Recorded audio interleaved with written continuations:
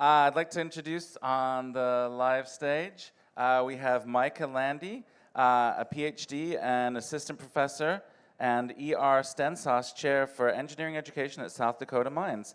Dr. LANDE teaches human-centered engineering, design thinking, and design innovation courses. Dr. LANDE researches how technical and non-technical people learn and apply design thinking and making processes in their work. And he's going to be talking about majoring in making in college. If we could have a round of applause. Yeah, thank you. Hi, everyone. I'm Micah. I'm a maker. I get excited at things like this. Makers do engineering. And I teach mechanical engineering at a university. My mechanical engineering students aren't always inclined to make stuff. So yeah, there's my smiling face. I'm at the South Dakota School of Mines and Technology, which is in South Dakota, in the shadow of Mount Rushmore. I grew up in the Bay Area, and this is a wonderful excuse to come back and visit. I see this around everywhere. We're all makers, right, as people. We're inclined to interact with the world and build and create things. Here's my son, Bobby. He's now 11, right? But this is him when he's 7, being very excited about using the cordless drill, right? And we're like, sure, use that, but do it outside, don't make a mess, right? And so here he is inside in the air-conditioned building, drilling a hole all the way to China out of a block of wood, and it's outside, right? I just love this as, I mean, of course, he's being safe and has safety glasses, right? But look at the joy on his face about making. It's an inherently human endeavor. And then there's also a bit of practical ingenuity about how he's taking advantage of air conditioning and making a mess outside as we asked him to do. So he's in a Montessori school. And there's some tenets of Montessori education that I find to be a useful jumping off point to talking about making and educating college students. So they start with concrete materials and then abstract symbols and make that connection. In my own education, it always started with the abstract and then went to the concrete. And so it's an interesting thing about how we all learn, right? Here's Kolb's experiential learning cycle. Not that vital, although it oscillates between concrete things and abstract things. You observe and things, you interact and experiment with them, right? And to me, this is some foundation of what I like to just simply call majoring in making, right? And so as a teacher, I instruct burgeoning new mechanical engineering students, and I feel like I am helping them become engineers and then also become engineers that like to make stuff, right? And so here are a couple of my students. This is Trinity, who's a student who runs the maker space in our library. Here's Madison, very proud to be the safety officer for our foundry and welding shop. Here's Russell, who is a upperclassman manufacturing mentor who helps us scale up how our students learn how to use the machine shop.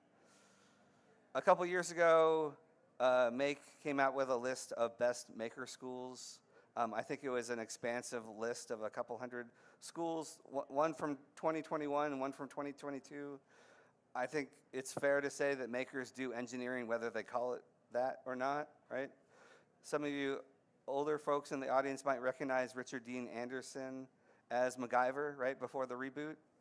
And so this is what we want out of our engineering students, to have some practical ingenuity. As I understand, MacGyver, the fictional character, was not an engineering student. He majored in physics and chemistry. To me, that's quite surprising. But it's a lot of fun to lean in our students, to have them imagine things and build things that are kind of neat. So I had a group of seniors who made a street writing graffiti robot, right? It could take some vector images and a can of non-permanent chalk spray paint and put those images on the ground. Maybe on the introductory level, I had students who practicing vector addition by building miniature golf holes and playing those in the middle of a hallway. There's a little bit of making in all of that. we've done some research to look at the educational pathways of makers, a bunch of people involved. We've gone off to maker fairs and interviewed people, right? There's some things, characteristics that are around making that would make for a successful maker in college, whether that's engineering, art, design, anything in between. So practical ingenuity, right?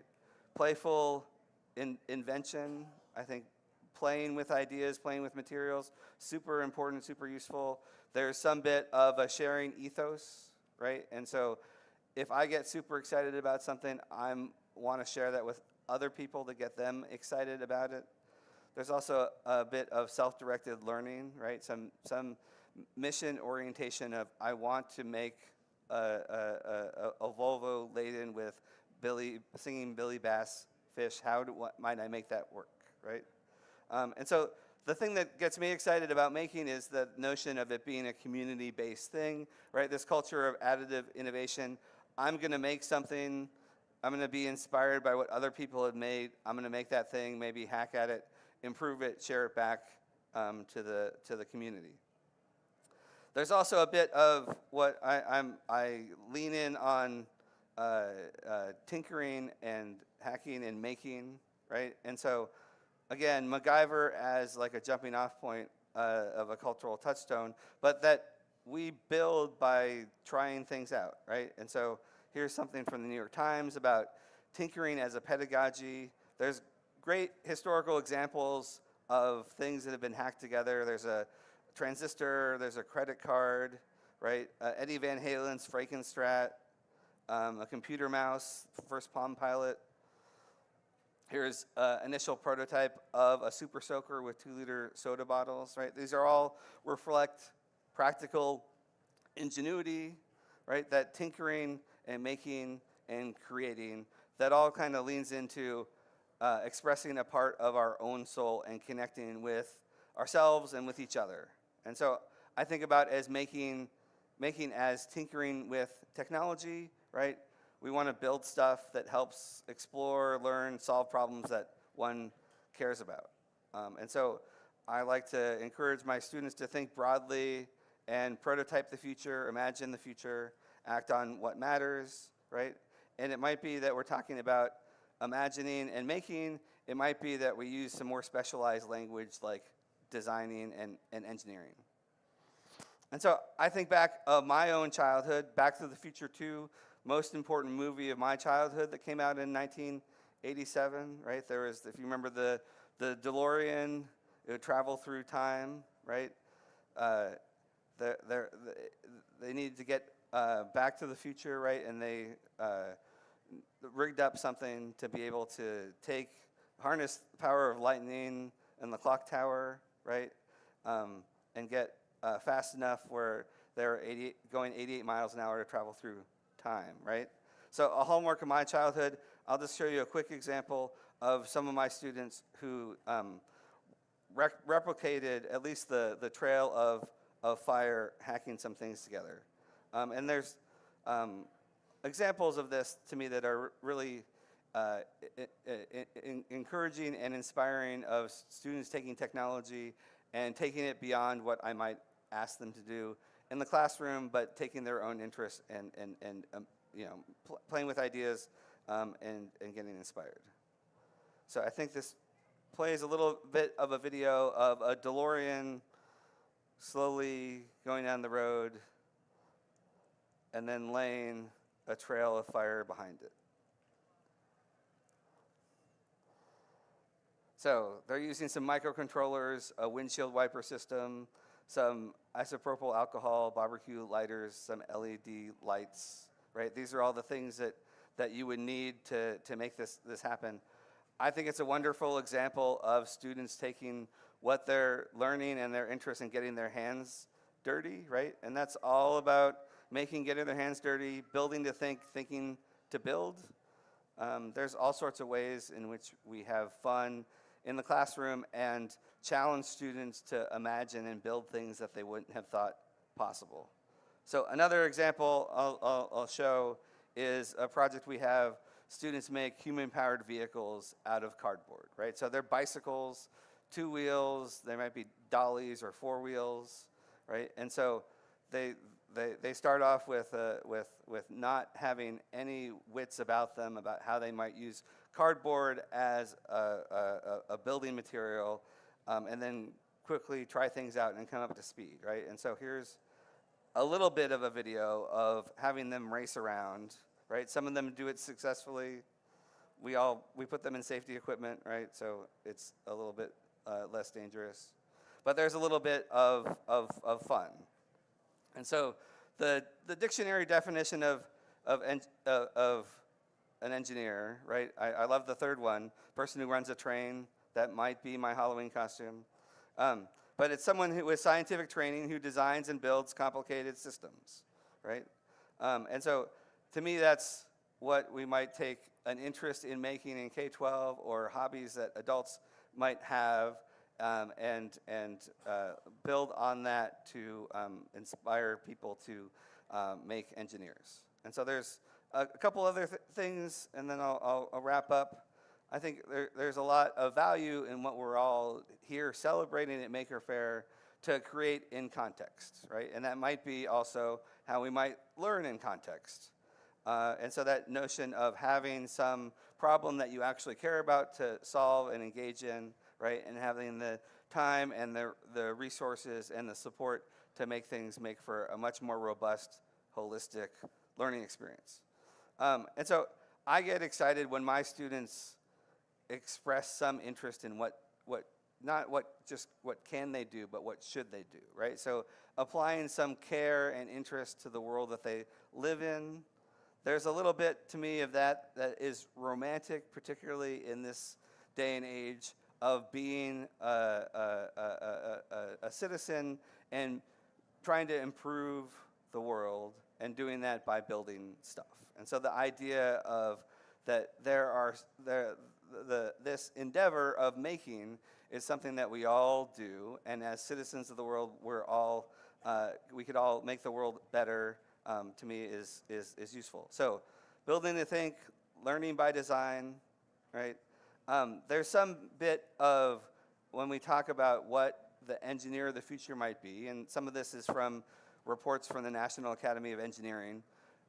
A number of things about the engineer of 2020, some of them that I'll call out that to me are specifically echo what we can think about when we think about engineers, the idea of practical ingenuity, right? This is MacGyver trying to solve a problem with the stuff that he has.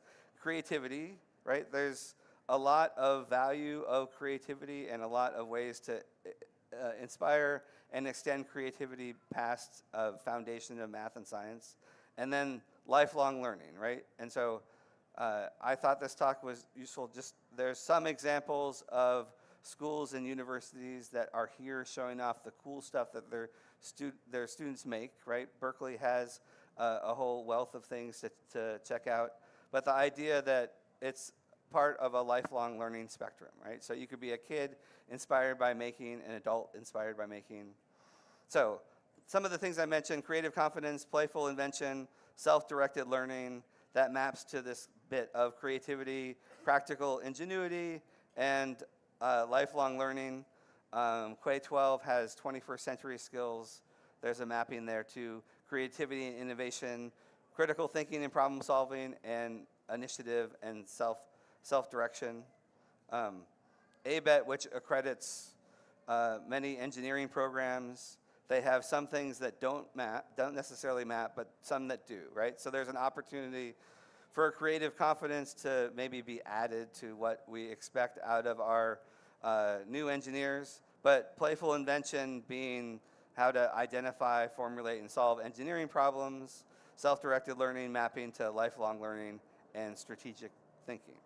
And so I get inspired by walking around and seeing what people do. There's certainly a making mindset that is probably no different than a prototyping mindset of being inclined to build stuff, right? And part of that is having an engineering mindset.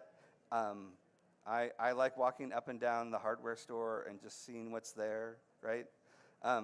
Some bit of a design thinking mindset of what types of problems are we interested in solving, how we might use empathy and rapid prototyping to echo some of these things, but really a doing mindset. So we're all makers, we're all making engineers, right? Makers exhibit qualities of future engineers, right? This might be some way in which we broaden engineering pathways and how we might include a broader swath of people who become engineering students. My high school guidance counselor told me I was good at math and science, so I should be an engineer, right? But engineering is a team sport. I wish my soccer coach told me, you're good at collaborating with other people on the soccer field, you should be an engineer. And I think I started with this. Makers do engineering. Engineering students don't necessarily make. The idea of collaborative, community-based additive innovation. Some of this is reflected in the classroom in PBL. We could problem-based learning, project-based learning, product-based learning. And I guess the takeaway is majoring in making, find some place that you get to do hands-on stuff, whether it's studio art or mechanical engineering or anything in between. And so as you might look at people in your life going off to college and how making might connect with that, these are a couple things that I think are jumping off points. It might be a bit of a description of maker-based pedagogy, that these characteristics of making can appear and should appear in the classroom. And so we're all making engineers, build by invention, learning by design, right? So we're making engineers, prototyping engineers, designing engineers, and the like. So I'll stop there. My time is up. I'm happy to field a couple of questions if there are some. Thank you so much. Awesome. Thanks, Micah. If we can get a round of applause for Micah. And if you have any questions, raise your hand, and I'll come and give you the mic, and you can ask your question. All right.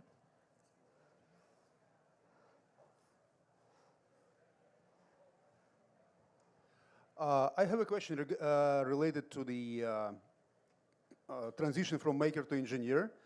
Among your students, what typical projects they engage in? Is it electronics?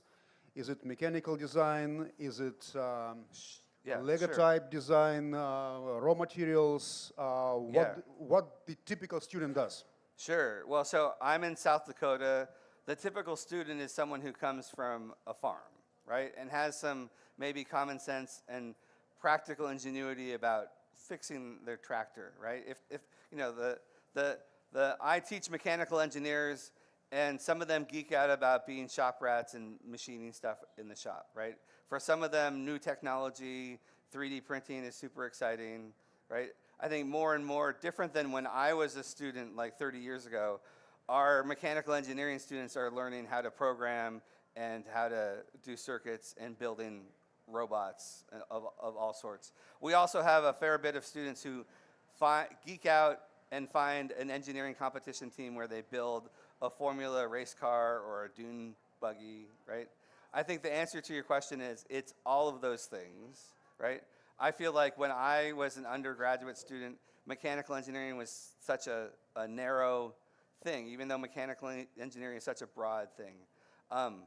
I like to think that we bring students up to speed to be able to do some of these things in the classroom. I teach a sophomore design course where our mechanical engineering students use Arduinos as a prototyping platform, but they do all sorts of things maybe more exciting outside of the classroom. And I don't know, more and more there's maker spaces that are not just for the engineering students, but for all students that we have on campus. I wish that I was a student now, rather than being ossified and being all the things that I did when I was an undergrad, right? Such an opportunity to be a maker in college. Thank you for the question. We have another question in the back. For educators that are elementary, intermediate, high school, are there any particularly good books, YouTube channels, just sources of actual projects to do that are age appropriate? Sure, totally. So I have an 11-year-old at home, like he does Minecraft and builds amazing things in Minecraft, right? he uses Tinkercad to build rockets, and whatever he builds is a rocket because he writes NASA on the side of it, right? I think there's any number of science museums are a place to start. Like the Exploratorium has a tinkering studio that's fantastic, and they publish cookbooks of some of the activities that they do there. I mean, I think there's plenty of examples of cool stuff that students are able to do even in elementary school throughout the fair here. I think some bit of it to me is like wanting to lean in on the creativity and the invention education part of it. Like, what is a problem that you see in your neighborhood that you want to solve? And then the technology to make that happen maybe is secondary, right? If you're inspired by a problem that you care about, you as a young person, as an individual, can be driven a little bit more as a self-directed learner, right? That being said, I love cardboard, and it seems like everybody can make something with cardboard. Cardboard is ubiquitous, right? There's a tabletop device that I just was playing with this morning that helps cut cardboard very easily and very safely, even for small hands, right? So I think lots of things to be inspired by, but I think that the starting point is like, what problem do you care about? How do you want to make the world better? And for young people, that might be their town, their school, their neighborhood as a starting point. Thank you. I love that. We still got plenty of time for questions, so just raise your hand if you have one. Hi, Micah. Thanks for your talk. Enjoyed it. I want to hear a little bit more about the different maker spaces on campus that you have. It sounds like some of them are in departments and some of them are public. And then a little bit about the students that are using the different spaces and how they're using them. If the public ones are more used for personal projects or class projects. Sure. Yeah. Thanks for the question. So it runs the whole spectrum of what we have on campus, right? So I think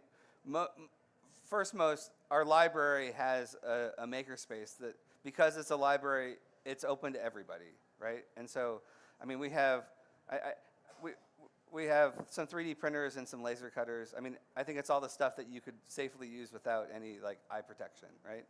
And a lot of that are students doing personal projects, right? So what holiday is coming up, right? And that usually reflects what is going on in the makerspace. So I think there's a couple students who are 3D printing lightsabers to go along with their Star Wars costumes, right? And then across campus, there's spaces that belong to different departments. So we have a machine shop and a wood shop and a welding space, right? And our students, as first-year students, learn how to use those things safely. They use them for class projects, but they also use them for personal projects or extracurricular activities. We're an undergraduate STEM-focused school, but we do have some art maker spaces, and those like fabric arts or ceramics and pottery. And some of that is connected to like material science, but a lot of it is the people who come in and use the space regularly have figured out how to hack the space so that they can make stuff that they want to do, right? There's also some students who have side hustles of like design, like building out fishing lures and selling those on the side at some scale.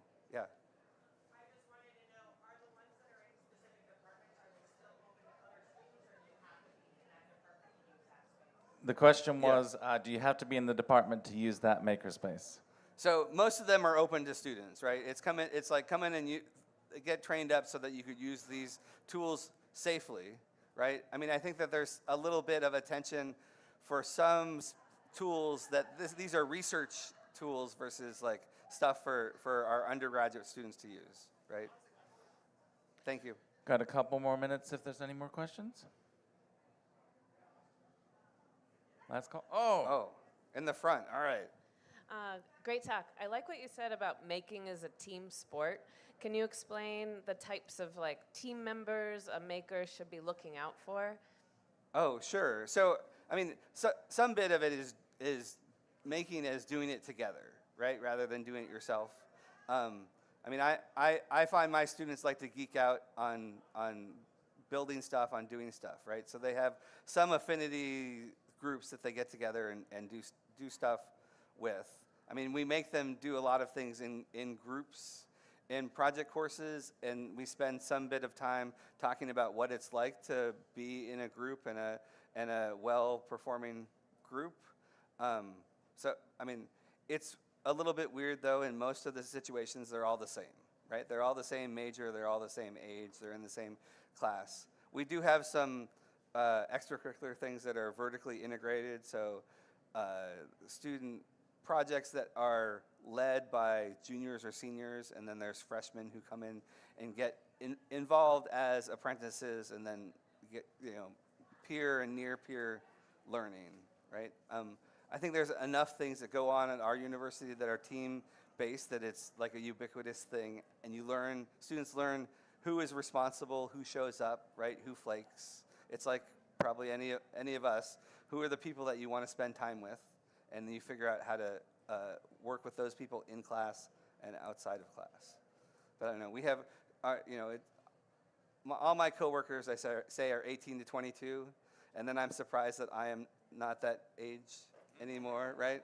Like, I'm old enough to be their parents, but it's something that I think is a really interesting developmental time of, like, what does it mean to be personally accountable? Like, students have achieved a lot to get to college, and they're used to doing things as an individual, right? What does that mean to rely on other people and become a robust team? It's also, there's plenty of wonderful learning experiences when you have bad team experiences, right? I try to remind my students about that, and it doesn't make them feel any better. Thank you. We've got time for one more question if anyone has one. Well, then let's give another round of applause for MICAH, please. All right. Thank you.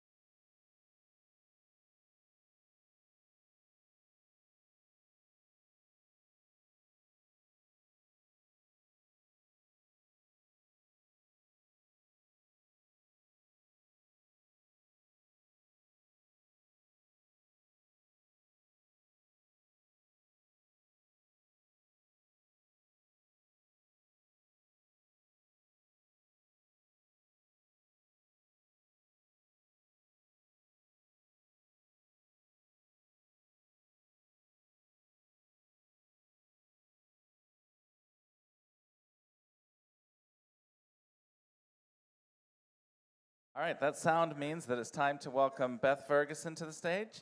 Beth is an artist and designer whose practice blends digital fabrication with sustainable transportation, solar engineering, climate resiliency, and public engagement. She's an associate professor of design at the University of California, Davis, and the director of the Adapting City Lab. Ferguson's solar micromobility charging work can be seen at the Austin Energy Electric Drive and MacArthur BART Mobility Hub. Her interdisciplinary work has been exhibited at the Xploratory Museum, Ars Electronica, and she is a resident at the San Francisco Autodesk Tech Center. Please join me in welcoming Beth to the stage with Prototyping Climate Action. Thank you. So I'm a bit of a Maker Faire alum. So the photo on the screen is 2010. So 14 years ago, I got to exhibit my MFA graduate thesis from the University of Texas at Austin. I bought an electric scooter way before they were cool. It was like an electric bike on Craigslist, and I wanted a way to charge it. And I thought there must be electric bike charging stations in big futuristic, environmental thinking cities. But no, I had a lot of trouble finding a place to charge my electric bike and scooter. Now kind of a modern problem. But I designed, you kind of use public art and engineering to come up with a solar pump charging station. So it was a 1950s gas pump. I put batteries and a charge controller in from a solar panel. And then Maker Faire invited me to come and exhibit it in the South Bay Maker Faire. So it's really great to be back and be on a stage and kind of tell the story of what I've been up to, fast forward 14 years. And part of my work at the University of California, Davis, is to think about solutions to climate change. Like, you know, we know fossil fuels are the biggest contributor to climate change. They're also the biggest contributor to air pollution, particulate matter, smog. During the pandemic, we saw air quality get much better. Thinking about, like, how can we come up with some alternatives to how we move around cities? Los Angeles uses 50% of its land for the automobile. That land could be used for public housing, for trees that would be the lungs to help clean air quality in communities that don't have beautiful parks. So thinking about the US and its energy consumption, this is a graph from 2019, 80% of US electricity generation is from fossil fuels. So even as we go to electric cars or think about electric trains or even micromobility, we still need to do major work on this energy transition, which I think is an opportunity for makers and really exciting. So the drawdown, there's a project called Project Drawdown, is this idea of when levels of greenhouse gases in the atmosphere stop climbing. So how do we do that? We need to put on the emergency brakes now, think about low carbon infrastructure, so like, you know, unexciting things like transmission lines for wind and solar, nature-based solutions, which my students get really excited about, and of course new technologies. So there's a new book out called What If We Get It Right by Dr. Ayanna Elizabeth Johnson that really inspires me, and she says people need to find kind of their climate action. In her Venn diagram, she says, what brings you joy, what work needs to be done, and what are you good at? To kind of think about how makers, you know, or how people passionate about solutions, and like the last speaker said, it's, you know, this is like a team sport to come up with climate solutions. So in my own work, I work on solar charging stations with cities. So the picture on the left is the electric drive in Austin, Texas. I still got to bring in a 1950s gas pump, but this is part of the Austin Energy, which is a public utilities electric vehicle and bike charging pilot on a decommissioned power plant. So it was like a dream location, dream project to get to work with a public utility. The last few years I've worked at MacArthur BART to do electric scooter, both private and shared, charging infrastructure that's kind of halfway through installation, but many years in the make. And I run a makerspace at UC Davis in the Department of Design. So makerspaces can be in libraries, they can be in art departments, design departments, engineering departments, and that's really kind of an interesting part of the ecosystem of making. But we have a metal shop, a prototyping lab, my students love clay 3D printing, and really pushing how can we get more sustainable materials into our makerspace, and sometimes that actually involves my students making their own green materials for the space. So this is my recent graduate student, Damian Mitchell, who is now an assistant professor in Lafayette in Louisiana, and his MFA thesis was how to do recycled sneakers. So he used PHA, which is like a eco-biofilament for 3D printing that can decompose, and he made a leather upper that can be easily kind of replaced using fish skins from different types of fish. So there's a lot of really interesting materials that students can prototype with. This is my graduate student, Ophelia Veloce, that did clay 3D printing for water filtration. And she built her own kind of living machine, which is using plants to clean water and then go through this clay filtration system. So having her weld for the first time, learn all the CAD work necessary for clay 3D printing, and then becoming a plant expert in aquatic plants that their roots will actually help clean water. My recent graduate student, LD Lazzaro, who's now getting a PhD in Colorado worked on microelectronics, so growing mushrooms into a hemp substrate and then having that be the breadboard for electronics, which is a fun way to think about how electronics doesn't have to all be using plastics. And her research went on to help us start an eco-materials library.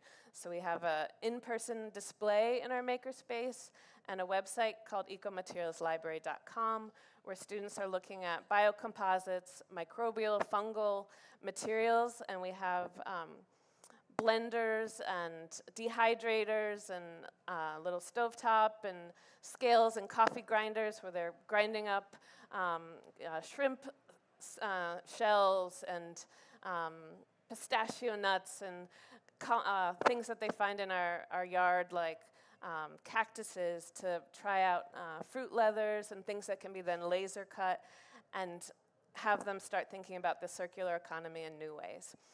So I'm really passionate about green infrastructure. I was recently at a conference in Mexico City where I saw a restoration project where they brought back canals that were like main ways of transporting agriculture, hundreds of years ago through the city, and they've been cleaning these formerly polluted canals to then use that water for green infrastructure, so bringing the tree canopies back and having that be kind of a cooling system for people in the neighborhood around the canals. And then for traditional ecological knowledge, there's a great book by Julia Watson called Low Tech, and this is an example she shows of a tribe in India that takes 100 years to grow a root system into a bridge that survives monsoon season, so the community can go to school or cross these river systems.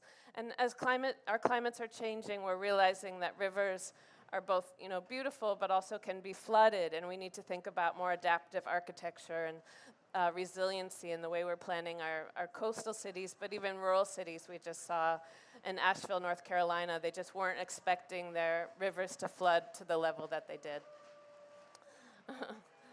I'll let the train go by. So I have a new project that I've been prototyping with the Xploratorium Museum and my collaborator, Sarah Dean from California College of Art.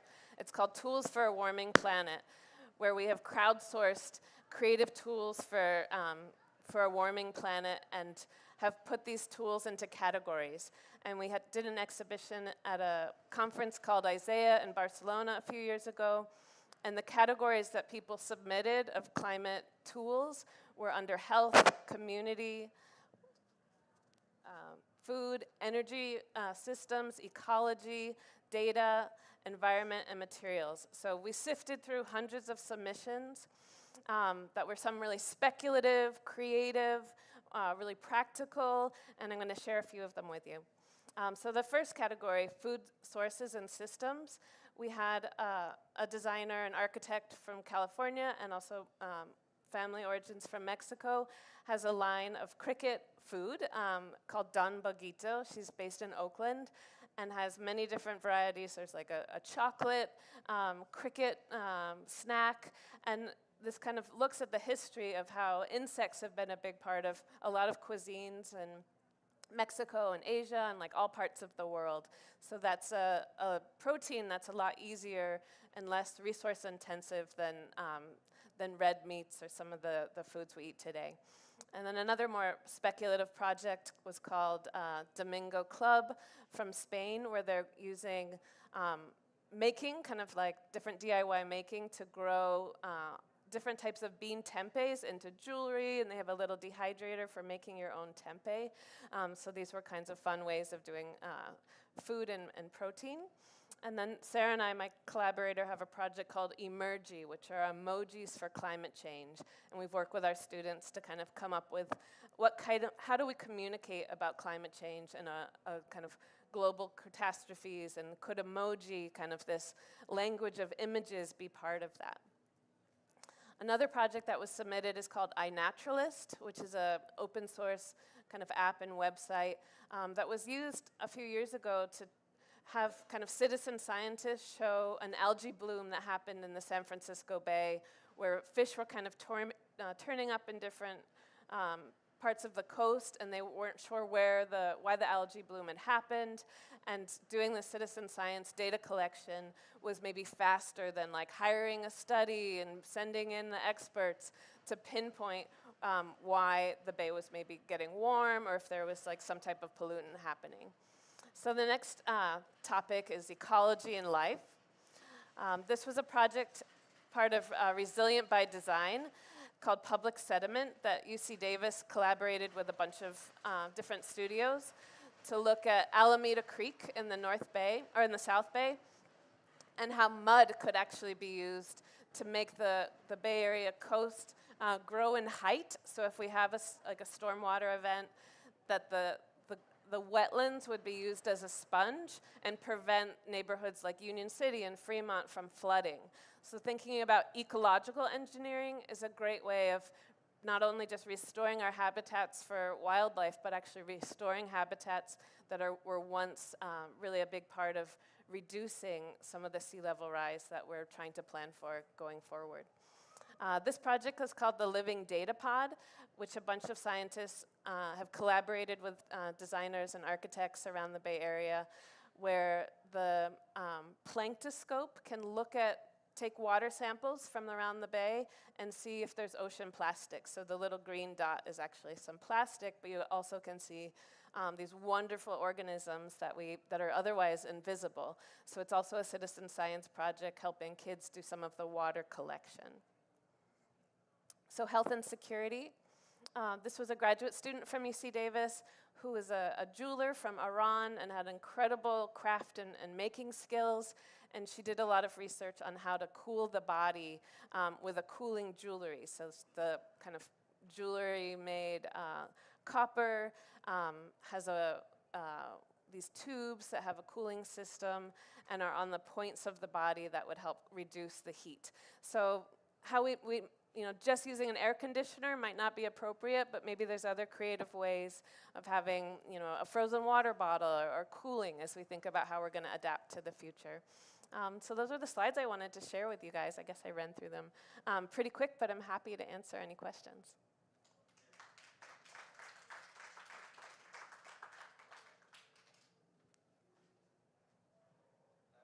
That was extremely quick. Caught me off guard there. Do we have any questions? Please raise your hand and I'll bring the microphone over. So for the investigation of the algae bloom in San Francisco, what were the results of the citizen science and how long did it take to come up with some hypothesis? As I said it, I knew someone would ask me that. I actually don't remember exactly what the solution, it was posted. I was watching a lot of scientists during that algae bloom. It was the sturgeon fish that were turning up on the coast. I think it was it might have been like more, maybe from some of the wastewater treatment plants had like the perfect storm of it's a hot day and then more wastewater is being pumped into the bay, which is quite sensitive. So I think the warming climate has something to do with we can't pump some of the same amounts of toxins into bays when it had a cooler temperature. Any other questions? Are there any policies that we could advocate for to encourage adoption of solar at home that would be less expensive? Yeah, definitely. So policy is super important. There's, like when I was in Texas, like 10 years ago, there was rebates where they were actually giving people checks. Like you'd get $1,000 and then not have to pay for electricity to put solar on your rooftop. But then it becomes quite political. Then, I think in Arizona, there was this big scandal where if you had solar on your roof, you couldn't put it on the transmission lines. So it's really important for policy to help not only give rebates, but also make sure we have the transmission lines that can take all of that energy getting put on the grid. So it's quite a puzzle that a lot of, some of the smartest minds are working on. But, going forward, the Biden administration has made a lot of rebates and has done some progressive work in bringing more renewables. into the U.S. portfolio. So, so there's definitely some good news in the headlines this year, but we need to kind of keep that up and keep ramping up this energy transition and how we do it in an equitable way and affordable way, but not necessarily just on the individual aspects. I believe now in California, when you build a house, it does need to be solar ready. So instead of have the roof face north, it should be facing south for optimal solar gain. There's some great solar projects happening, but not enough at the speed that we need them.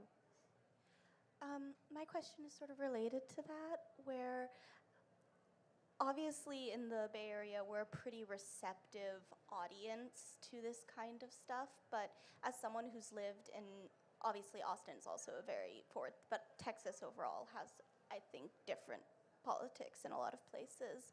How would you say, like, it's different to, like, how do you moderate your message, I guess? Because in my personal opinion, you need to find a way to convince people, and I guess I was wondering what your take on that is.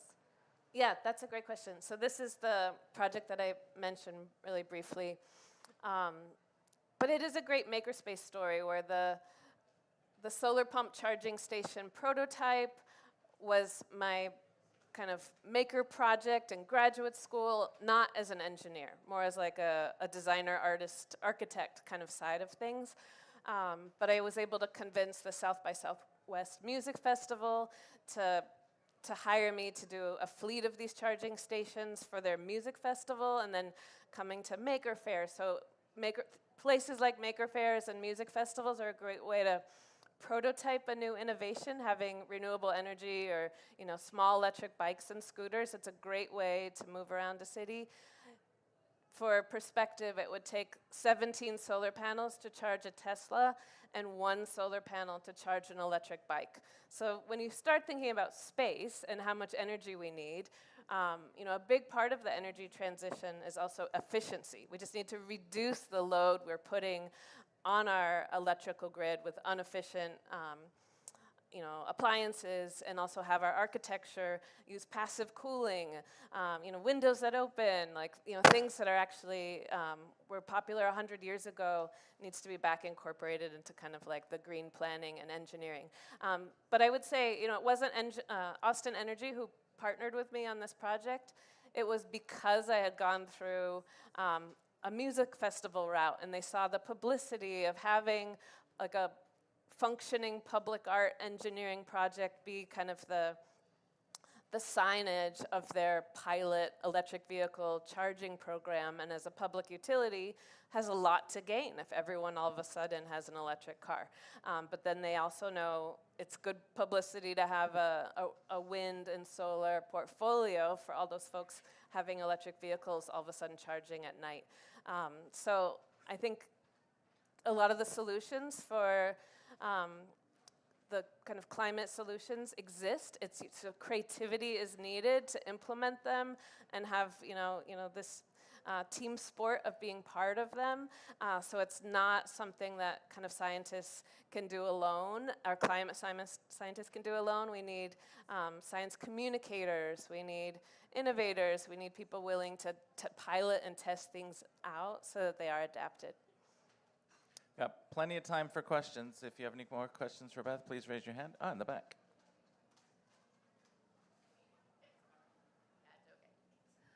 Okay, I live in Fremont.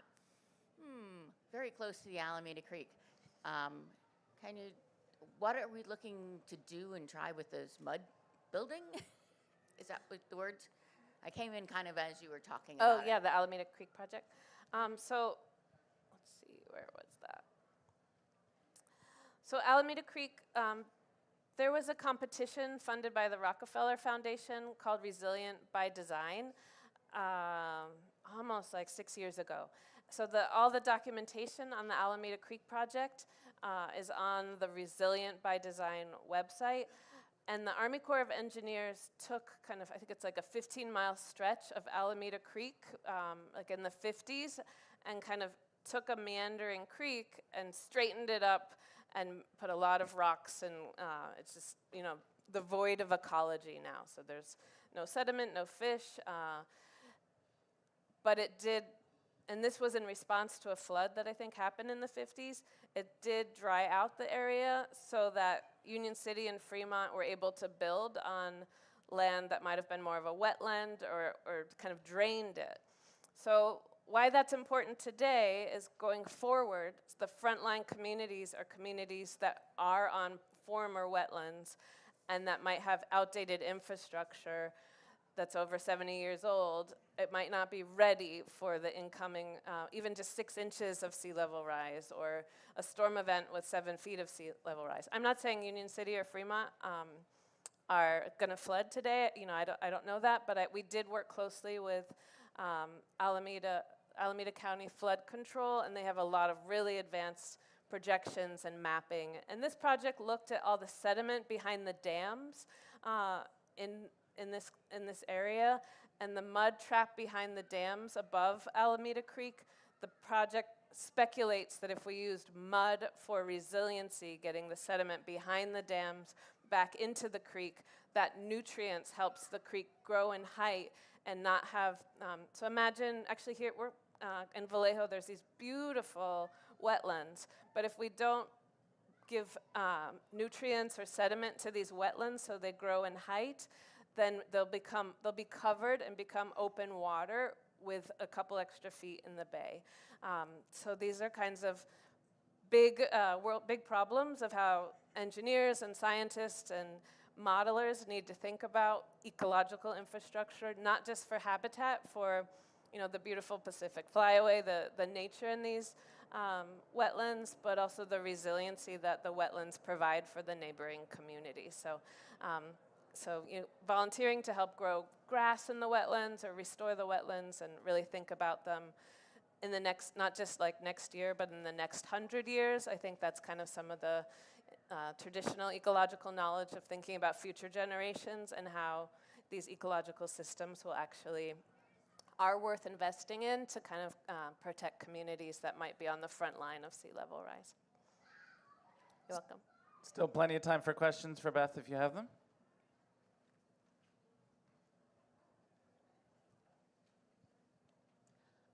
Two-part question. Which countries and universities do you feel like are the most forward-thinking in this sustainable making space, and have you found that people have been pretty collaborative across institutions?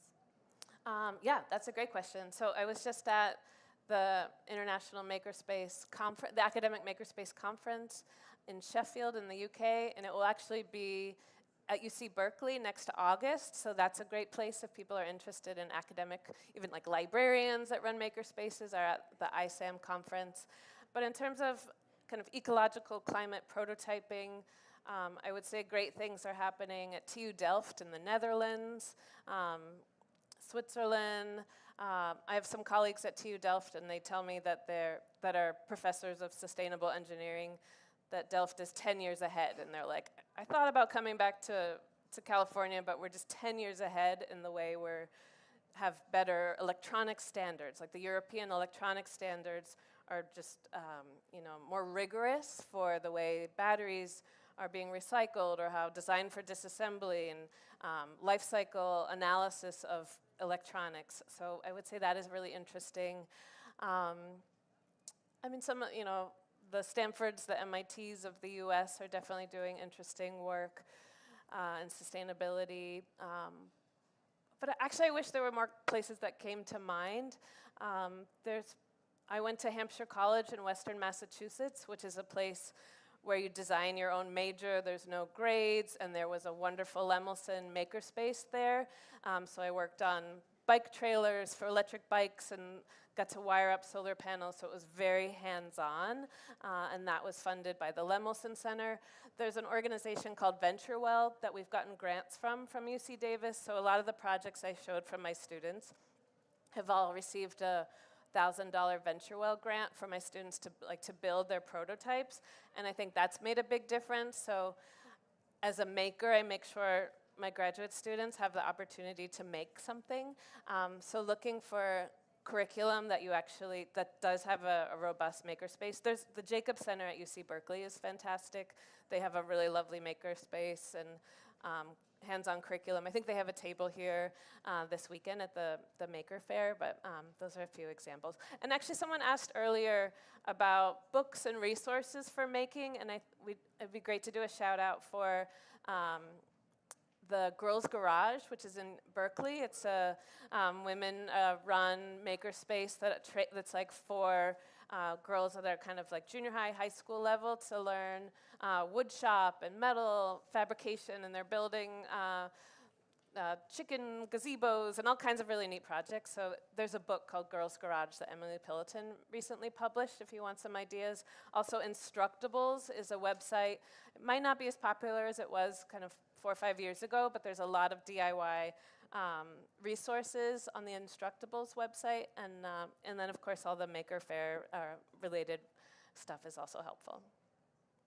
Still got time for 1 or 2 questions if anyone has one.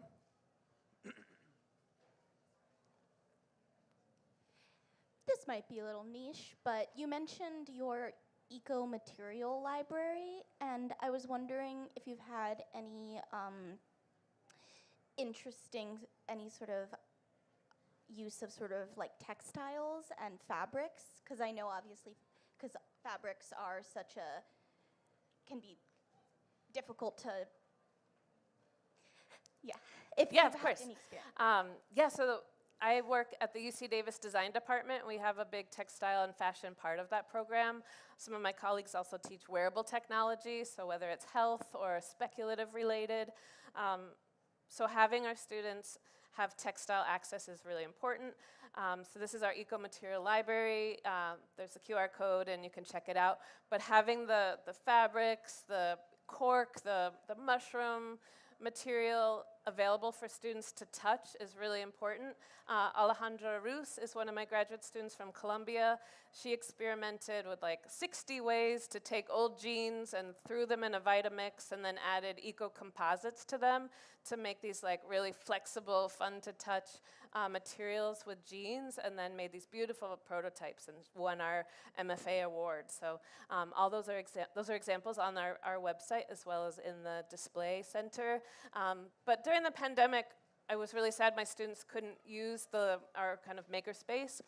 So we actually sent them some of these ingredients to use their own kitchen as their makerspace. So using their coffee grinder to grind up pistachio nuts and make kind of jewelry molding composites. And we did have some tears of my grandmother threw away my experiment. But having students document this stuff, but this was kind of like low-hanging fruit for students to build confidence of both taking control of materials, not just using plexiglass and formaldehyde-covered plywood. So that's my challenge to the makerspace community: is how do we biofabricate our own materials to show there is, a community of people wanting more sustainable materials for making, and that that if you can't find these materials at a store, you might be able to just make them yourself and then come up with a way they can be composted and have a life that's less toxic and less wasteful in the future. Awesome, thank you. Let's have another round of applause for Beth.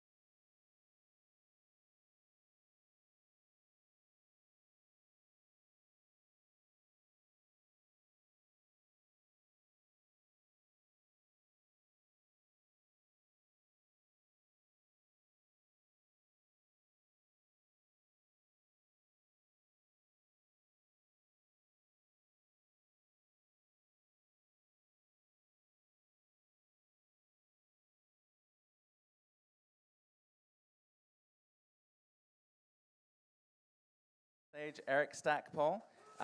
Eric is a co-founder and the original designer of the OpenROV, now SOFAR Ocean. Prior to OpenROV, he worked part-time for NASA at the Ames Research Center and studied mechatronics at Santa Clara University. An exploration technology innovator, he is currently co-starring on the National Geographic show Ocean Explorers. And today Eric's going to be talking about OpenROV to Open Explorers. Yeah, thank you very much.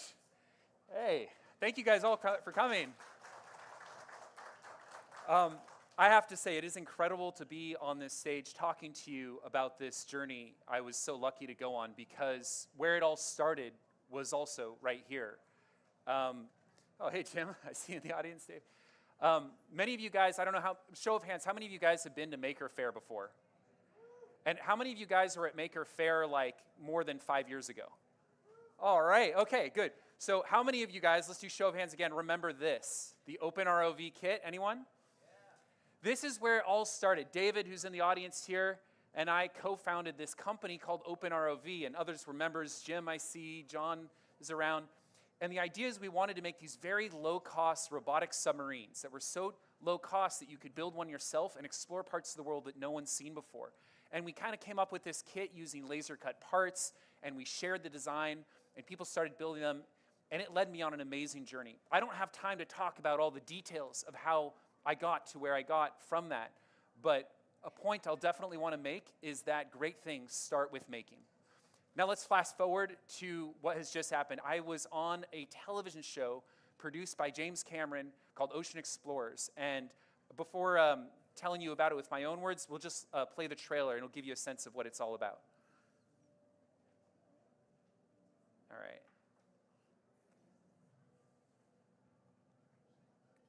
Or will we? Welcome to the Ocean Explorer. The ship is incredible. It feels like living in a science fiction movie. What we're doing here is really pushing the boundaries. Whale dead ahead! Whale's coming up! Tag on! I'd call this a successful mission. 100%! There's absolutely nothing more rewarding than finding answers. That is really cool. We've got so much to learn about these species. Yeah, looks good. Whoa! Oh my God. We just saw what no one has seen before. Just unbelievable. Hammer, hammer, hammer. I'm so excited to share this with the world. It doesn't get any more cutting edge than this.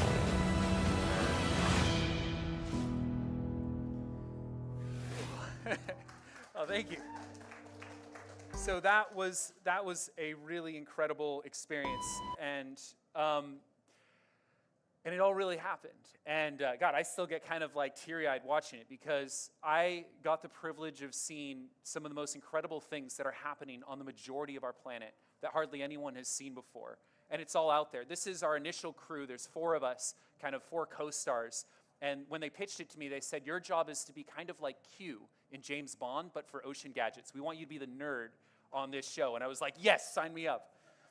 So the 4 of us, you see Aldo Kane there. He's an ex-Royal Marine. He was a commando. Asha, who then later switched spots with someone named Melissa, is a marine scientist, a marine biologist. And then Zaleka Philander at the end from South Africa is a deep sea ecologist. And these are all world-class people. They're incredible. And so just so you know, this show is a collaboration of a lot of all-stars. We've got BBC Studios, who did Blue Planet, and Ocean X, who's got the ship and all this technology, and James Cameron, one of the best storytellers in the world, all coming together to make this show for National Geographic, which you can watch on Disney+. And we did 6 episodes. And so we started with filming 2 episodes in the Caribbean. Then we went to the Azores, which a lot of people don't know about because it's hidden under the T in Atlantic.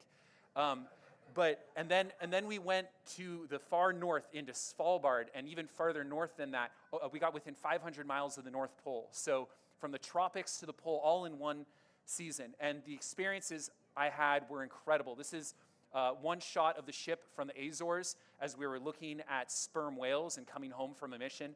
I took this with my camera phone as we were flying in a helicopter over the boat. And then just a few months later, we were up in the Arctic looking at glaciers. receding, and the same ship going to all these places was an incredible experience. Okay, let me just geek out about the ship a little bit. This is like, if I was 7 years old and like drew my like dream research ship, this is what have it all. It has a sub hangar for our 2 crewed submersibles, an instrument, the CTD hangar, a sonar array so we can scan the bottom. There's a helipad and a helicopter hangar. We've got a crane for picking huge things up and an A-frame that can lift our crewed submersibles into the water.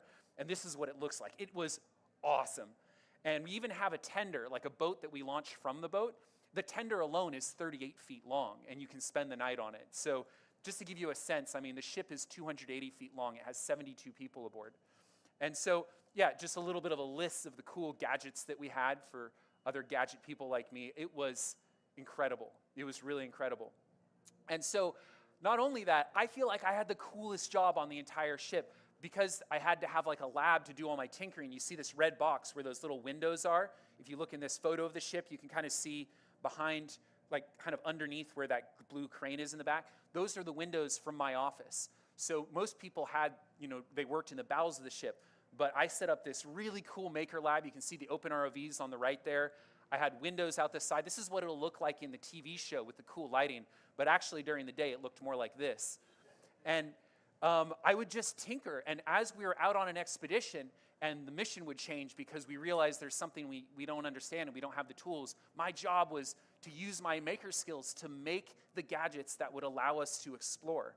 And not only did I have the views out the window, we have a sub hangar with 2 crewed submersibles. Each sub holds 3 people.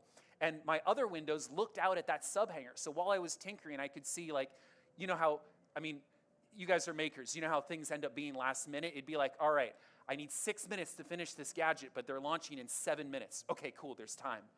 And so I'd be like running down the stairs and like mounting things onto the side. The accommodations were good. We slept in bunks. A lot of people want to know what the living quarters were, so it was like a little bunk bed. It was pretty neat. We had a mess hall where we'd have some of the best food I've eaten in my life. Great staff. We're all watching some footage we had captured that day. I took this photo of someone else's plate and sent it to my mom because I wouldn't normally have had the salad. But there was also an ice cream drawer on the ship. Okay, sorry, I'm digressing. But it was great, you know, and it really built a lot of camaraderie. When you do missions together, this is us watching Life Aquatic together for a little bit of inspiration.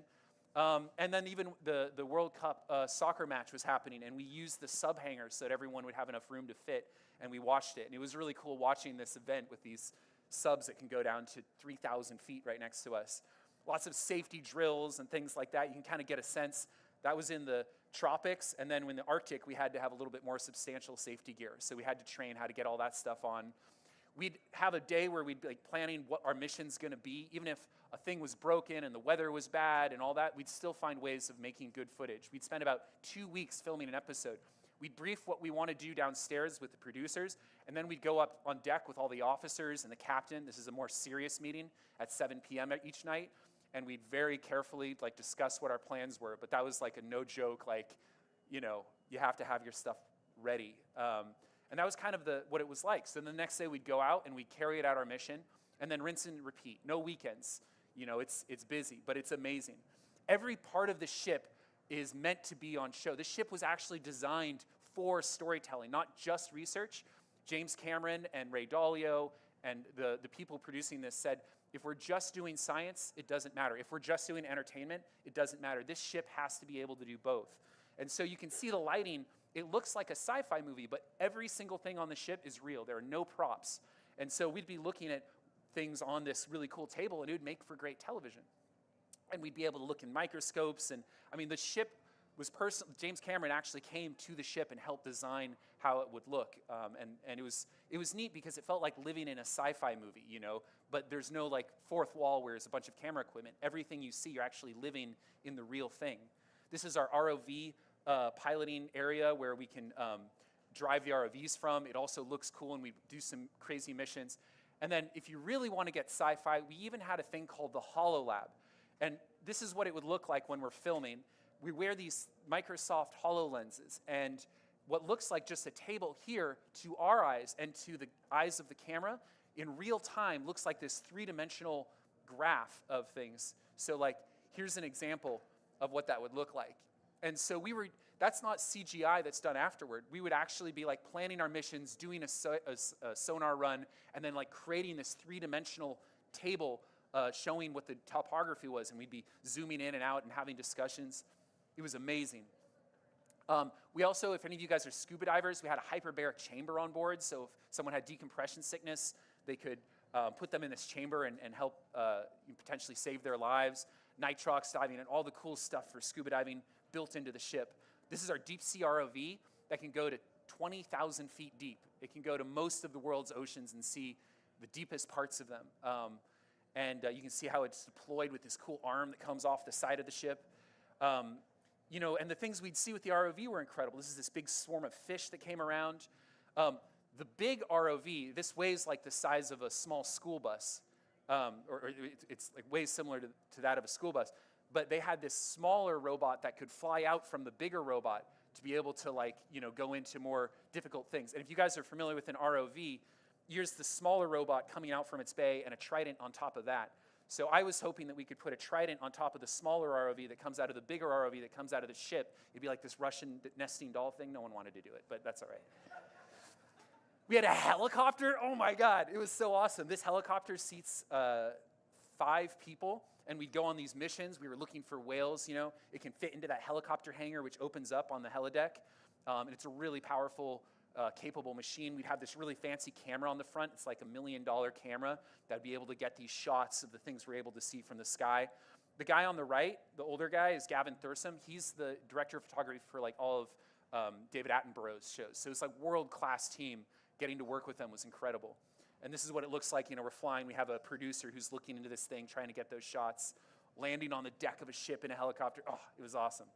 The subs, okay, I've saved the best for last. So we had these 2 crewed submersibles. They hold 3 people each, Nadir and Neptune. And like, this was, I think, one of the first days on the ship. I couldn't believe it. But these allow you to viscerally see with your own eyes what it's like to be in the deep ocean. I got to go on some dives with these. And we go down to 3,300 feet, 1,000 meters. And you're seeing parts of the world that no one has seen before. Every dive, it's brand new things. And so they roll out on these big carts, and they're lifted by the A-frame on the back of the ship into the water. And the feeling, you know, because you load up in this deck, you saw that sub deck kind of that's inside. You get in there, and then they slowly wheel you out, and you're in this dome, and all these technicians and people are, you know, getting things prepared and running around and talking on radios. And then, you know, you watch them attach this hook, and it lifts you, and it kind of dangles you over the water and lowers you, and the water comes up, and you just keep going down. And then a guy jumps into the water and like releases, and there's all the chaos of that. But then that feeling of like, as you're going, and there's noise and there's waves, and all of a sudden it starts getting deeper and quieter and quieter. And all that chaotic top kind of fades away, and things get more still and more dark. And down you go. You keep going down until the light blues turn to dark blues, and the dark blues turn to black. And then you are in a world that no one has seen before. And you're actually there. This is an acrylic sphere. So you're surrounded by something that has the same index of refraction as water. The sphere is not visible. It seems like there's just a force field, a spherical force field of water. You can't see the glass, so to speak. And it's an incredible feeling. It's hard to describe. I told you about that process of getting into the water, but then once you're down there, and you know, there's all this technical stuff. There's a whole topside team watching where we dive. Sorry, just a bit of an aside because I'm a nerd. The technical capabilities of these subs are incredible. A lot of people are nervous about crewed submersibles because of what happened a few years ago with the Titanic sub. But we've got a whole safety team. These subs are certified. We go through training. This is a little micro rebreather. If there was a fire on board, you could put this thing on. It looks really fashionable, and it would allow you to breathe, even though the air might be not that good. They even have, if we got stuck, we could survive for 4 days. The cushions for the seats, like that you sit on, are actually made with these special chemical blankets. And okay, so if you're stuck in a sub, what are you worried about? You're worried about running out of air, right? Or what the problem really is too much carbon dioxide. So they have these blankets, and when you open them, they have lithium hydroxide, a certain chemical, and it scrubs the CO2 away, and it makes it so you can keep on breathing. But another thing people don't think about is at deep ocean, it's almost freezing. The temperature is just above freezing. So you could also freeze to death. And these are so cleverly designed that not only Do they scrub the CO2? That chemical reaction produces precisely the amount of heat to heat the cabin to keep it at a good temperature. So if you bring one of these curtains out per hour, it scrubs the CO2 at the right rate and it produces heat at the right rate. So really well thought out. Okay, but here's that feeling I was talking about. This is on a descent, and people were like, oh yeah, there's a cliff here. It's like, oh, cliff, there's gonna be like a little hill. I figured underwater is just flat. But we went to the side of this sheer cliff that was 1,500 feet tall, and it kept on going down below where we were. We went to the maximum limit of the sub, 3,000 feet, and then climbed up this completely vertical wall for 1,500 feet, looking at all the creatures and things living on the side. You know, they're all there. And then when we got to the very top, we saw some really incredible stuff. And it felt like being in a James Bond movie. In fact, when I was picturing being in one of these subs, I was like, man, it's gonna be like being in a James Bond movie. I'm gonna bring a tuxedo. And I don't know, I have a things with wearing tuxedos. And so that's me in the sub. You can see the face of the sub pilot in the back. He wasn't as amused. But I didn't care because I was having the time of my life. And there we are, that's with Melissa Marquez, one of the other scientists, and we're seeing this incredible stuff. So I told you we climbed up this cliff face, and it actually wasn't just a cliff, it was a ridge. And when we got to the top of the ridge, you wouldn't believe me if I told you, I had to take a photo. You see that dark kind of long shape coming from the left? That's this rock that's like overhanging. Like the sub pilot didn't want to, it would have been too dangerous, but we could have piloted the sub under that overhanging rock. And we went along this ridge, and we saw all these really weird creatures. One of my favorite creatures is a red-lip batfish. Honestly, this thing changed my life. It wasn't just because of the cool things we were doing and all that. It was this realization that not only is 72% of the Earth covered in water, if you look at its three-dimensionality, something like 95% of where life can exist on this planet, we've never seen. Think about that. If you thought about like where all life can exist in a house, and you think about like, okay, you and me and all of human existence, we spent our entire life in the coat closet. You know, there's so much more that can be seen, and that really is what inspires me. Now, I think I have enough time. I'm gonna go into a few of the things I made, if that's all right with you. If you wanna know more about the Ocean Explorer, you can go to this website. Now, I'm gonna kind of brush through these sort of quick, but first thing, just who here has heard of a red-lipped batfish? Anyone? One person. All right, if you were to ask a really eccentric artist to draw a picture of a fish, maybe they draw something like this, right? It actually exists. This is a red-lipped batfish. It has red lipstick and facial hair, and it walks across the bottom. It has a huge nose. I say don't go changing for nobody. You got your thing. Okay, so we're at Maker Faire. I'm gonna rush through these quick, but here's some things I had to build as my sort of MacGyver role on the ship. So I built this robot. It had a long name, autonomous, controllable, omnidirection. I can't remember what it was, but in short, it was acronym was what it stood for, the name acronym of the robot. They didn't end up using it, but it could drive around and pick things up. Then they were like, can you make a shark fin, a thing that holds onto a shark fin for a tag that doesn't use plastic? So I figured out how to use metal and wood and sandpaper to make these clamps that hold onto the shark fin. Then it started getting harder. We want to shoot tracking darts onto whales from a helicopter, and we have an air cannon that does that. Can you make a thing that holds the air cannon to the helicopter? Okay, easy enough. Now, this looks really nasty, but actually what this is a subdermal thing that goes into the blubber layer of the shark, and it holds the tag in for like a year, so we can or not a shark, for a whale. It holds in for like a year, and then it works its way out kind of like a splinter. Then they're like, okay, we have this prototype of a tag, and it's not working. Can you fix it? And also, we need it tomorrow morning. So, okay, things got a little more complicated. Can you build a tracking tag from parts that we only have on the ship? So I found some railing that you use on a stair rail and cut that into a piece, and we made this pressure test, and we made this tag using an off-the-shelf camera that ends up being featured in episode 2. Cool, this is getting fun. All right, there's this type of shark that sucks food off the bottom, and we want to know its sucking force. Can you do that? Right. So I went to the kitchen and got one of those kitchen scales and pulled out the load cell and made this thing that when the shark sucks, it pulls that, and I can measure the load, and it also had a camera embedded in it. So this is like a little Raspberry Pi, and I put a bunch of epoxy around a Raspberry Pi camera, and then I filled it with silly putty to make it waterproof.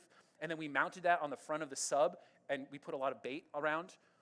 but none of the sharks ever came. I was bummed. Okay, now we're in the Arctic and we want to explore the inside of a glacial cave. Right, okay, so some RC equipment. I needed to use some sort of waterproof enclosure, and I thought an ice cream container would be good. The problem is that all of our ice cream containers were filled with ice cream, so I had to solve that problem somehow. But I managed to do that, and I actually even got some backup containers just in case. Ready? And made this thing. It has lights, and we piloted inside of this glacial cave, which would have been way too dangerous to go in person. And then my favorite, this is Edie Witter. She's like a legend to me. She studies bioluminescence, which in my mind means she studies magic. And we wanted to make this strobe thing to see if bioluminescence would flash back when we flash at it, which is a thing that it does, and that worked. And then we noticed this thing called the diel vertical migration, where all these creatures, these little copepods and shrimp and plankton come up from the bottom every night, and then they go back down, and they go up and down every day. And you can't see them with your own eyes. And so I wanted to make this thing where it was like a microscope called a video plankton recorder, an underwater microscope that looks at them in real time. And so I built this whole thing that like shines light at the area of the focal plane of a microscopic camera, and then it strobes. Anyway, what I'm trying to say here is that making is kind of at the heart of a lot of this. And if you guys are makers, just what you're doing now is going to prepare you for this amazing world. So there's other projects I'm working on and stuff, but let me go to a spot like this to say, no, wait, actually, let's go to this slide. This is where it starts. And I've had an incredible journey. My hope is that all of you who are interested in this sort of thing can start by making, and you never know where it's going to take you. I'm glad I could share this with you guys, and I really appreciate you guys letting me geek out about the experience. Thank you.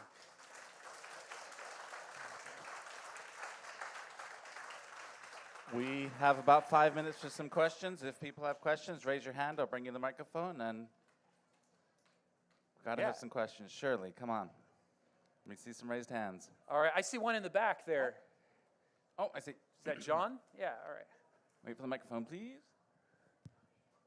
Can you just go a little bit deeper on the bioluminescence and the patterns that you were trying to signal to them, and I didn't quite catch. Did they signal back? Did you manage to get something going there? Okay, so bioluminescence. You guys, show of hands, who has seen bioluminescence with their own eyes? Woo! Pretty cool, right? And for most of you, show of hands again, who saw it as something that when you move the water, it lights up? Yeah. Basically the same people. Okay, so here's the cool thing. In the ocean, there's a lot of bioluminescence where it also responds to light. If you flash, it will flash back. And in some ways, it actually seems that if you flash differently, it will flash back differently. Mind-blowing. And so the purpose of this experiment was to see what bioluminescent creatures are down there. With the sub, it's not very easy to, like, you know, in a controlled way move things around. But we did this flashback experiment where we'd turn the sublights on and off, and we'd close our eyes while they're on to not ruin our night vision, and then open, and we'd look around. And Edie had this idea that actually if we strobe multiple times at a specific frequency and cadence, that she thought a lot more of them would happen. So here I am with Edie Witter, my hero, in this sub. We're descending, we're in the middle of the Azores, we're at 700 meters, like 2,000 feet. It's dark all around us, above us, below us, everywhere we can see, pitch black. We think we're alone. And I had built this strobe that turns on much more fast. It goes on and off quickly. Whereas the subs lights are kind of, they turn on slowly and off. They're incandescent lights. So we do the first few strobes. Strobe 1, we close our eyes. There's a few of them around. Strobe 2, a few more. But then, for some reason, the third strobe goes, and we open our eyes, and all around us, like every 4 inches or so, there was some other creature. And there were not just dots. There were things where light would start in one place and propagate to another, like a siphonophore. There were colors. There were things where the light would kind of change.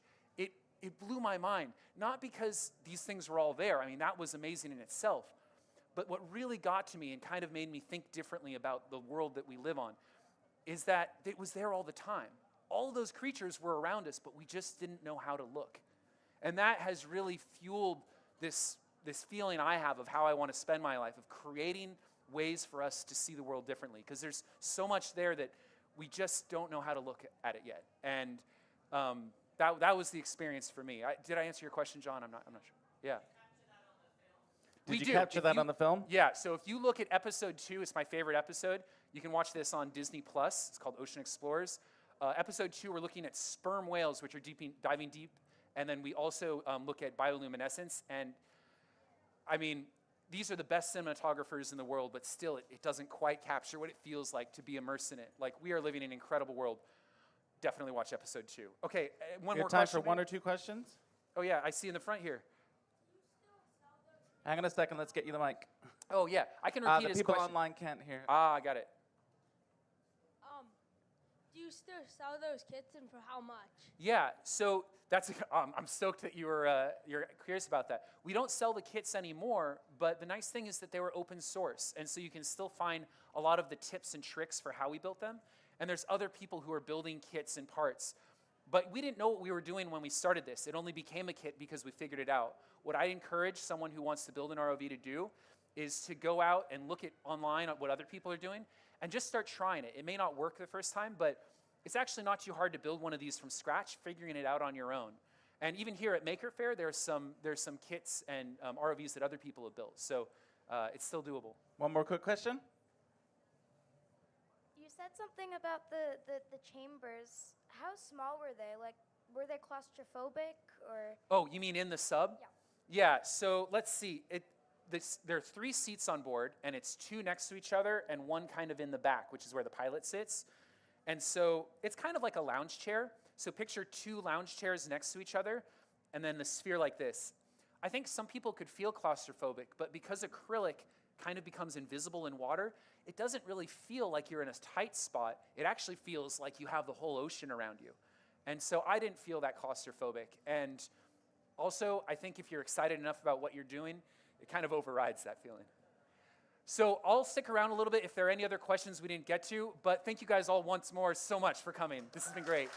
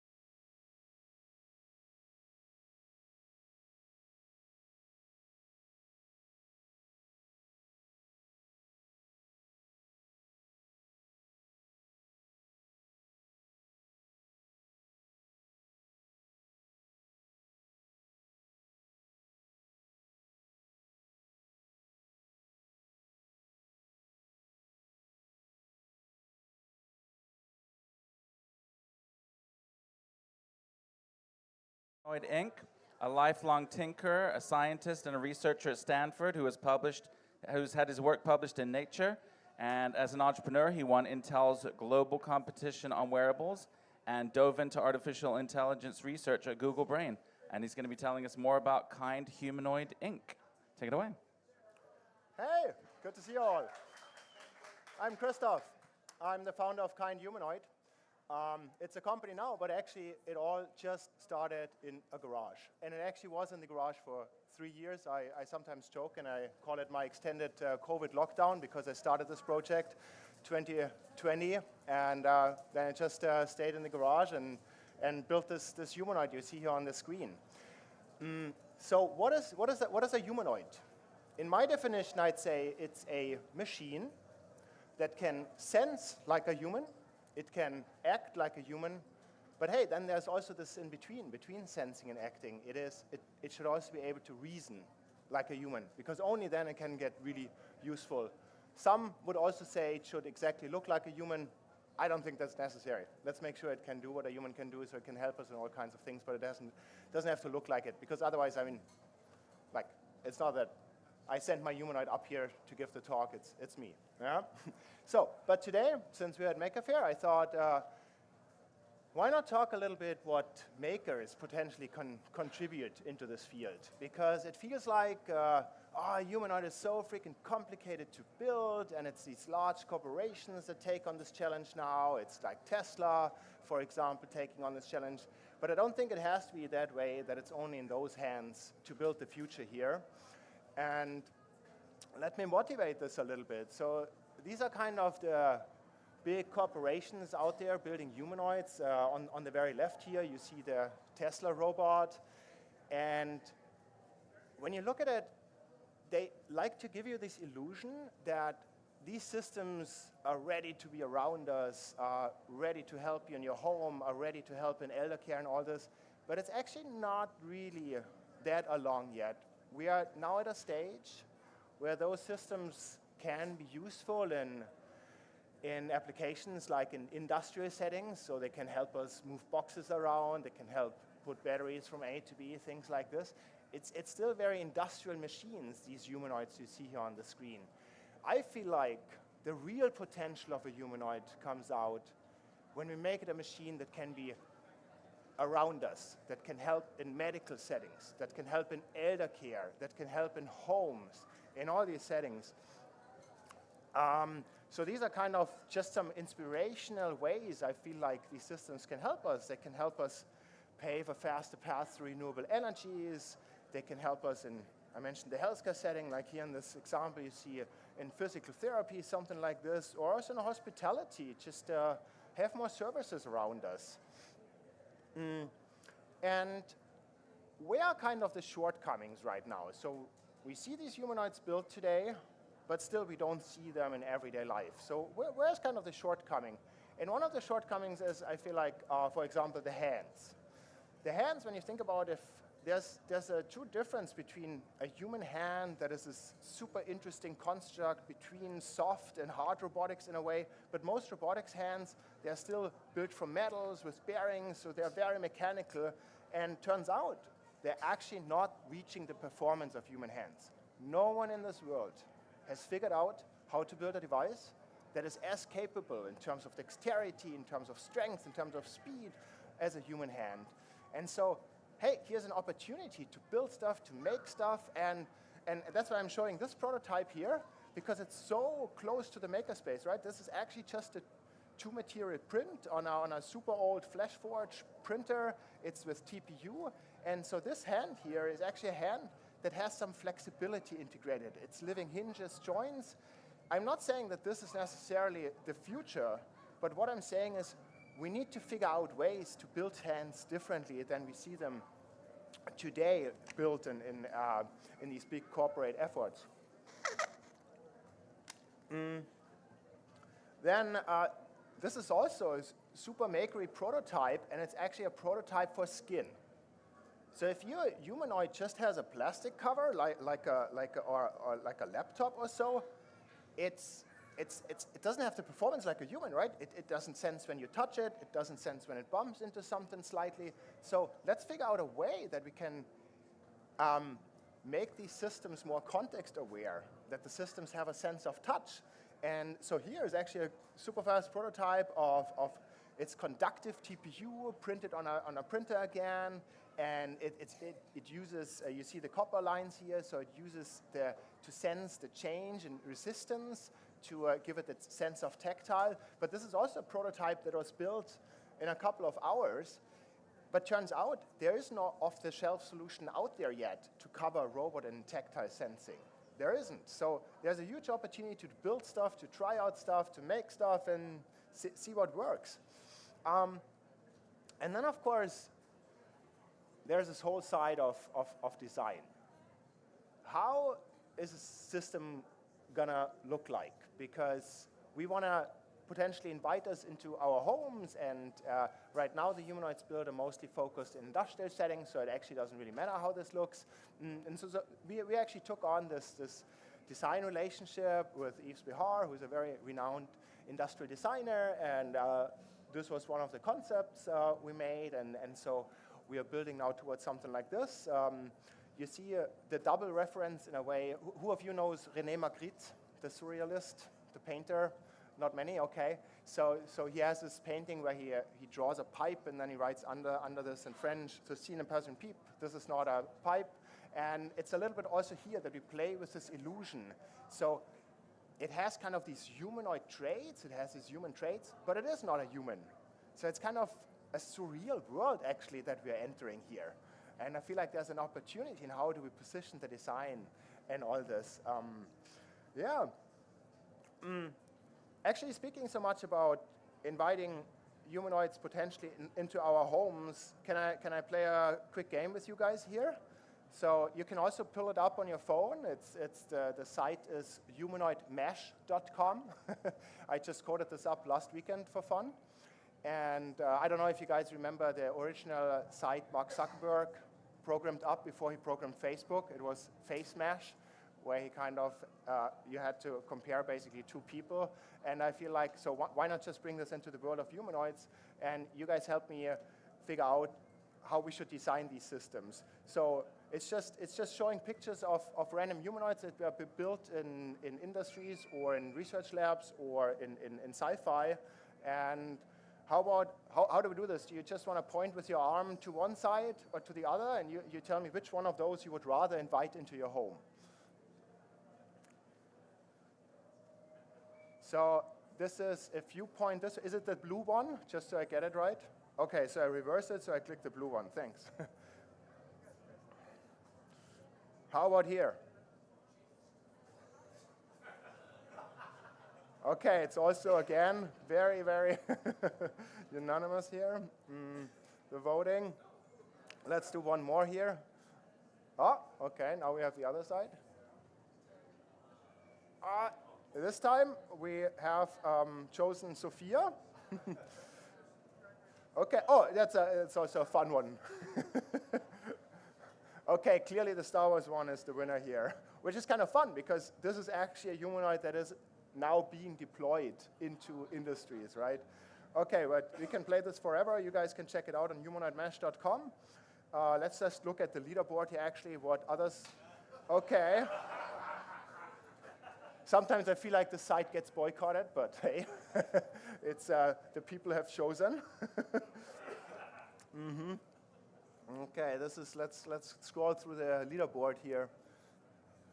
This is actually interesting, right? Because here Asimo was kind of built already in 2000, more than 20 years ago, and it's still apparently spearheading what people want in their homes.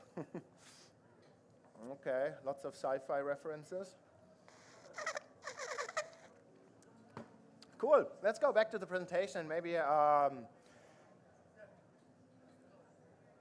don't know, so often the question comes up, why should it be a humanoid? Why not a specialized robot? So just allow me to give the quick answer here from my side.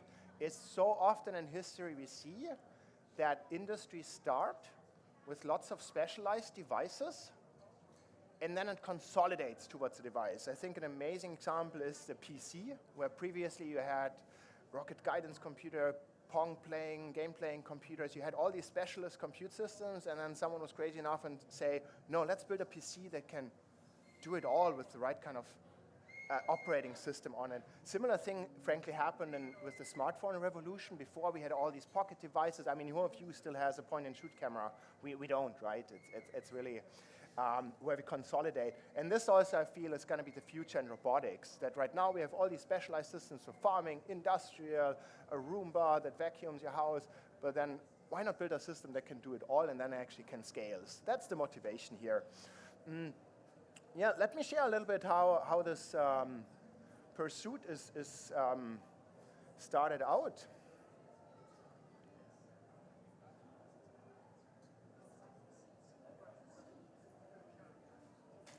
So this was actually the first time I screwed the legs on the torso.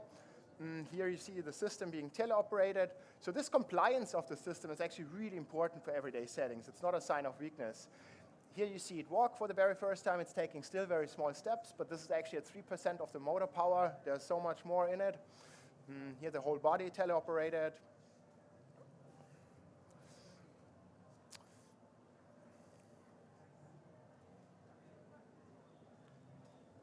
Oh, do we have volume?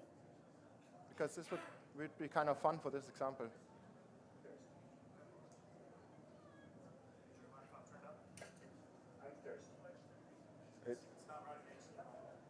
okay, then I just say, so I basically said, I'm thirsty. I did not say, hey, please pick up the water bottle and give it to me. I said, I'm thirsty. And then the robot made this action plan of picking up the water bottle and giving to me. And I can talk a little bit about this more afterwards with this large language model integration, because that's really what enables. Unfortunately, you can't hear it, but here the robot is actually talking a little bit what it wants to do for humanity in the future.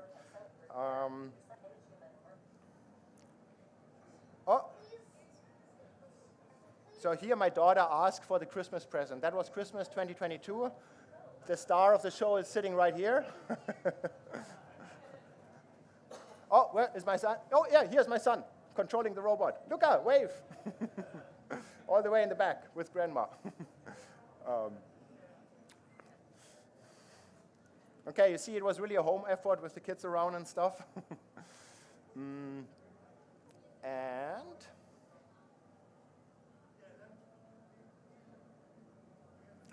Naya, the robot you saw there, you saw the internals. It was this endoskeleton, it was exposed electronics, exposed motors, nothing covered up. So of course we now go the route in terms of, okay, let's build it in a way that it can actually be also around people, that it gets covered up, that it gets safe for both sides, for the robot and for the people.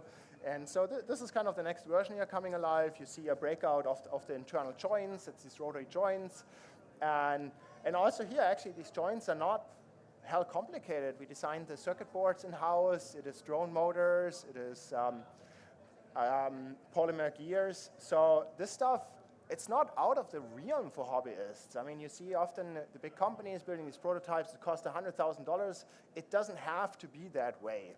And it's also building these cost effectively is really a strength for the future, because then it can help us bring labor in a more cost effective way. Let me show you a little bit what it can do with its hands these days and how this behavior is learned. So here again with the two stars, Luca and Eva, the robot arm playing with them. And this is now a task that is actually executed fully autonomously. We trained it a couple of times how to deal with flowers, but then it could actually do this fully autonomously. And it's kind of magic. If it drops the flower, it actually tries to pick it up again, and it does this fully autonomously. Yeah, this is actually a raw egg, so. And this is an important feature we are developing right now. So this is one of our core developments. What you see here, I mean, it looks like a simple task. The robot picks up the ball and puts it in a bucket. But the interesting thing here that this task is learned from a video, just from a video. And that's kind of fun. When you think about it, if you manage to teach robots just from watching videos, we could put them in front of YouTube all day.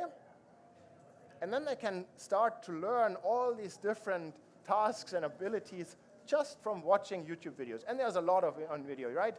Like about how to fix the light of any different car, for example. All this knowledge is out there. And if we enable these robots to learn from this modality, that kind of really opens up this world of not just industrial robots, but actually robots that can help us in all kinds of settings. So this is what we're excited about. This is what we're developing. And I promised before I go a little bit under the hood. How did this actually work? That I just say, hey, I'm thirsty, and then the robot gives me a water bottle. That's because it is basically powered, the reasoning engine in the system is powered by a large language model. And you need to give this large language model just enough context. You give it the context of what the robot sees. You give it the context of what the robot can do. You give it the context of what the user says. And then this amazing reasoning machine of the language model can put all this together and come up with an action plan. So it is this engine that decides then, okay, let me execute the action of picking up the bottle and giving it to the user. And there's, in a way, if you think it through, there's no limit how far we can go here. I mean, eventually, just as a thought experiment, think about you ask your robot, hey, help me make the world a better place. And then the robot reasons through, yeah, maybe it would help to fight climate change. Maybe it would help kind of go to renewable energies. Oh, let me actually help you mount some solar panels on your roof, or something like this, right? This reasoning power really enables a super high-level thinking here. And probably a little bit too nerdy to think about. I'm just totally a big fan of neuroscience and always a little bit of a side project of mine. And so I feel like we are now in an era again where we should learn again from neuroscience how did nature so powerfully create us powerful systems and bring this into the tech of neural networks. Because right now, when you just think about this one foundation model, it is this one huge inference network that does these super complicated inferences. That's not gonna actually run every single action of the robot. There also needs to be a fast network, and this is where I want to take inspiration from neuroscience, where we also have a prefrontal cortex that does this high-level reasoning, but then we have all these reflexes and lower-level reasoning that helps us actually succeed at the task. So that's actually what I want to show last year a little bit.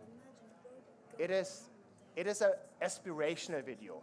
So we put this video out a few weeks ago, and it shows basically, think about it is a humanoid robot that is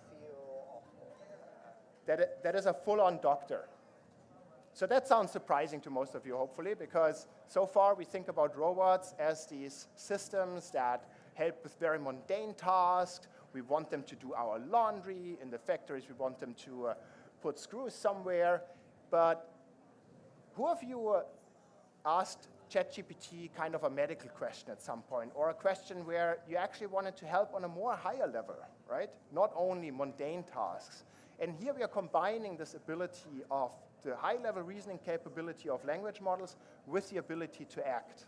And that's really where I see the opportunity for the future, that we build humanoids not just to do the dull and dumb stuff, but also to help us in ways we didn't think possible before. And this synthesis is happening right now, and it's fun experimenting with it. That's it from what I wanted to share. Happy to chat. Awesome. Does anyone have any questions? Please raise your hand. I'll come over to you with a microphone. And yeah, let's give a round of applause. Well, if you're so convinced that if you put a robot in front of YouTube all day and they can just learn these tasks, then why can't you put your child in front of YouTube?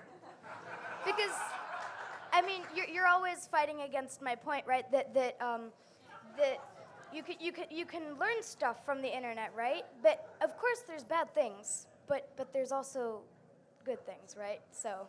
I'm glad we finally have an audience for this argument.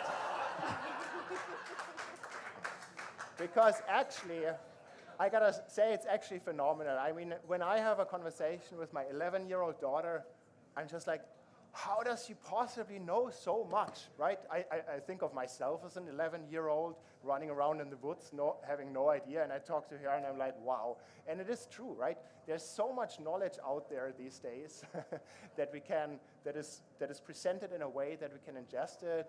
And I think it's wonderful if we use all these resources, and I also think it's wonderful you use these resources. I just want to be the dad who helps you with the balance.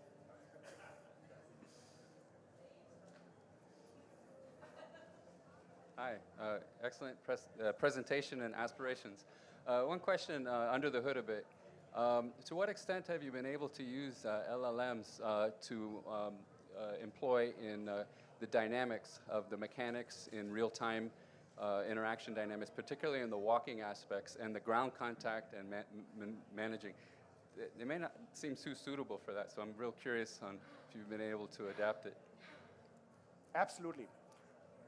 So the first LLMs were were purely text to text, and it was trained on pure text data. So since no one ever wrote a whole book about how you need to position every single finger when you grab a water bottle, that's why we can't learn this from text. That's why LLMs as they were cannot help here. However, we are now in an era where we go to multimodal LLMs, where we also have them learn in context with text and images, so they get a better understanding of objects. And the next step, these trainings are happening right now on the biggest computers in the world, where we train these foundation models also on video modalities. And when you start training them also on video, then suddenly the model also starts understanding dynamics, when this contact happens, how to grab it.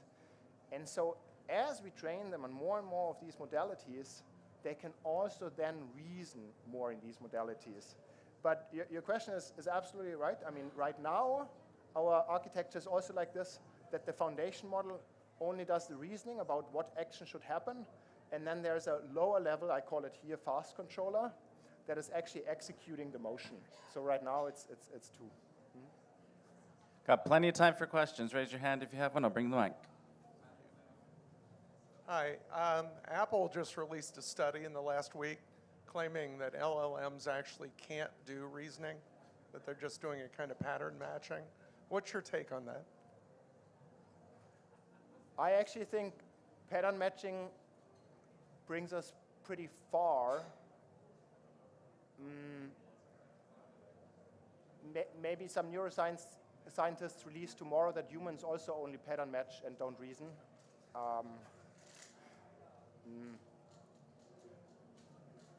Yeah. Any other questions? There are some subtleties around how good are these models at causality. And yes, there's ways to go. So if you identify a problem that nobody solved that you're looking to solve, especially with making a humanoid robotic, you know you want to solve it, you're not sure what to do. What's kind of your next step to getting inspiration and figuring out how you want to start tackling it? Naya, the fun thing is I started kind of thinking about it and working on it 5 years ago, where not many people thought of humanoids. So to me, the blueprint was always this reaching human level performance. And so this always guides me in what is the next step of development, to just compare where is technology today, and then not focus on making technology better in the areas where it's already good at. Lots of engineering goes this way, but actually look at the areas where technology is just not good enough yet. And that's why I flagged these examples of the hand development, of the touch sensing development, and then also the reasoning and the learning about contacts and physical interactions on the software side. Yeah. Still got time for a couple more questions. Thank you. Awesome talk. So I'm kind of curious, you know, when we talk about LLMs, a lot of the really funny things that we see are the hallucinations, the errors, the mistakes and things like that. They're almost correct, but not. I'm curious what that looks like in this situation. If you have a robot that goes off the rails or something like that, and sort of its reaction, and how you go about in your system correcting for that and minimizing the occurrence. So the biggest argument against LLMs is often this hallucination. And hallucination grows exponentially as you continue the output, simply speaking. And the fun thing is, if you deploy the first output of the foundation model into the real world and then right away get sensor feedback on how that was, you're not going off on this exponential ramp of nonsense because you constantly get feedback of how. So if I made an action plan that I want to throw this water bottle to you, right? And in my plan, I kind of grab here and then throw it that way, that goes horribly wrong. But since I execute it in the real world, I kind of see, oh, I'm not grabbing the water bottle. Let me correct for this. So there's a chance, actually. So it's a bit different in robotic settings. Mm-hmm. Time for a couple more questions.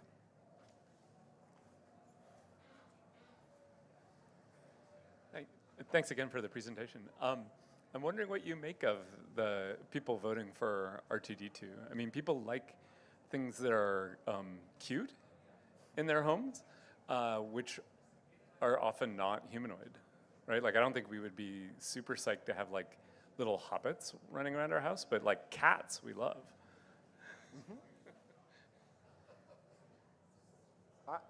I mean, the only robot today that really had success in homes was the Roomba, and it is almost a little bit like a chopped off R2-D2. So in this sense, you're absolutely right. It's just at some point you run into affordance issues. So the Roomba just can't help you with so many things. But I totally agree with you. Getting this technology into homes is going to be a long game. But there are shortcuts when you think about elder care, for example, because there the motivation is just so strong to have a system that can help a person out of bed, that can help with finding stuff, bringing the medication, helping prepare food, give food. And yeah, so these I see, that's kind of where I see the staircase and how this technology can show its use to us, and then we also embrace it. Time for maybe 1 or 2 more questions. Will they turn evil? Do they have the power to do that?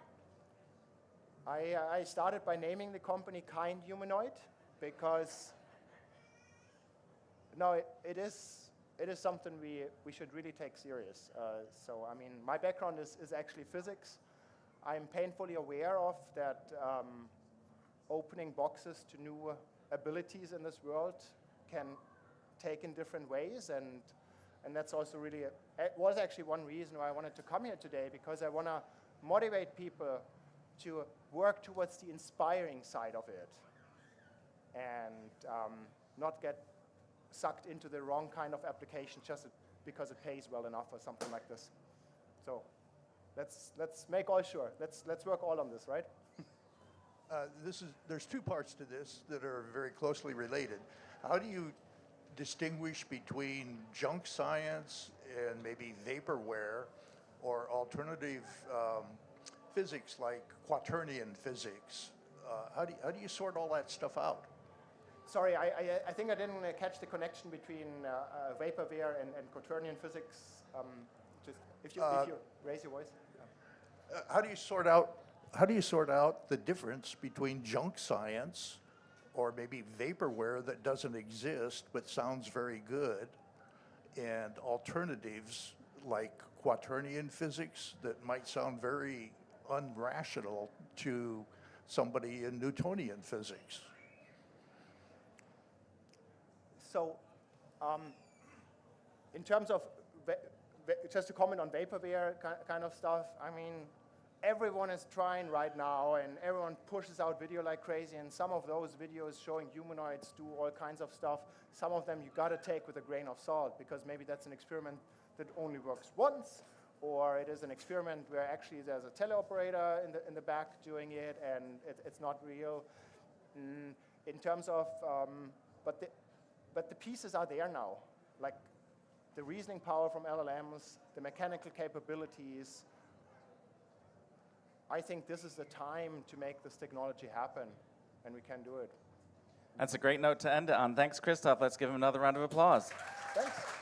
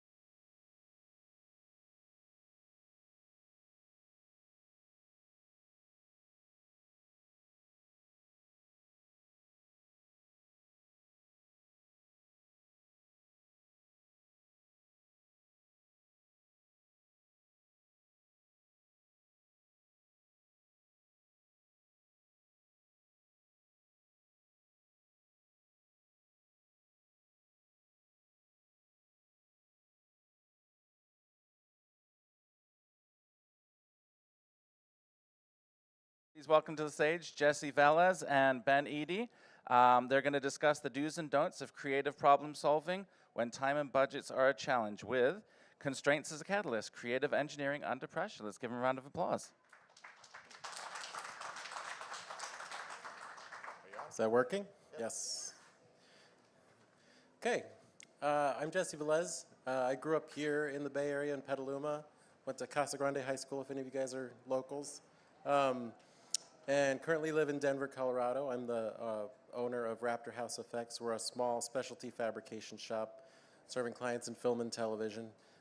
We do lots of practical special effects. So old school style physical stuff, but with a lot of current technologies, new materials. Today I wanted to talk about specifically when you are given a job with a super limited timeline, limited budget, constraints of any kind, because it oftentimes makes creative individuals freeze up and not know what to do.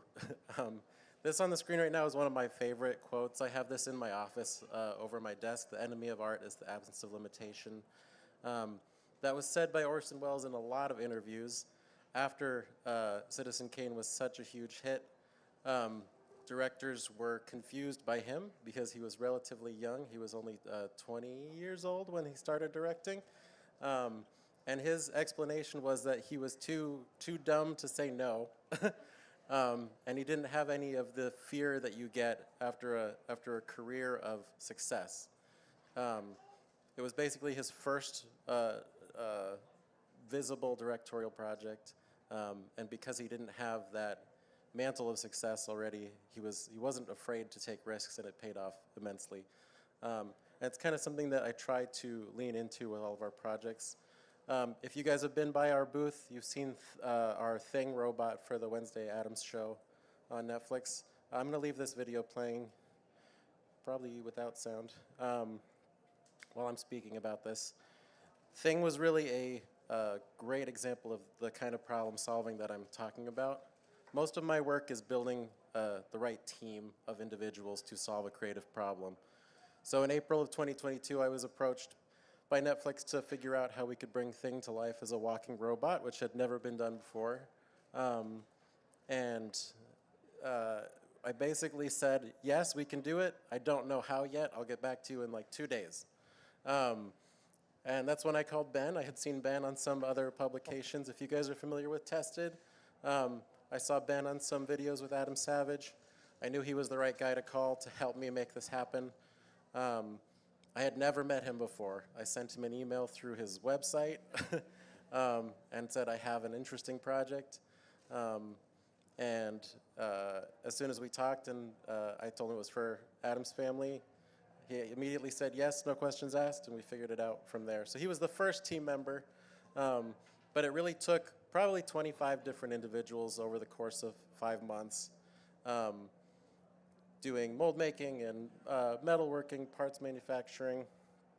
But really the big hurdle was figuring out how we would even get started, because we were being asked to make a functional prototype in 5 months that could perform on set.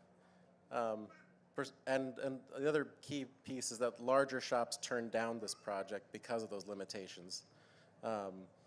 So the thing that really, like the first problem I wanted to solve was if we were going to approach the fingers from a mechanical perspective or a motorized perspective. You've probably seen a lot of like hexapod robots with motorized joints.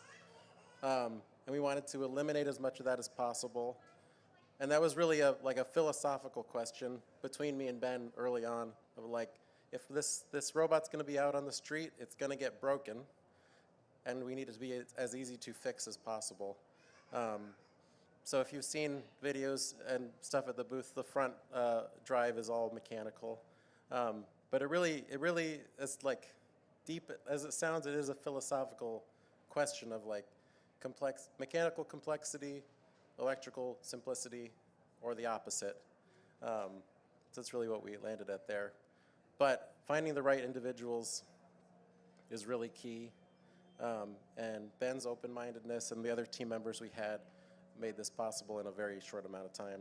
don't know if you have any ideas about that. Well, no, he makes a good point. There's a few things, like my philosophy is and people have told me, I like to think I'm smart enough to say yes to everything, but the reality is that I'm too dumb to say no, right? And if you get excited about a project and you hear, hey, it's for Wednesday Addams, we need a remote control thing, I immediately had that in my head, and I'm like, I need to make this happen. And then the next day, the reality of me saying yes sat in, and I was like, oh no, because there's nothing out there like that. And so, like, my philosophy when you come into a lot of these things is that I always say yes, but there's a way to say yes, but also say no at the same time. And I said this at the talk yesterday, but I'm going to say it again here, is that you've got to look at the person asking you the question. How do you satiate, or how do you make them happy no matter what they're doing, but also be able to, like, let them down easy? So there's two ways you can say yes. You say yes, but,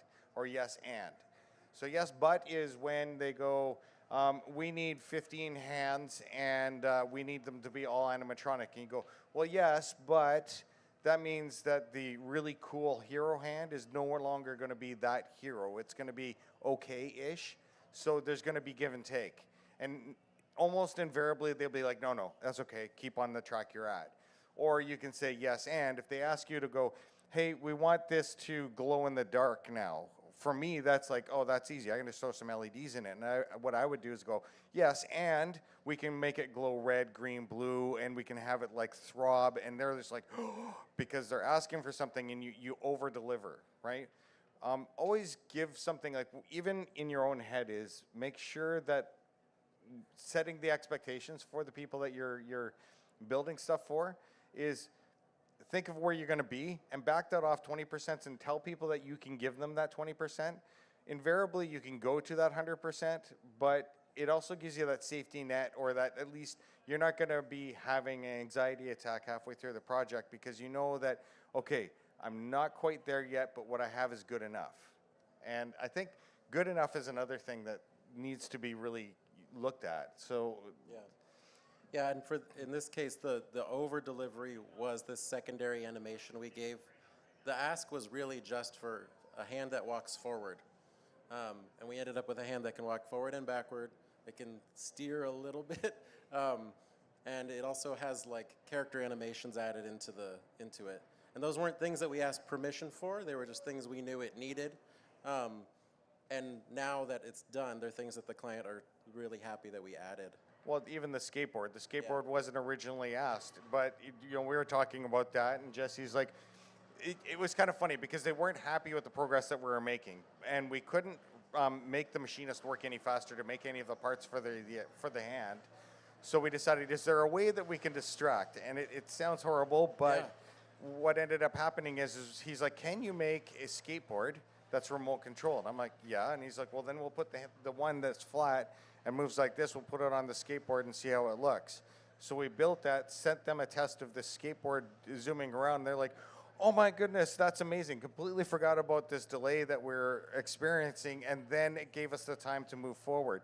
So you can always look at creative solutions too. Like, there are going to be times where you're going to be sitting on your hands going, I'm waiting for this stuff, I can't move forward, what do I do now?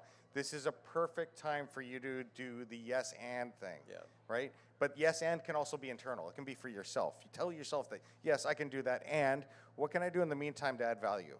Because in the end, what they want to see is value. They want to surprise and delight. Well, there's always something, and we're all creative, so that kind of stuff's going to come up in your head. Yeah, and most of the people who are making decisions about money, if this stuff is going forward, are not very good at imagining things. So if you can show them an example of something spectacular, even if it's not the main ask, it usually buys you enough confidence from them to finish the project. We were only halfway through when they wanted a walking hand. And we ended up prototyping the first version here in the Bay. We were at Silicon down in San Jose. We got permission to use Phil Tippett's shop in Berkeley. We built a walking hand in 2 days there with a bunch of cobbled together stuff. And it was enough of a video to prove the concept, which we knew would work conceptually, but they wanted to see it 2.5 months into the 5-month project. And essentially what we're making in the end is a functional prototype anyway. There's only these two that exist. We have a long list of things we would love to change and fix, but there's no project for it. So this is it. And Jesse makes a good point. You got to know who you're dealing with. So if you're dealing with money people and whatnot, maybe they're not that creative. That's fine. Everybody's got their little place in the world. But I'm talking about people where I've done things where I've made props and it wasn't painted properly or the right color. I'm going to use an example, but it wasn't this. But let's say I take that Wilson volleyball that I made for Tom Hanks. Tom actually got it right away, but I came with a 3D print that was like orange because it happened to be the filament I had on my printer. And when I went up to him, I'm like, it's not going to be orange. And he's like, well, what do you think, I'm dumb? But I kid you not. I've been on set and I've handed them a prop and I said, here it is functional. And they're like, but it's green. And you're like, yes. And they're like, I don't get it. It should be white. And you're like, but it's the right shape. It does what you want it to. It's paint. But you have to understand it's not their fault. They can't see it. You have to give them that sort of thing. And that was a really big stress point for us at that point with the build because we knew it was going to happen. We had everything. We had the fingers working. We had the back fingers working. Jesse had built the wrist piece, but we hadn't put them all together into one piece. Now, we could show them each individual piece, but they couldn't imagine the three pieces together, and that was the problem. We had to build one that was coherent enough that they could figure it out. And that can be immensely stressful, but at the same time, just keep bashing on, you know. Yeah, and this was a crazy, crazy huge opportunity. My shop is super small, and this is a franchise a lot of people know, and we wanted to really knock it out of the park on the first try because it wasn't going to come back again. And we hadn't seen a puppet like this before. Here's one thing that's kind of interesting, because I know quite a few prop shops in LA that I've worked with, and I ended up finding out from, I'm not going to drop names because they're an incredibly good prop shop, but I was talking to them later, and they said that Wednesday Addams had approached them for the TV series to make a mechanical hand for stand-in stuff. And he said that he figured it would take him 1.5 years to make it, and that it would probably be about, this by year 2, you could have a fully functioning one that you wanted to do. And so he was going like, how long were you guys working on this? And I looked at him and I said, well, we did it in about 3 months for the mechanical and then, the final finesse. And his jaw hit the table. He's like, how is that possible? But when you start taking everything and you break it down into individual parts, it's one finger moving this way. Well, suddenly we got 3 fingers. So that's, 60% of the project's already done with 1 finger. So when you break things down into little parts, that's good. And I'm horrible at that because I don't know how many times I call Jesse. I'm like, I can't do this. And he's like, just do the finger. Maybe you gave me the finger. I don't know. But really, that was most of my job, was like sending out individual components to people. And I got to hold all the unknown in my head while they were I was like, just work on your part. I know how it goes into this piece. And I got to put it all together. But really, that kind of pressure, while crazy stressful, can also produce the best results. If you understand what you're doing is not life-threatening, you're making art, which you're incredibly blessed to do in the first place. Most people don't ever have that opportunity. And if you remember that and continually think about it as this is a gift we have to make stuff for a living. Or even just for fun, if somebody's asking you for help on a project, keep it in perspective and also try to remain calm as much as possible. Well, and another thing that should be mentioned as well is feature creep is a very real thing. And when you lock down a contract for doing something like this, you're going, we're going to make you a hand, we're going to make you 2 hands. You never, in the prop world, in movie world, 1 is none. You never make 1, ever. There's no reason to do that because if 1 breaks down, you're messed up. You have to go and get 2. But you have to lock it down going, we're going to give you a hand, it's going to be painted, it's going to be latex, it's going to be able to walk along a flat, level surface. Right down to the detail of a flat, level surface because, you come and they're like, hey, we're going to have it crawl up the hill, and you're like, that wasn't in the contract. And I know it seems mean, but you have to do that because those things will really bite you in the butt. Yeah. Spend some time, think about if I was going to be the producer, what would I want? As soon as it landed and I thought, oh, you know what'd be really cool is if it could crawl up this one wall, and you're like, it's not a spider, right? You told me to make it walk, not climb. So you just make sure that you establish what those are, and especially get it on paper, because I've been in a couple circumstances because it wasn't in paper, and maybe I misunderstood or they misunderstood, but in the end, I'm working triple the amount of work for a project, and you start getting miserable about it. And that's the last thing you want to do. As soon as you aren't happy about making it, the end result doesn't look good. Yeah, that's definitely true. I know we have like 10-ish minutes. I do want to open up for questions if anybody has anything, and I'll keep talking about stuff in between those things. We got one. Awesome. Hi, thank you for being here, both of you. Seen the hand in person, and it is phenomenal. It's more human-like than you can even imagine. But my question is, Jesse and Ben, either one of you, with the idea of contracts, over-delivering, and time frame, deadlines, talk a little bit more about that, how you manage that, and especially the over-delivering part within the time frame that they want the two hands just walking. Yeah, the weird part about this is that all the extras that I think make it more compelling were the easy parts. The hard part was just walking, because most walking robots, this is much more a robotics project than it is an animatronics puppet project. And that's why that 5-month timeline is so short. A university team would take 1.5 years to do something walking with 6 or 4 legs, and this has 5, which is this really strange number. So the entire time we were prioritizing that direct ask, the walking, and there were things that I knew we could do easily from other projects, throw on to give it that extra amount of time. So there really was not a lot of planning that went into those extras. They're more like institutional knowledge from other projects. Yeah, and as far as my viewpoint is I've got a very specific skill set. I'm a crazy inventor. I know I can make things move and do things that most people can't. I don't know why, it's just in my head.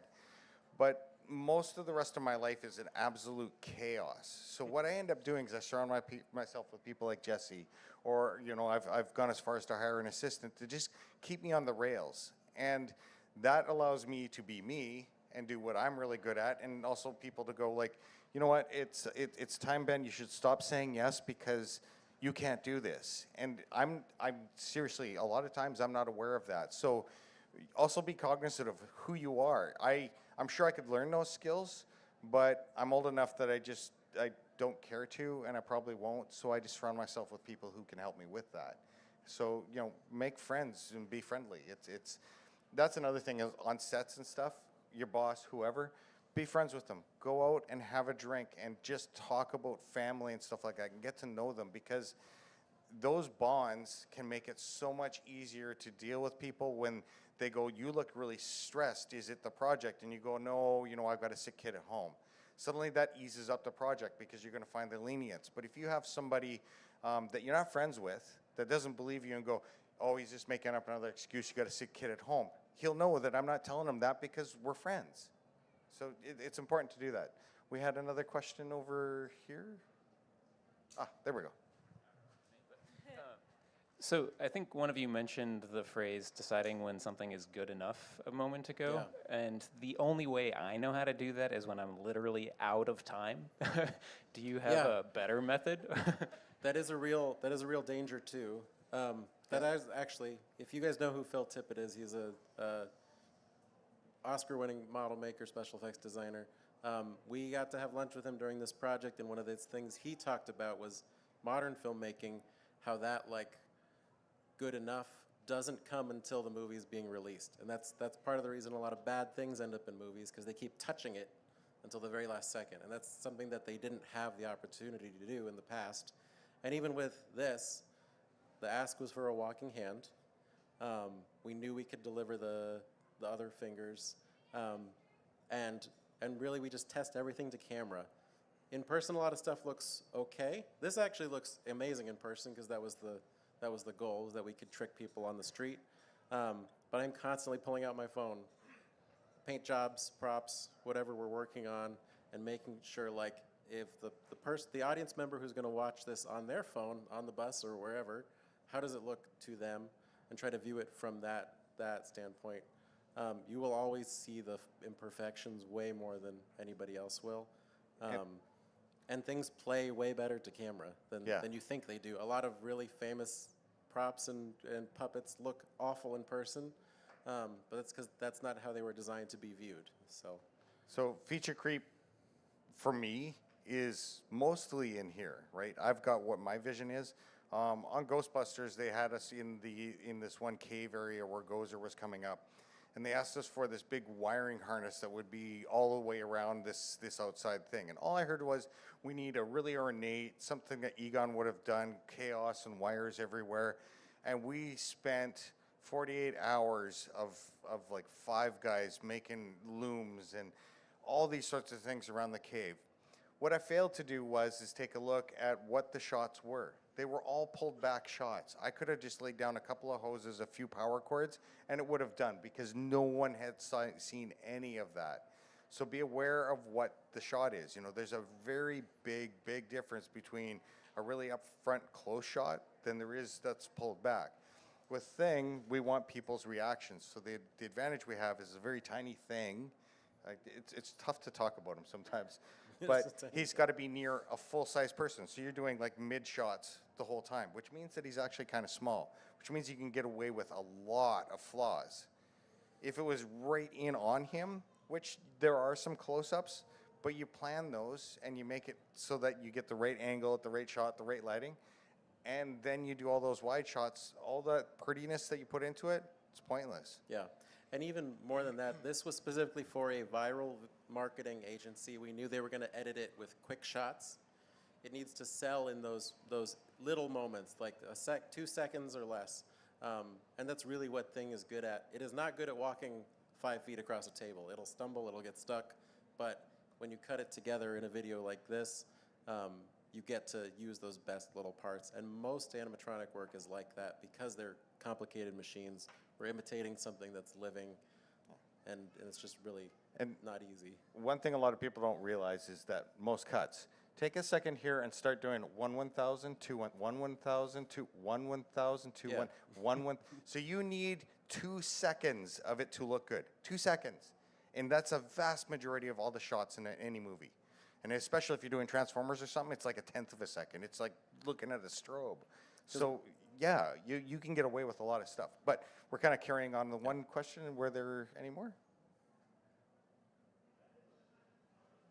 Yeah, along that same line though, we're depending on the audience imagination to fill in the gaps. That's what makes Alien great. That's what makes Jaws great. You don't see those creatures for more than a few seconds on screen. It's all in your head. But those couple of seconds you see are really spectacular, and it lets you do the rest of the work. Yeah, for sure. Yes.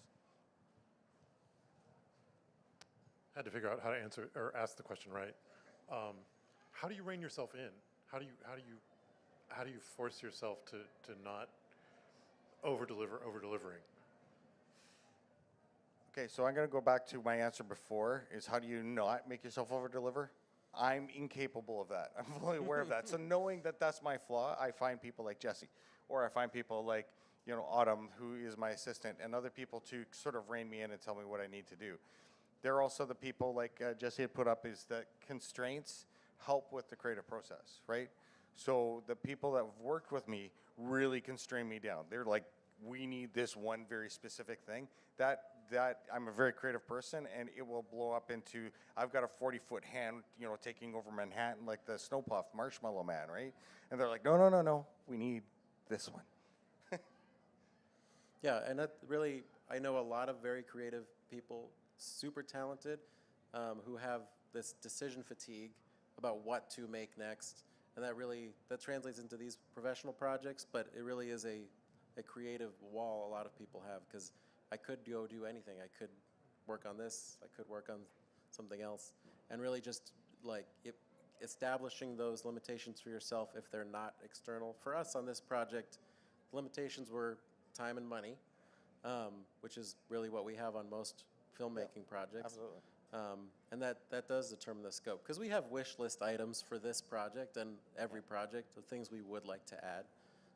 But we keep going until it's until it meets the ask. We want Thing 2.0, and we know that Wednesday Addams is being filmed right now, so like everybody should watch Thing in New York City and comment that I really want to see more of this, because that will help bolster the idea that they should give us more money to make it like even creepier and even weirder, because we like doing that. And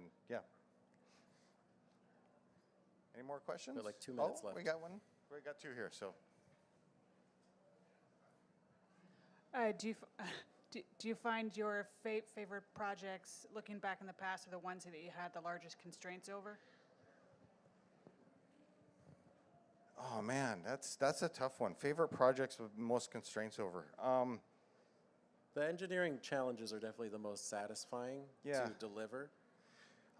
When you build something and it works the first time, it's amazing. Which happens like once a lifetime. We had that a few times on this one, and I can't explain it at all. Because we started working apart. Ben lives in Calgary, Alberta, Canada. I live in Denver. We were both modeling stuff. We showed up to tip it, and the bolts lined up. So yeah, it was really weird, and we didn't even have CAD models that overlined. He was building a finger, and I said, that finger joint, that upper mechanism isn't going to work. Use mine. And he brought a fingertip, and I didn't even have one, and it literally, we re-drilled the bolt hole, and it fit, and we're just like, well, that's 5 years, good luck. Okay, so one quick question, or? Okay.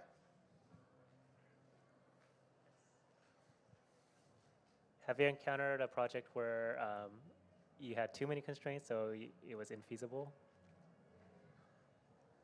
Infeasible happens when there aren't constraints. Feasible, I've never seen something where they told us that we need this to happen, unless they're saying, hey, we want you to actually make a functioning Stargate. Other than that, no. I think constraints are what makes the creative process work better. That whistle means our time's up. Thank you, Thanks. guys. Thanks, Jesse and Ben.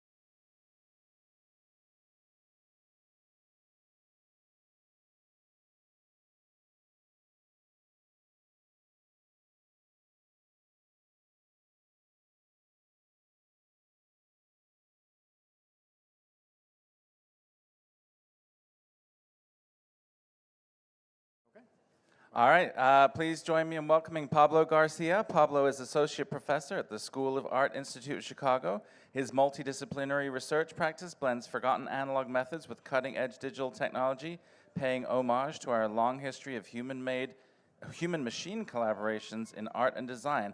And Pablo's going to be answering the question, what is a drawing machine? Oh, hi. What's up, Maker Faire? It's 2024, and in case you haven't noticed, pen plotters are back in. It's really popular. Now, I'm not talking about printing, like inkjet or laserjet printing. I'm talking about machine-controlled pens. It's basically a machine that draws. And there are these artists out there using pen plotters because they're outputting these beautiful vector-based artworks that they design or they create an algorithm to make. And the machine is a physical drawing output device. It draws. And there's something special about the fact that it's drawn. I think there's a kind of romance to it. that it's not printed, but actually the machine itself is drawing. And if you think about the earliest pen plotters, 1959, CalComp made this, the 565, one of the first pen plotters. Their ad campaign was all about that romance, right? It's not an output device, but it's saying, hey, we can teach your computer to draw. And I think that this idea is a really fascinating kind of old one, that we want to get the thing out of the computer, but the way the computer does it is it draws. What I find intriguing, though, is that there are some artists nowadays who are using pen plotters in a much different way. This is Liz Melkor, and what she's doing here is, yes, she's plotting, but there's an interaction with that slow process. The plotter is dipping a brush into water, and then she is going in with a palette knife and ink, and basically working with the machine as a team to make something unique. And I love this because it harkens back to the kind of history of electronic art. In 1959, Akira Kaneyama made this robot-controlled car, which is wire-controlled by him, and it has a little paint can dripping paint, and he's kind of roving it around and making this painting. And what I love about this is that it's not about plotting, it's about art and technology relationships, right? He and the machine are collaborating on something special. And it doesn't only relate to electronics. How many of you have used an Etch-a-Sketch or a Spirograph before? Absolutely. Well, congratulations, you have interacted with the drawing machine. Now, we've been using machines long before the electronic age, and to really kind of understand the answer to what is a drawing machine, it helps to go back in time and see all the different ways that we've interacted with machines to draw. So let's go back 600 years. So in the early Renaissance, there was this fascination with trying to get drawings to look more realistically. And so you had Filippo Brunelleschi, an architect in Florence, who comes up with a mathematical way to describe perspective, right? So there's the horizon line, there's the vanishing point, and there's a geometry to how things recede in space, so it looks like real life. But it's complicated. It's math. So his good friend, Alberti, publishes all the math to it, and at the end he says, well, you know, there's a shortcut to this. And he calls it the veil. And this is Da Vinci's version of the veil. So what you have is, in the middle, there's this frame with a scrim, a very, very gauzy piece of fabric, and then a hole in a board, and when you look through, you can see the object beyond, kind of caught in that scrim, and then you can trace and paint it. Here's a version by Albrecht Dürer. So it's a nice machine that makes for an easy portrait. You light it well, you make a quick drawing. Now, these are all really simple devices, and so you see what's called the sighting grid, and you've probably done this thing where you transfer an image to another image using a grid. So you have a viewpoint, you have this wires on a frame, and you look through, and you have a piece of paper with corresponding grid, and you just draw little sections at a time. And it was a way to shortcut the complicated math from perspective. But, as with any technology, they become much more sophisticated over time.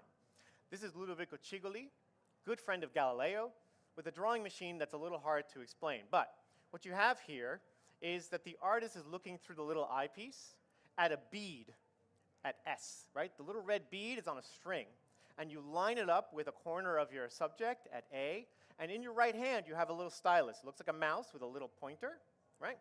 And as you move the pointer down, it moves the bead to follow along the edge of the device. So now you're drawing a vertical line, and there's a weight on it, so when you release it back up, it draws in the opposite direction.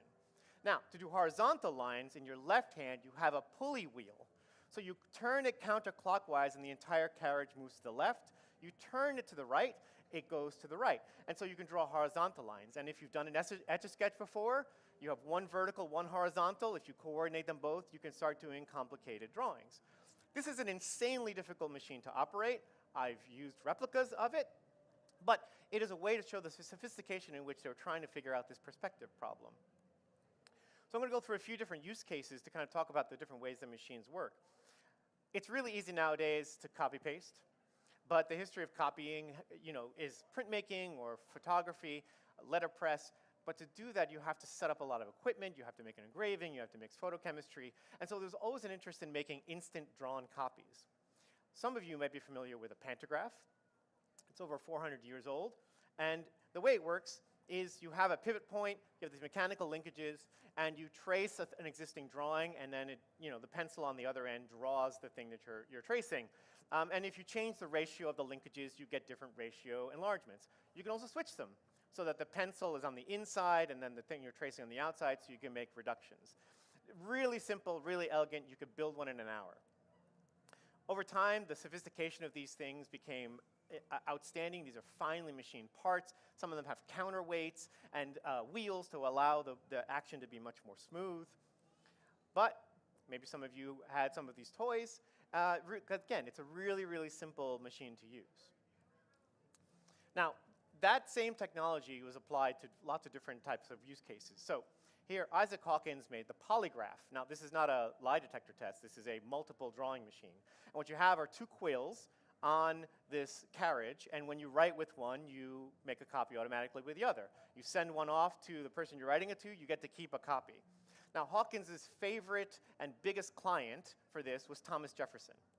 And so if you go to Monticello, you can see the polygraph sitting in Jefferson's study. And again, as you can see how it moves, there's like springs and counterweights. It's a really delicate machine, but it makes really incredible copies. Now, what if you want a copy to show up somewhere distant from you? Well, enter Elisha Gray with a telautograph from 1887. Now, you have to follow me on this one. On the right, this box here, this is a transmitter. And it has a pen with two cords attached to potentiometers, X and Y. As you move and write and draw, potentiometers are sending an electric signal across the telegraph wire to the receiver, which has servos that correspond to the potentiometers and actually makes a copy of what you drew. 1887. And here it is working. These were very popular in the 1920s and 30s in libraries, hospitals, and train stations where you had massive infrastructure and you needed to get information across very, very quickly. All right, so this is in a train station in Philadelphia. This is in a library use, and you kind of see a close-up here. You write down the call number, and it goes to the person in the stacks, and they bring up the book. It's still one of my favorite, most unbelievable machines. Anyway, I haven't found one working yet, but we'll get there. So if you're an architect or an engineer, one of the parts of your job is to make precise technical drawings.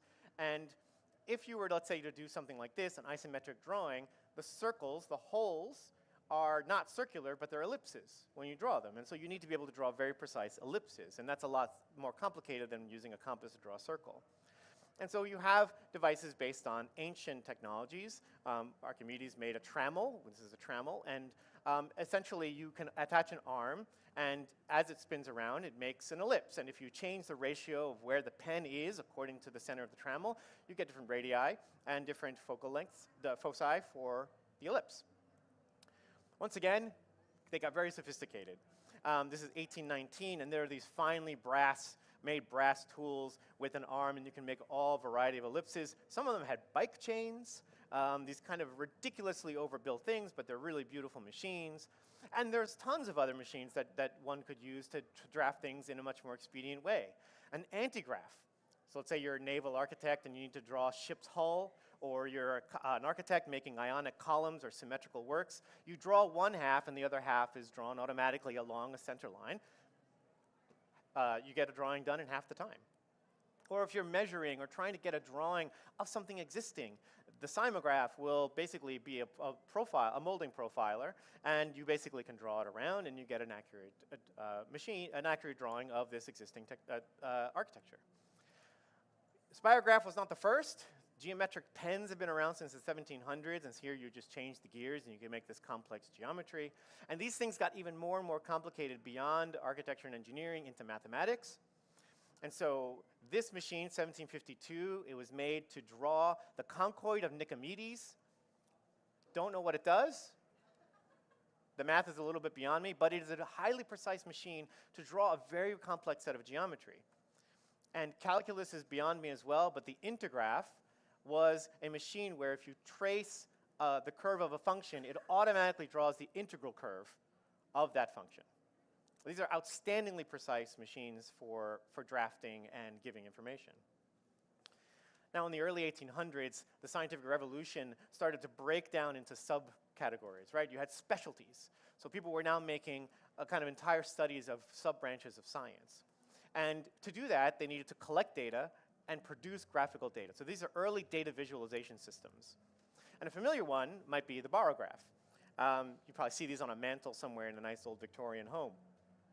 And so a bar graph measures barometric pressure. So on the right, you have these aneroid cells, the 4 little pancakes. And when the pressure reduces, they expand. And when the pressure increases, they contract. And they're connected to a little robot arm there, right? So that arm has a little pen on it, and it moves up and down. You wind up your drum, and it takes 1 week to go a full revolution. And you've basically charted every bit of barometric pressure change over an entire week. This form factor is probably familiar to you if you think about a seismograph, right? The little pen, the drum is rolling, the pen is going. When it receives impulses about tremors, it starts to move at the corresponding amplitude, and it gives you a graphical record. And the beautiful thing here is that almost all of the inventors and scientists call their thing an O-graph. So if you know what the prefix means, you know what the machine draws. And I guarantee you, each of you has seen one of these if you've ever been in a fine art museum, because every one of them has this machine hiding in plain sight. This is a thermohygrograph, and it measures simultaneously temperature and humidity, because the one thing you don't want for your artwork is fluctuations in temperature or humidity. So if working well, you would go up to this machine and you'll see the temperatures at a nice 68 degrees Fahrenheit, and the humidity is a nice 50%, and the machine is giving you that information on an ongoing basis. The amount of machines, the O-graphs, are vast, but this is one of my favorites. This is a sphygmograph, and this measures pulse and blood pressure. So what you have is a strap that you put tightly onto the patient's arm, and there's a little divot that pushes into the radial pulse of the wrist, and as it hops up and down with the pulse, the arm is moving up and down. But the carriage to the right, you wind it up and it actually moves as it's drawing. So it gives you this short chart in a very quick period of time, the pulse of your patient. Machines can draw things from the other side. Before the Ouija board, there was the planchette. You would get together with your friends, you would hold the planchette. You've all done Ouija, right? You know what this is like. But this, instead of pointing to letters and words, it would make a mysterious drawings. And of course, it took someone in tune with the other side to decipher what this could mean. Seances and seers and mediums were doing these incredible performances and reading these drawings. These are true machines, but these are not the ghost images I'm talking about. I'm more interested in these. How many of you have been in or seen a camera obscura? Yeah. So camera obscura, you have a pinhole or a small lens in a darkened room, and you get this projection of the outside world inside. And this has been known for thousands of years. It's one of our oldest kind of observations of science and optics. But in the 1600s, people started to say, well, you can use this to draw. And so this version of a camera obscura, you have a person sitting inside of a scrim, a gauzy box, which is inside of a camera obscura. So now the artist is on the inside with a rear projection of the image of the outside world. And what they're able to do then is trace it, basically paint it. What's nice is that because the image is upside down and backwards, now by rear projecting, it's forward again, and just turn your painting upside down, you've got a great painting. The form factor of camera obscura can change pretty drastically. You have a lot of different ways to do it. This is a portable one with a periscope, so you've got a mirror and a lens, and you're in this darkened tent, and you can set it up outside, and you could do a beautiful landscape. And there are these camera obscuras around the world. This is the one in Santa Monica, built in 1955. And the periscope, you can crank the periscope, and it moves, so you get this 360-degree view on this beautiful reflective parabolic table inside. Go to Lincoln Park, very west edge. How many of you have been to this camera obscura? Yeah, works in the same exact way. This is one of the oldest camera obscuras in the US, and it does the same thing. It has a periscope that moves, and you get a full view of the Pacific Ocean. I will be going there tomorrow. A little less known camera is the camera lucida. And the camera lucida was a revolution in this idea that you could trace a ghost image. Because instead of a big dark room, you have a prism on an adjustable stand. And it's a beam splitter. So when you look down into the prism, you're seeing both your hand and the subject. And the beauty here is you can do it in full daylight. Right? So you look down. This is not a digital composite. This is actually looking into one. And so you have this ghost image of these flowers that are in front of you. And you can also see your hand, so it makes for very, very quick drawing. Now, I know a lot about this because since 2013, I produced the Neo Lucida, which is a new version of the camera lucida, and it works exactly in the same way. When you're looking down, you're seeing your subject, right? So here is kind of pulling out, and you can see the setup where you have this ghost image that only you can see. You trace, you draw it, and you have the flowers in front of you. So yes, I produce these. There are different models for different uses, and this is the shameless plug where I'm like, hey, you can go get one, but I will undercut myself and say that if you don't want to buy one from me, that's perfectly fine, because in the most recent, or the last issue of Make magazine, I wrote an article on how to make one yourself for less money than it costs to buy one of mine. So what I'm interested in here is to kind of talk a little bit about the human-machine collaboration, right? It's not the pen plotter that is the output, the last step before you have your artwork, but rather that there's a whole history of human and machine collaborations for creativity, for creative acts. It's a collaboration, it's an interaction, it's an art and technology history that is rich and deep, long before computers, long before electronics. And what I'm trying to outline here is also different ways in which we think about the way that the machine interacts with us. If you think about a drawing process is your eye, your hand holding a stylus, holding a pencil, right? And when you draw something, you're doing a circuit. I'm looking at something, I'm drawing it, and I have to coordinate what I'm seeing, what I'm physically doing, the pressure on the pencil, what the pencil is showing me, and then loop back again and make decisions, right? Drawing realistically can be hard, and that circuit is something you have to train. But the machines have often kind of sat in these really particular places where it relates to the human. So in the perspective machines, right, the machine is, you're looking into a machine and the machine is guiding where your hand and the stylus would go. Or in the pantograph, your eye and hand, you're tracing this thing, but the machine is holding the stylus and it's making the drawing out there. Or in the precision drafting tools, you're just operating something and the machine is holding the stylus and drawing. Or the chart recorders, the scientographs are all machine basically taking in input and creating a drawing by holding the stylus. Or in the camera obscura and the camera lucida, what you have are machines that are guiding your hand. They're saying, hey, this is where you want to put your hand in the pencil and making a drawing. Different forms, different roles, different kinds of interactions. I love Sharpies on Roombas. Nothing wrong with those. I think they're fantastic, so much fun, easy to do. Pen plotters also are fantastic technology. I love the fact that they're inexpensive and accessible now. When, you know, a few years ago you had to retrofit an old plotter and figure out how to make it work, but now you can do that yourself. But I want to challenge each of you creative, imaginative makers to think about different art technology relationships when it comes to drawing. Because what you might be able to do is answer with new answers to the question, what is a drawing machine?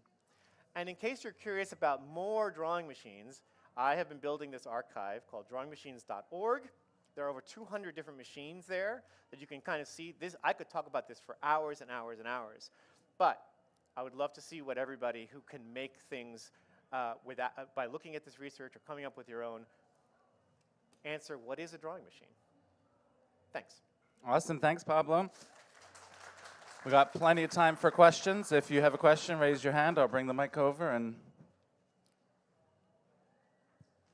hello. So I was wondering why museums still use those humidity machines when they're newer technology. Is it because it's just tried and true that it just works really well, or right. So the question is, why do they still use the thermal hygrographs? Insurance. My suspicion is that they need like a paper track record because they borrow a piece of work or they insure the museum, and so they have to kind of keep a paper record. And probably that they're tried and true. They're actually pretty fascinating because the thermo side is a bimetallic strip, just like in an old thermostat. And as the bimetallic strip contracts or expands, the machine moves up. And then the humidity, the hygrograph, is a human hair that's pinned between a kind of clamp. And the human hair is very reliable to expand and contract with humidity. And it's basically battery, you need 2 AA's to just rotate the drum. So I think it's simple, and you have to have one in every room. But my suspicion is it's an insurance thing. So they probably in the basement, they have binders filled with every day, every week of recordings just to prove that they're keeping up with their insurance. Yeah. Sorry, can you repeat the question on Replace microphone the hair? so people can The question is, repeat on? yeah. do they ever replace the hair on it? It's a good question. I don't actually know. I have one. I bought one on eBay. And there is the human hair in it, and I've tested it, and it works. But I haven't looked into the guide to, like, how often. And I'm definitely not one to replace the hair. So I don't know whose hair. Does it matter? I don't know if it's be treated. I don't know. But I love that it's a modern machine, a contemporary machine. You can still buy a brand new one, but it's based on a very, very simple analog technology that was discovered hundreds of years ago. Yeah.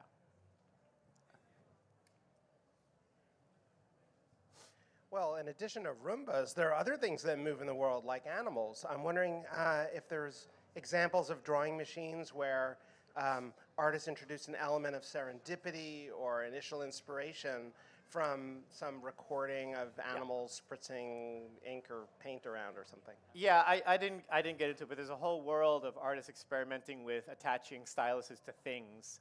I forget the artist's name, but sets up a canvas and hangs charcoal from tree limbs, and as the wind moves, it's doing these traces. Or people putting like pens and markers dangling on strings in a package and sending it through the postal service, and as it comes out, you kind of get a track record of it jostling and moving.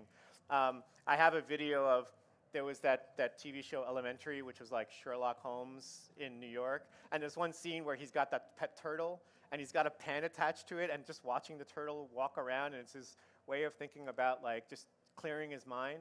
So yeah, I think that it's in a far less machinic way, but a kind of way to look at natural behavior and tracking it. There are animals that do draw, in the sense that you have these fish that will like make patterns in the sand, or animals that build nests or organize materials, and I think those are forms of drawings as well. But yeah, there are artists who explore these kind of chance drawings that are not technology-based, but rather nature-based. Absolutely.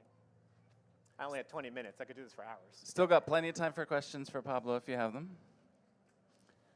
Oh.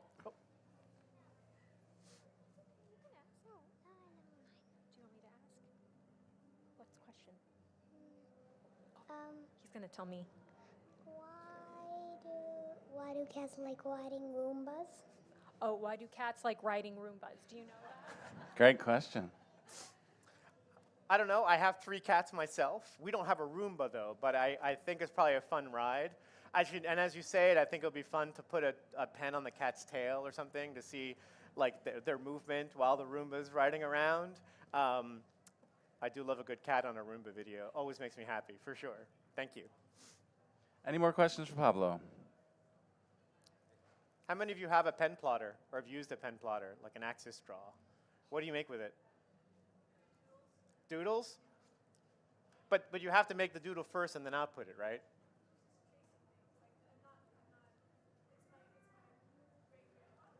Oh.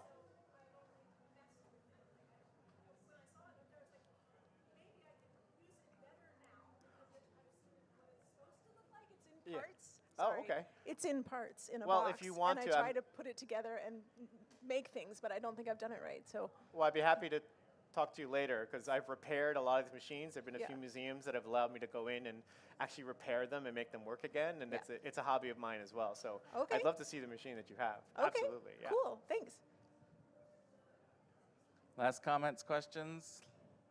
Last call? All right, then let's give Pablo another round of applause. Thank you, Thank Pablo. you.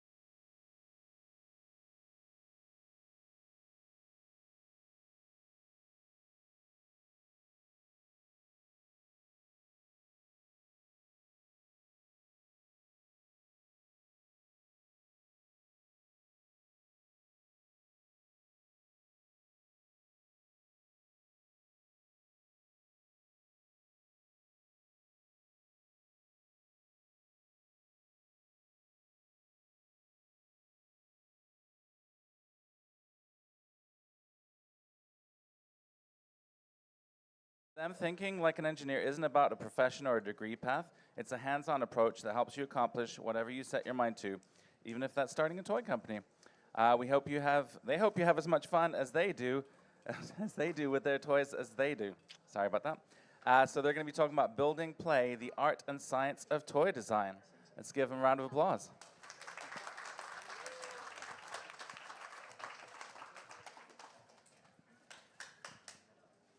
Woo! Hey, how's it going, everybody? I am not Mark Grober, but I'm Mason, and I lead the product design department, which are these wonderful people that you're looking at right now. So by the way, yeah, we're Crunch Labs. Thank you, David, for the wonderful intro. Let me go ahead and introduce the 4 people that you're kind of looking at in front of me. They're like my bodyguards. This is nice. First, from all the way on your right over here, we have Evan Barnes, who is a talented self-taught maker. He has a degree in psychology from the University of California, Santa Cruz, and he also worked for Brightworks, which is a San Francisco-based school, as a math teacher and a shop teacher. Then over here, kind of in the center, we have Bam, and she is she got her degree in mechanical engineering from oh, sorry, I'm jumping around here. She had her degree in mechanical engineering from Carnegie Mellon, and then got her master's from MIT.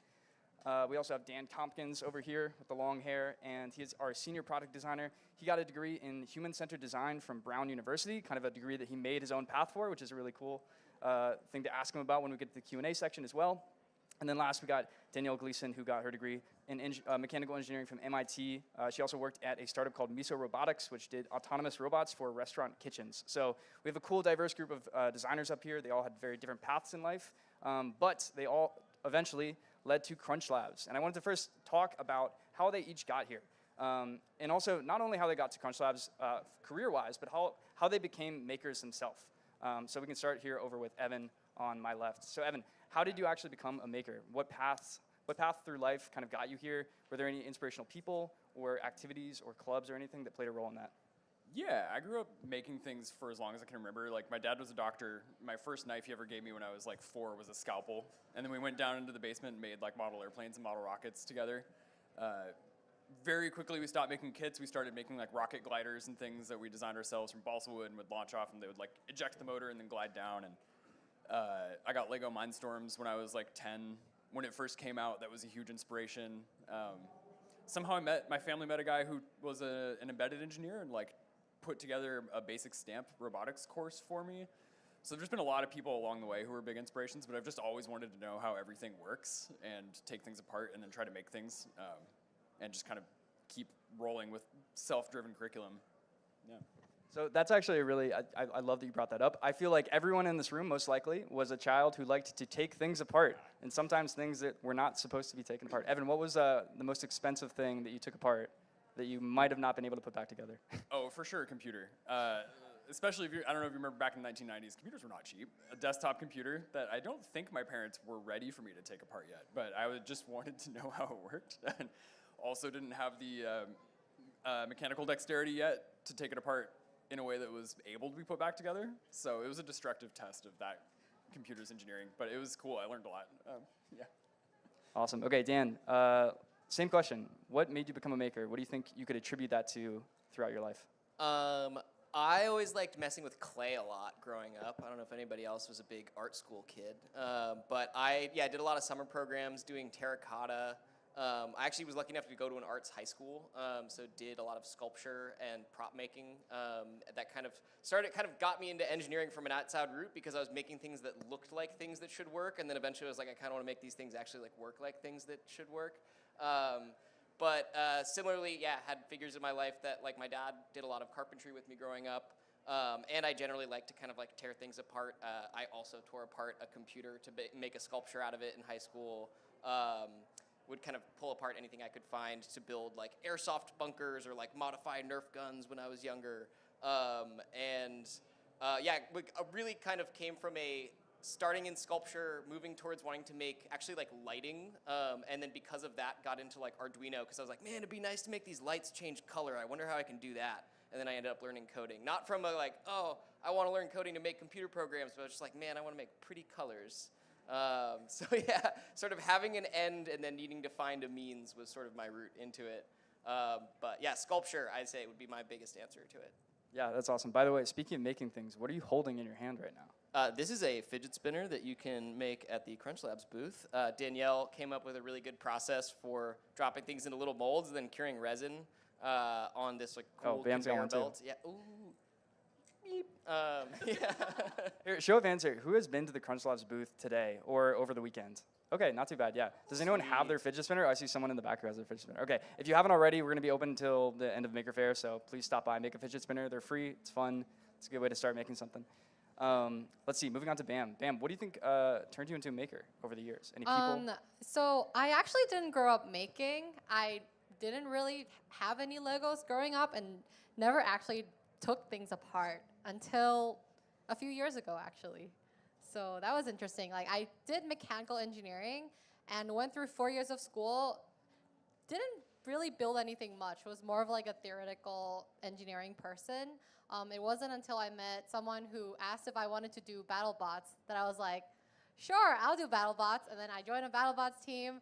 And then that's when I sort of joined a community of people who are makers and got me interested in actually building things and using my hands to make things. And so most of the time when I was younger, I was more like doing music, doing art. And now I think that having that kind of experience allowed me to build things in a more like creative way, which was really fun. That's awesome. Show of hands, who here has competed in any competitive robotics? Anyone? Okay, a couple? Wow, yeah. Oh, Danielle, this is a perfect transition. Okay. So I assume BattleBots probably played a role in your journey too, or a role, not BattleBots, but competitive robotics. But what else do you think you could attribute that to? Yeah, so sorry, I lost my voice. I sound kind of funny. But I grew up making mostly toys, actually. So I had like unlimited access to an art room growing up, and I just loved putting popsicle sticks and hot glue together to make like whatever I could think of. I would cut them into little pieces and glue everything together, making toys for myself, and that also turned into making games for my younger sister. I wanted to teach her how to read and teach her like skills through games, so I've been making toys for a very long time. But I turned that into more of like an engineering thing when I got into high school and I joined the robotics team. So I did some engineering on that team, and that really got me like super interested in engineering. And then I ended up studying it in college and continued on that path. That's awesome. Here, I'm just going to double check that my connection is working up on the screen. Give me 1 second. Yeah, Bam, give me some eyes on. Okay, there we go.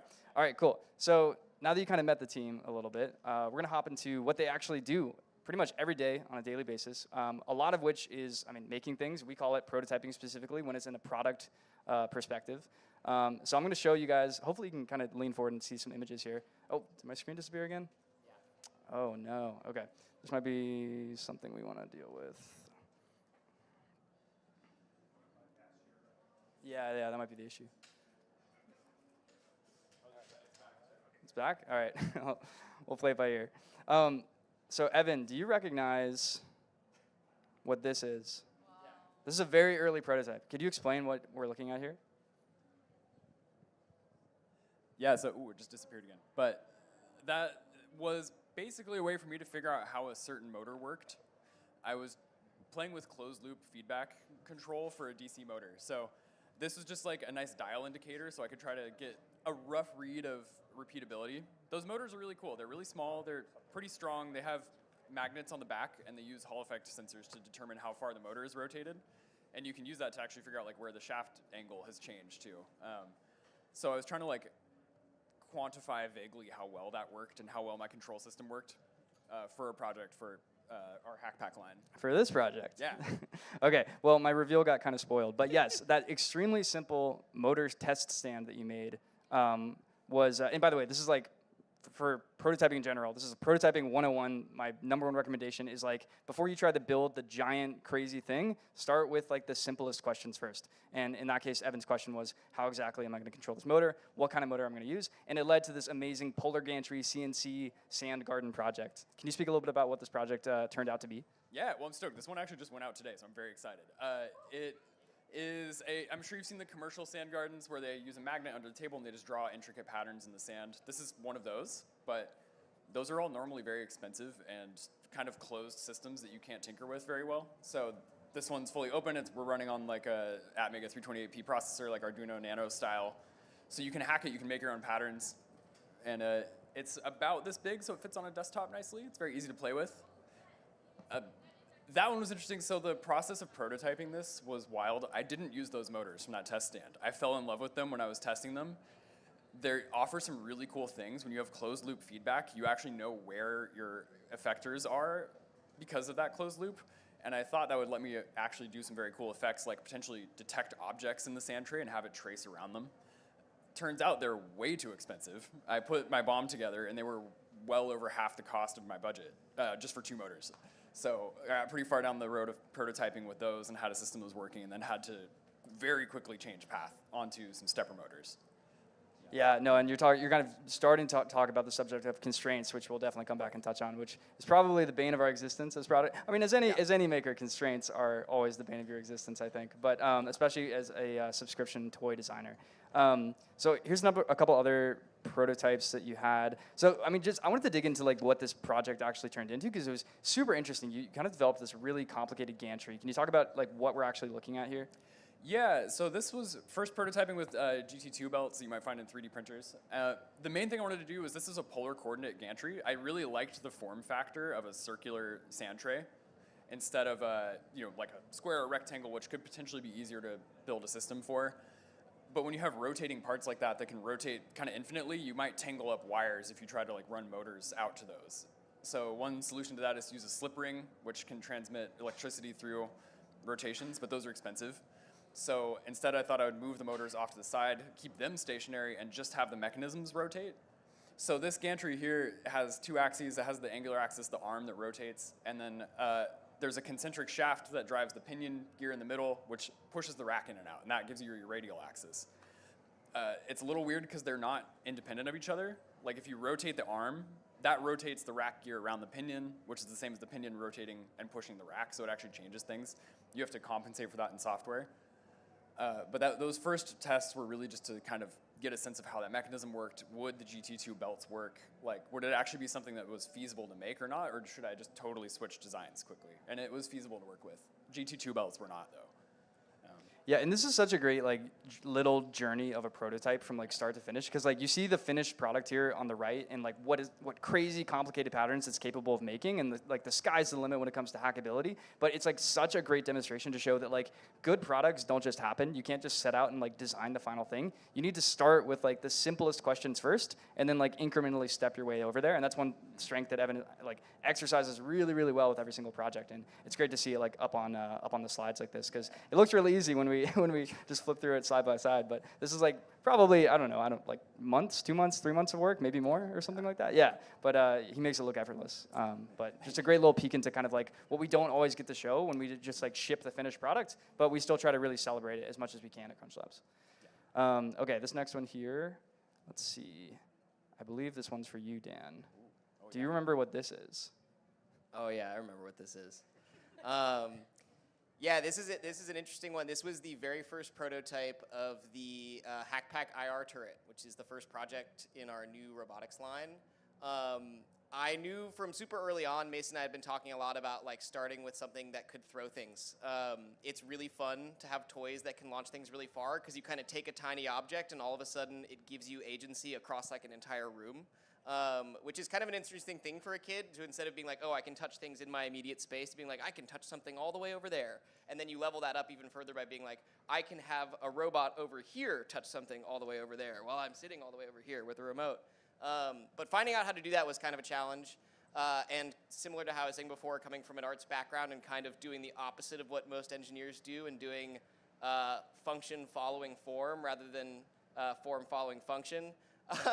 I really wanted to make something that looked super cool, and aspects of that made it bad, but aspects of that also made it great. So this was 3 legs, which made it really shaky when it moved too fast, and it had these 2 super heavy motors in the front. But for a really rough prototype, it was super quick to throw together, because you're just like spinning these 2 wheels and pushing little Nerf darts through them. And I think that it kind of did what I had hoped it would do, which is like convince your mind of something. It sort of tells a story just by looking at it about what it should do, that makes you go like, oh, I want to see what else that can do. I want to see if it can be more. So kind of the earliest stage to kind of prototype from there was like, all right, this thing has 5 motors on it. One that goes this way, one that goes up and down, one that pushes the little Nerf darts through, and then 2 to shoot them. So one of the first challenges was can we get rid of the two that shoot them for something else? Part of the problem with having those spinning wheels is like, what if someone puts like a pencil through there or like a screwdriver? Like that's obviously not safe. So the way that we ended up solving that was by putting the energy source on the projectile itself in the form of these little elastic darts, which makes them both super lightweight, easy to replace, pretty easy to load, and it also takes a ton of weight off of that like upper part of the servo so that it can like move really quickly and position around. The first prototype that Mason showed going into the second, I originally had these like little kind of spike-looking things, which I then switched to, that's actually like a paper towel holder roll that I 3D printed some caps for, which I just took like the caps that you would normally find at the end of like a paper towel holder and like used my calipers to measure all of the sizes of everything and just like completely recreated it in CAD and then just revolved that shape. And then kind of going into the final one, it was a lot of just like form tweaks. So you'll see that like I dropped the legs down underneath the base a little bit to make space to hide the battery pack in the back so that it looks a little bit less kind of clunky and big and gives it sort of like a nice, more appealing look from the front. We cleaned up a bunch of the wires. Originally, I had this really big like wire collector in the back that we eventually swapped to like a much skinnier little ribbon. And then just color coding everything into like a much sleeker look. And putting the googly eye on, because without the googly eye, it doesn't have like a soul, you know? You gotta give it a little eye so it can look at you and be like, hello, you're about to get shot. If I could like definitely recall like the #1 piece of advice that Mark gives us on like his 2 cents whenever like he talks about the products, it's always needs more googly eyes. Yes. Yeah, and this is really cool just to see like especially the transition between these two final, or like the final iteration and then like the final one with the final colors, because it's like, yeah, like very, very subtle changes, but it really just brings it all together. So another thing too is that this was the first product in the Hack Pack line, which meant you had to make a lot of like big decisions that affected a lot of stuff down the road. Like we won't get into like all the complexity that goes into like designing like a subscription product, but one big thing is like consistency. It needs to be like a very unique experience, but at the same time a very consistent and deliberate experience every single time. What were some challenges that you had to like be kind of like the first guinea pig as far as a product designer goes? What challenges do you have to really face that kind of set a little bit of a template or a standard for the following hack packs? Yeah, so we had to think about one, like what does power look like on all of these? We wanted stuff to be really interchangeable across the different builds. So like if something breaks or if you want to combine things, like ideally they should all use the same parts and pieces most of the time. In the same way that our younger age group stuff uses all of the same like bolts and little hardware pieces, we wanted that to be true for the electronics as well. So as I was working on the turret, Mason was actually working on this little breadboard piece in the back, which is where everything plugs into. So figuring out how to like kind of simplify the wiring going into that breadboard was something that we worked really closely on, and like eventually Mason figured out this cool system of color coding a little like paper card so that you don't, normally when you do these kinds of electronics, you're like looking really closely at tiny letters and numbers on the board being like, did I get that right? I hope I got that right, and like pushing it in and hoping that you don't break stuff. With the color coding, it's much easier because you just like look at where the color is and you plug it in. You still run into challenges when you're trying to mass produce this stuff though, because you want everything to be like super tight and well connected. And in electronics, if a single wire is kind of loose, then you might think that the whole thing's busted, when in reality you just need to kind of like get that one wire plugged in. Those were tough things to kind of nail down. And then this one was interesting for setting a standard. It has 3 motors in it as well as like a diploma, and that kind of has been an interesting guide for the following hack packs because most robots have a motor somewhere in the build. And you'll notice if you were to count up across any individual hack pack how many motors they have, they usually don't have more than 3 or 4. And that's because it's one of the more expensive things. But this was like a really good test case for like how much can you get out of as few motors as possible. And like I was talking about earlier, I had to cut down from 5 to 3 by making these darts elastic. Yeah, and with the darts too, I think like you ended up when you pivoted to the elastic dart, it actually the performance got better. Like I think the darts went faster and farther, but also at the same time were cheaper and safer. So yeah, totally. Kind of a best of both worlds. I think it was also fun, just like I had played a lot of video games growing up, and seeing like little like robot sentry turrets in like Portal, for example, was always like a really awe-inspiring kind of imaginative thing to me. So I knew that like trying to recreate something that like doesn't really exist as like a toy anywhere would be like a really exciting experience. And it's been super cool to see kids kind of walking around and going like, oh, the sentry turret, like I'm gonna prank my older brother. Like that's been really gratifying because that was sort of exactly what I had in my head when we were first talking about making one of these. Let's see which one we have next here. I think this might be, oh, bam, okay. This is really cool. So speaking of inspiration, you just talked about, Dan, you talked about getting inspiration from video games. This is actually a really interesting story when it comes to this product as well, because BAM was, and I'll let her explain more, but BAM was inspired by a very, like not even a video game, but like a subset of a video game on like a Nintendo game. Anyway, a very cool idea that she had was, I want to take this thing that's a digital experience, and I want to recreate it entirely mechanically in a way that can be still just as enjoyable. So BAM, can you kind of explain what we're looking at here? Yeah, so when I was younger, like in primary school, I had this game called Brain Age, and it had this mini game that is basically a rock, paper, scissors game where like it would be like, you're not always trying to win, so it might do like rock, but it's like telling you to lose to rock, and then you need to go like scissors, and then you need to go really fast, so you're either gonna be like beating or tying or losing to rock, paper, scissors. And I really, really, really enjoyed that game as a kid, so I wanted to make a physical version of that game. And so I knew exactly what I was gonna make starting out, but it took me a few months to actually turn that into the real toy. So the video on the left that Mason showed initially, I built that prototype in like 2 days. And the goal of that prototype is to test whether it's fun or not for other people. So they have these tracks, and you drop the marble at the top. So you spin them manually, which is like, the final version I want would not be something you spin manually, but for the purpose of this prototype, I know that it's not something I want to be de-risking. It's not a question I have. The question is that, is it fun or not, right? So I was like, okay, these parts can be manual. I just want to test the gameplay. And so that's what this 2-day prototype was meant for. And then I had some kids play with it. And then after they found that it was fun, I slowly iterated on the form of the prototype and de-risked the other parts of the toy. So on the right is now like, we turn into like a disc form factor now, where you drop the ball from the top, and then it falls down these tracks, and then that's how kind of like the logic happens. Yeah. Yeah, absolutely. Yeah, so you're kind of describing like a relatively complex logic gate system that you had to completely recreate manually, or mechanically, which is like no small task. And yeah, it's a great again, like one of the best techniques when it comes to prototyping is just de-risk the highest stuff first in the quickest way possible, and that's absolutely what the prototype on the left here did.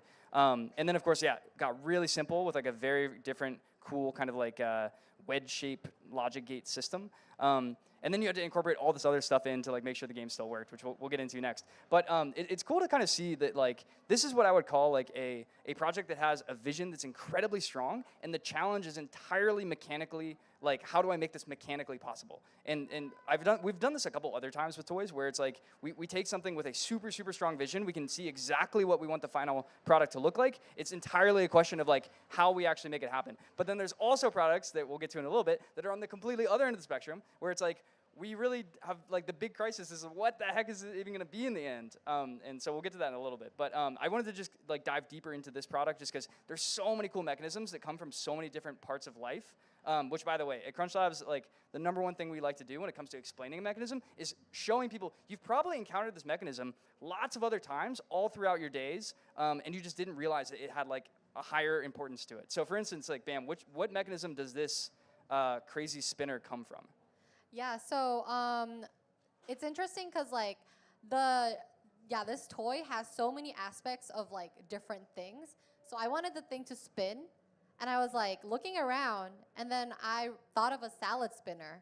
I'm like, that thing spins cool. So I ordered it on Amazon, took it apart, and I was like, okay, so you push the button at the top, the button stays still, but the thing spins. So there's some sort of like clutch system. So how does this work? So I incorporate that into here. But then the salad spinner, just spins randomly. But I want these plates there are 2 plates. The plate at the top tells you whether you're trying to win, tie, or lose. And the plate at the bottom says rock, paper, or scissors, right? So I want them to spin and lock in different, all the different 9 combinations of these 2 plates. So there's a magnetic system that locks the plates relative to each other so that they can lock, so that they fall in the front. So that specific mechanism is inspired by a salad spinner. So it has like sort of a clutch ring, and then there's like a helical plunger that when you push down, it spins the clutch ring. And then here's a funny photo. So Bam took this photo, which I love these photos whenever we do get a chance to take them. The product designers do not do this enough because it's so representative of all the work that goes into every single one of these projects. And for the projects that you saw previously, there might not have been a photo of the giant pile of prototypes, but I guarantee there was a giant pile of prototypes, as there always is. And again, this is just like a great demonstration of like good products don't just happen. You need to like will them into existence, and you need to like tackle every single problem. And like just like the scientific method, you need to like have your questions and then have your experiments that like test your hypothesis, and you do that individually until you can finally come to like a finished, polished product. And so a lot of these prototypes that you're looking here probably only tested like one or two very, very little things independently, and then eventually they all integrated into like the final form at the end of the process. There's tons more we could talk about on rock, just because there's a lot of other interesting mechanisms that come from like other different parts of life, like little golf ball picker-uppers, and I mean, I'm trying to think. There's also like a maze toy that we ended up stealing a wedge system from. Tons of stuff. I mean, all good design is usually just like stealing from a lot of different things that do individual things really well and then turning it into something new. And this is a great example of what the rock, paper, scissors toy did. Okay. This project is one that Danielle did. And this is like a good example of another classic Crunch Labs formula for a toy, which is you take a classic toy and you, oops, let me show that again. You take a classic toy and you, you recreate it with a twist. And so how many people had one of these like mini basketball hoops that you could put on like your doorway as a kid growing up? Okay, a couple hands. I definitely had one. I loved that thing. I thought it was so cool. What Danielle did was eventually she just basically made a twist on it. She added a kind of shot clock. And so we ended up calling this one buzzer beater. But let's talk about, before we talk about the final form of this project, this was one of those projects that like we didn't really figure out what it should be until like the 11th hour.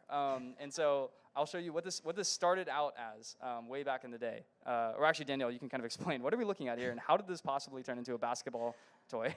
So the original prompt for this toy was a rope climber. And there were a lot of things that I needed to tackle in this project. And there was sort of like two different paths. One was, how do I make this do what it's supposed to do? Like climb a rope. And then the second was, I think, the more important one, which is like, why is this fun? And like, why am I playing with it? And those were two things that I had to sort of chase independently. So that first prototype was, how do I make it climb? A really phony mechanism that just sort of ratchets its way up. But I built this, and then I realized, how do you get it down afterwards? And also, is this a toy, or is it like a kinetic sculpture, or what is it? And so I built this, and I was like, it works, but I'm not sure it's what I want it to be. And so I kept exploring different avenues. Yes, the classic question that we hate to get as designers, which is, what am I looking at and what's the point? And what do I do with this? And one of those questions where you don't have to have an answer, but if someone's asking it, it means something is wrong. So then you stuck with some aspects of rope climbing, but you took a little bit of a turn, and now it's making a little bit more sense how we're actually getting to the final product. What's going on here? So after I built this first one, and I was like, how do I get it down? I was thinking, maybe there's like a two-player game here where one person's trying to get it to the top and the other's trying to get it to the bottom. So I was trying to think of like a reason you'd be, or like a way to target this. And so I made it two basketball hoops, and you'd be trying to get the person on the left would be turning the machine up, and the person on the right would turn the machine down. And it was still climbing a rope at this point, but then I had this issue where it was like, it's really difficult to make a basket on a moving rope. So it was sort of doing what I wanted, but it was still like not quite there yet.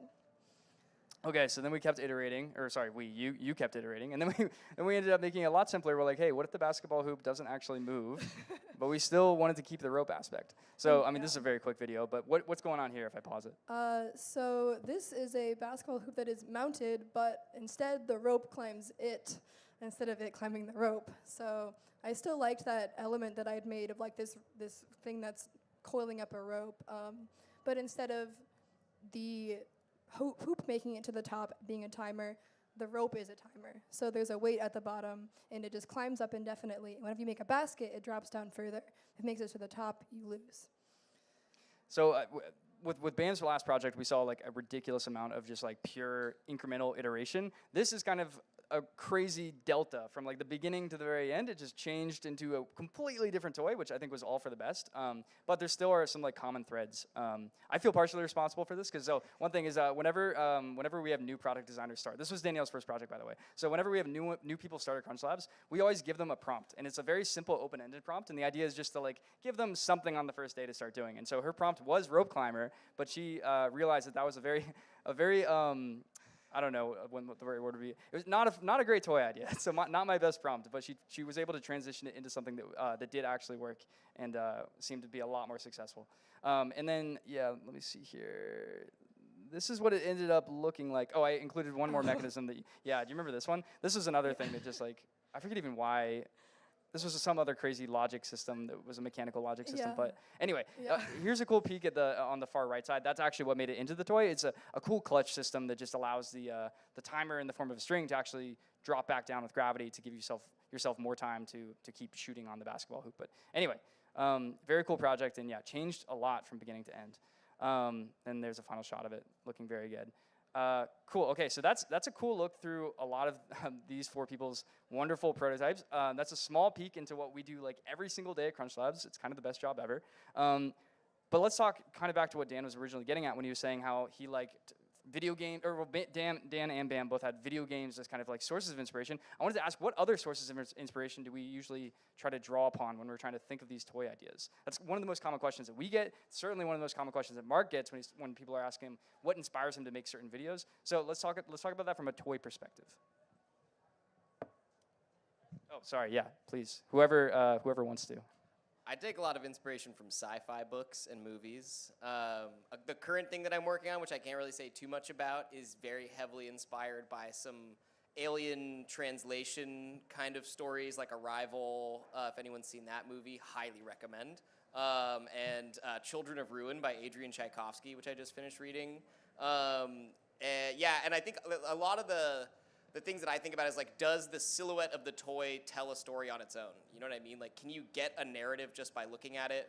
I think some of the really early build boxes do this really well. A lot of Mason's projects do this really well, where like, if something has a giant magnet on it that is shaped like a U and has like a red pole and a blue pole, like, you know that that's a magnet, you know? Whereas looking at like a little silver neodymium magnet, you don't necessarily know that. But it tells you like, this thing is supposed to do something. So I think like finding these stories where like, there's something that maybe doesn't exist or can't exist, but we can do something close enough to it that it kind of like engages your imagination in some way is where I look for a lot of my inspiration. And so for some like really direct ones, I'll just like see half of an idea out somewhere. Like maybe someone does a really cool physics demo, and it's like, okay, this thing looks really cool, but is there a way that we can turn it into a game, or that we can turn it into something functional that you can use? Can it be an alarm clock? Can it be like a desk lamp? Things like that, where it's like just adding a little spin to it kind of takes it up to another level, is like a great source of inspiration. And just other people in the maker community. There's all kinds of really interesting things getting built now. I think having like a big wide funnel that you dump a bunch of things into, and then like a really tight creative filter that goes through, that kind of dictates what you end up making, is like a really important part of all of our processes, probably. Does anyone else have thoughts? Yeah, so in order to like become creative, it's helpful to have like a lot of building blocks and be exposed to lots of things to start with in the beginning. So a few sources of inspiration I can add to what Dan said is we do order a lot of toys and play with them to understand what parts of these toys are fun and engaging, right? We even like have kids play with them, and then we see like why do they think it's fun, and then we draw from the very best parts of these toys.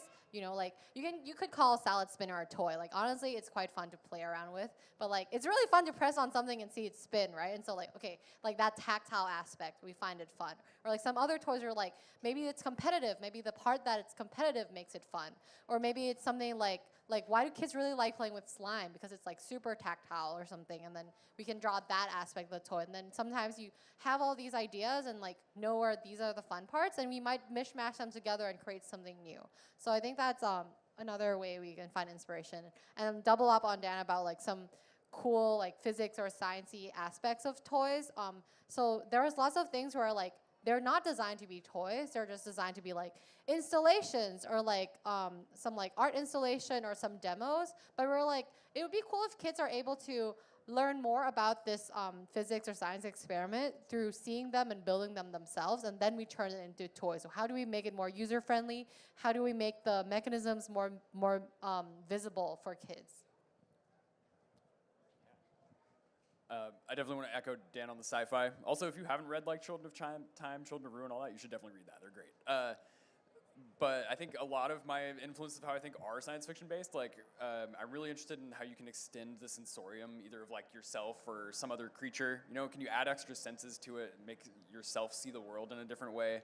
Maybe like visualize sounds or add sounds to colors or something like that. Or maybe make a robot that has senses that normally wouldn't, or give something intelligence that normally wouldn't have it. I don't want to spoil my next projects, but they're kind of based on that. Sometimes bad puns too. Like I'll just think of a stupid dad joke in my head and I'm like, that's actually a great robot. That's another project that is just in production now. It started as a bad pun. I don't want to give it away, but yeah. I'll tell you all later. Also just, yeah, the maker community in general. Like for years, I've just been kind of like creating my own algorithm of who I follow. And woodworkers, people like Martin, who made the Winter Gaton marble machine. You know, there's like a whole world of marble machines now, which is super cool, and they're all doing like different interesting like pixel art, like Ingeniezy or JBV Creative, if you know them that way, making cool 2D pixel art graphics with marbles, or people making clocks that update every second with marbles. It's wild. Or a lot of electronics people, vintage computing I find really fascinating too, because there's a sort of history in like how do you make machines think? How do we give intelligence to rocks, basically, that I think is really inspiring. I haven't done anything with that quite yet, but like, one toy one of our coworkers made is inspired by the Enigma machine, which I think came up from conversations we're all having about like codes and code breaking and how do you like encapsulate information in physical systems. I just think that's fascinating. Really everything is interesting is the problem. So if you just kind of like, you know, follow that interest around, I think you get a lot of inspiration and see what other people are making. Well, one thing to add on to that, you just said everything is interesting, which I think is true for you, Evan. But I don't think that is necessarily true for everybody. But it's because it's I think to an extent it's an attitude is being like open to inspiration and being like getting like curiosity is kind of like a full-time job, and it's something that we absolutely try to hire for, because like there are people, a lot of people on the product design team at Crunch Labs are people who find they find things incredibly inspiring that average people might completely overlook. And I mean, like example, Exhibit A with Bam and the salad spinner is, I mean, how many times has someone just looked at that as another chore in the kitchen to do? And instead, Bam was like, I'm going to turn this into an integral piece of like a really, really fun game. And so, to an extent, it's kind of a decision to be open and being curious that can turn things that might be mundane into really inspiring things. Okay, just to keep it moving here. Unless anyone else wanted to go on. Okay. Cool. So I'm kind of going chronologically here in terms of how we might design a product. But after you get that initial inspiration, there does need to be some form of brainstorming, or maybe not necessarily in that order. But brainstorming is, of course, one of the earlier parts. You want to talk about that? We kind of have our legendary like Wednesday brainstorm, which is a giant 2-hour block of our days every single week, and that's where we like have a lot of our original ideas get fleshed out. Does anyone want to comment on like maybe an interesting brainstorming story, or maybe like part of that process? What's cool about brainstorming is we have people in our team from a very diverse set of backgrounds, and we're all experts in different areas. And what's cool about brainstorming is we have this like hint of an idea, of an inspiration, but then people view and have different perspectives about that idea. So when we come together, we're able to share our different perspectives that really like add on and build on to the ideas in ways that you couldn't do by yourself. Yeah, I think a lot of times if you're making something, especially if you're excited about it, you can get kind of convinced of a certain like version of it in your head, and it becomes really hard actually to like break yourself out of that. One, if you like hit some kind of stoppage where you're like, okay, I've developed up to this certain point and it's really, really cool, but it still feels like it's missing something. Like with the rope climber, I think is a great example where you're like, okay, this is doing something cool, but it's getting to the top of the rope and I don't know how to get it down. Or like, I don't necessarily know like what the play angle of that is.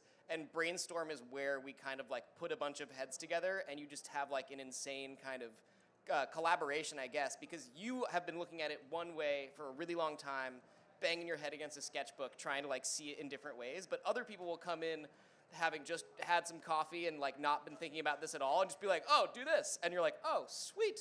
okay, cool. That solves my problem. They kind of like pull your head out of being so deep in the sand, and you get to kind of look at things from a more zoomed out perspective again. It's a really great way to kind of reconfigure things. And sometimes like people will either see value in something that you had stopped seeing the value in, or like kind of like lost context for, or maybe they will actually like kind of remind you of like the funness of something that you forgot was fun. Like I've had things where like I had been working on it so long and was like frustrated on it. I was like, I don't know if this thing's cool. And then someone plays with it, they're like, no, this is great. Like as you have it, this is great. You don't need to worry so much about needing to add an extra thing or take it a different way. Yeah, I really want to comment on what you just said there. So there's like this thing that happens that, collaboration is like the cure for what I'm about to say, but there's this thing that happens, which is you get immune to your own ideas. You'll develop something that's incredibly interesting, and the fact that you have to work with it every day for like weeks on end means you get used to it, and you forget how amazing this thing can actually be and how shocking it can be to someone who's new. And so like collaboration is absolutely the cure for that. Like you have to get out of your own head and get someone else's opinion on it. And yeah, that fresh set of eyes can be really helpful when you're stuck, but it can also remind you what you're doing really well, as well as maybe what you're not doing so well, which can also be helpful too. But yeah, one thing too with Crunch Labs is that like it's an extremely forgiving space to be able to kind of talk about your new ideas. And it's one of those things where it's like it's not even a question of like of when should you share an idea with somebody. Like some new people will come into our team and like they'll be a little bit cagey at first to like show an idea because they're like, oh, it's not necessarily ready yet. But like once people stick around for, like it happens very, very quickly. So once people stick around for a couple weeks, they realize that there's never a time that's too soon to share an idea. But yeah, Evan, go ahead. I just want to add to one part of brainstorming that I really appreciate is it doesn't help you just with idea generation, but like with idea curation, I think. I think by nature I'm kind of a maximalist when it comes to design, where I'm just like, I want all the features. They're all going in there. And then it's really hard to let go of your attachment to that. And a lot of times it's helpful to like come into brainstorm and share what I'm working on, and people will be like, it'd still be cool if it was simpler. And you're like, oh yeah, it would be cool still. Like with the sand garden you saw, there was, the two axes are linked. You have to compensate for it in code. And I was like, I don't want to compensate for it in code. I'm gonna make a gearbox that will do it for me. So I was making these like complex sort of like stacked planetary gearbox systems that would compensate for the link there so that you wouldn't have to worry about it when you're programming. And like it was huge and complex. It wouldn't even fit in the box. And it was a nice reminder of like, no, it's still just gonna be cool either way. And I think it's really helpful to have fresh eyes do that, because yeah, like you get very attached to the thing you've been working on really hard. It's very hard to just like burn that thing down and move on. So yeah. I just wanted to hype up collaboration some more. Like my favorite part of the toy design process is being able to point to everyone's fingers in the pie. Like every single thing that everyone creates, like everyone's fingerprints are in it. I think that's such a cool moment, being like, oh, that was Bam's idea, that was Dan's idea, and like also seeing that the other direction, like looking at someone's finished toy, and it's like, oh, that was my thought. I'm glad I encouraged them to keep working on that. It's just such a cool moment, and I would just super encourage you to ask others to be a part of your design experience.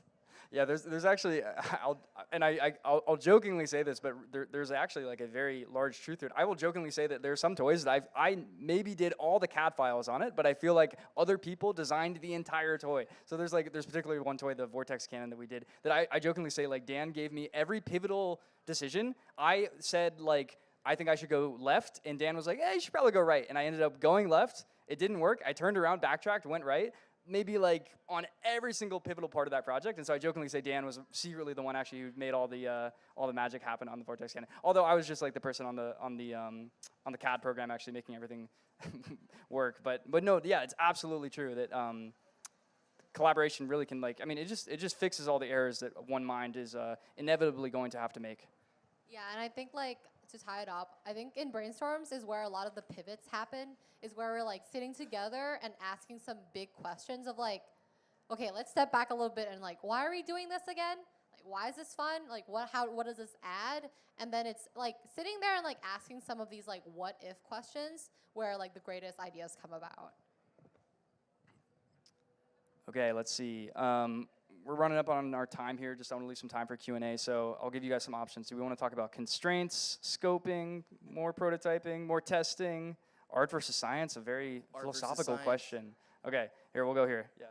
So let me explain this one a little bit. I titled this because of the title of the talk, The Art and Science of Toy Design. And I think it really what I mean here is that we do a lot of testing. We do a lot of things that are very quantifiable as much as possible. I think there's a ton of that when it comes to engineering. But also, like, there is a whole design aspect that we don't necessarily talk about as much. Of course, like, you know, our tagline with Crunch Labs is like, think like an engineer. I mean, that's a huge part of what goes into a lot of Mark's videos as well. But I mean, there is also at the beginning of every single toy that we need to like find a way to make mechanically function. There is also some decisions that need to be made as far as like, you know, creative decisions of being a designer and like, what's your vision? And so I guess what I'm asking here is, how do you navigate like the places where those two different fields of thought don't necessarily get along? So in some cases, like, you might have a very, very strong vision for something, but perhaps like your first couple prototypes didn't necessarily resonate with a user. What would you necessarily tell someone to do when they're in that predicament? Do they try to continue to like follow just like the general view of what their data is like telling them to do, or should they sometimes just like stick on their path that they have their inspiration kind of leading them towards? So I think, yeah, this is so broad, and I feel like we might have different things to add on. My view of art is that it's about how you communicate your ideas, your concept, your feelings, whatever, to other people. And I see toys as like a medium for communication. So we're teaching kids about, you know, like mechanisms and engineering and science, right? So we're using, it's art in the sense that you're using the toy as a way to communicate these ideas. And so art is at the very forefront of what we do. It's about how we teach kids and how we, it's what I call like sneaky learning, which is like they're having a fun time in the moment, so much fun that they might not even be realizing that they're learning at the same time. So it's at the very core of what we do, is like figuring out how we make this thing both fun and also educational, but the educational sits at the back, right? We want it to be fun first, because if it's not fun, they're not gonna pick it up and play with it. I think one thing that's funny about both art and science is that they can be very alienating experiences for people in school, maybe one way or the other.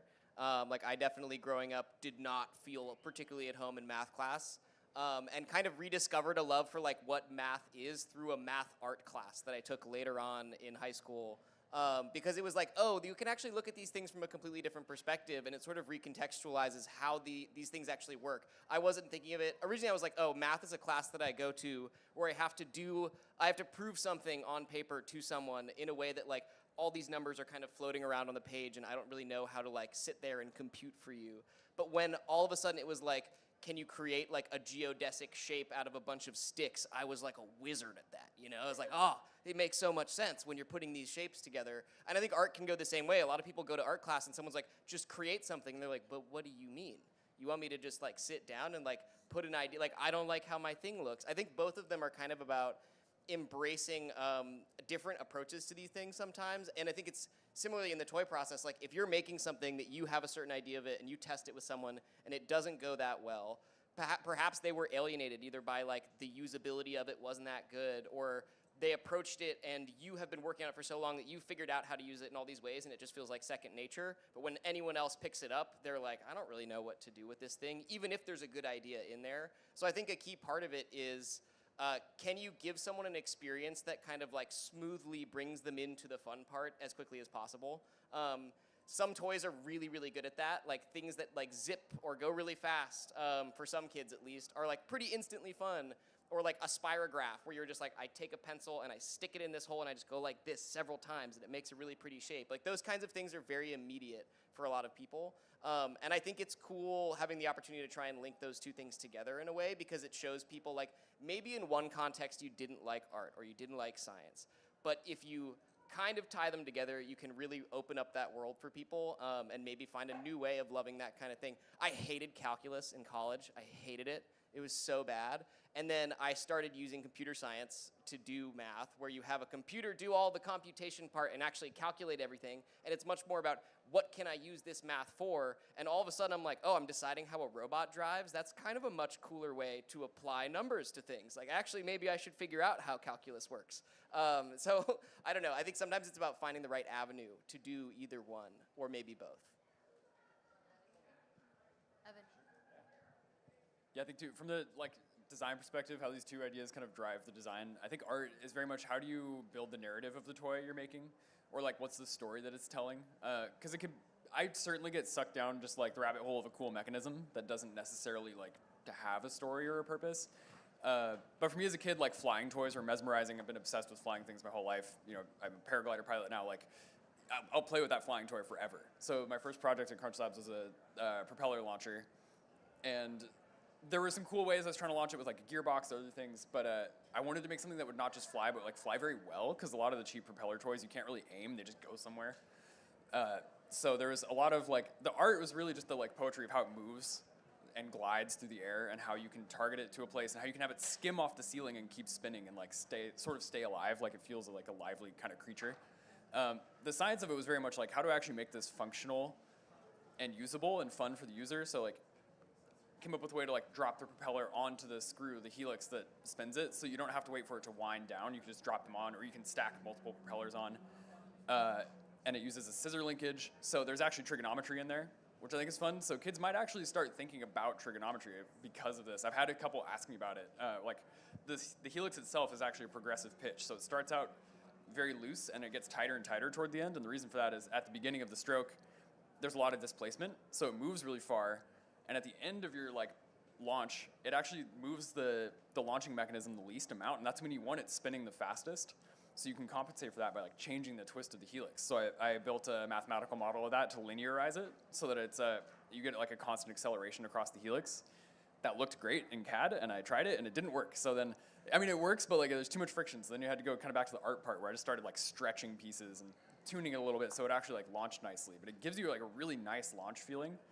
But they're kind of moving back and forth all the time. You might be able to use those like pieces of motion and other things to introduce kids to concepts that might be scary otherwise, I think. Yes, as much as we have fun just like playing with toys, we have a philosophical side to our studio as well. But yeah, awesome. Okay, so I just wanted to open it up for Q&A. Evan, if you could go ahead and maybe just like pass around the microphone, or Travis actually. Yeah, thank you very much. Travis, give it up for Travis, everybody. Another Crunch Labs employee. Okay.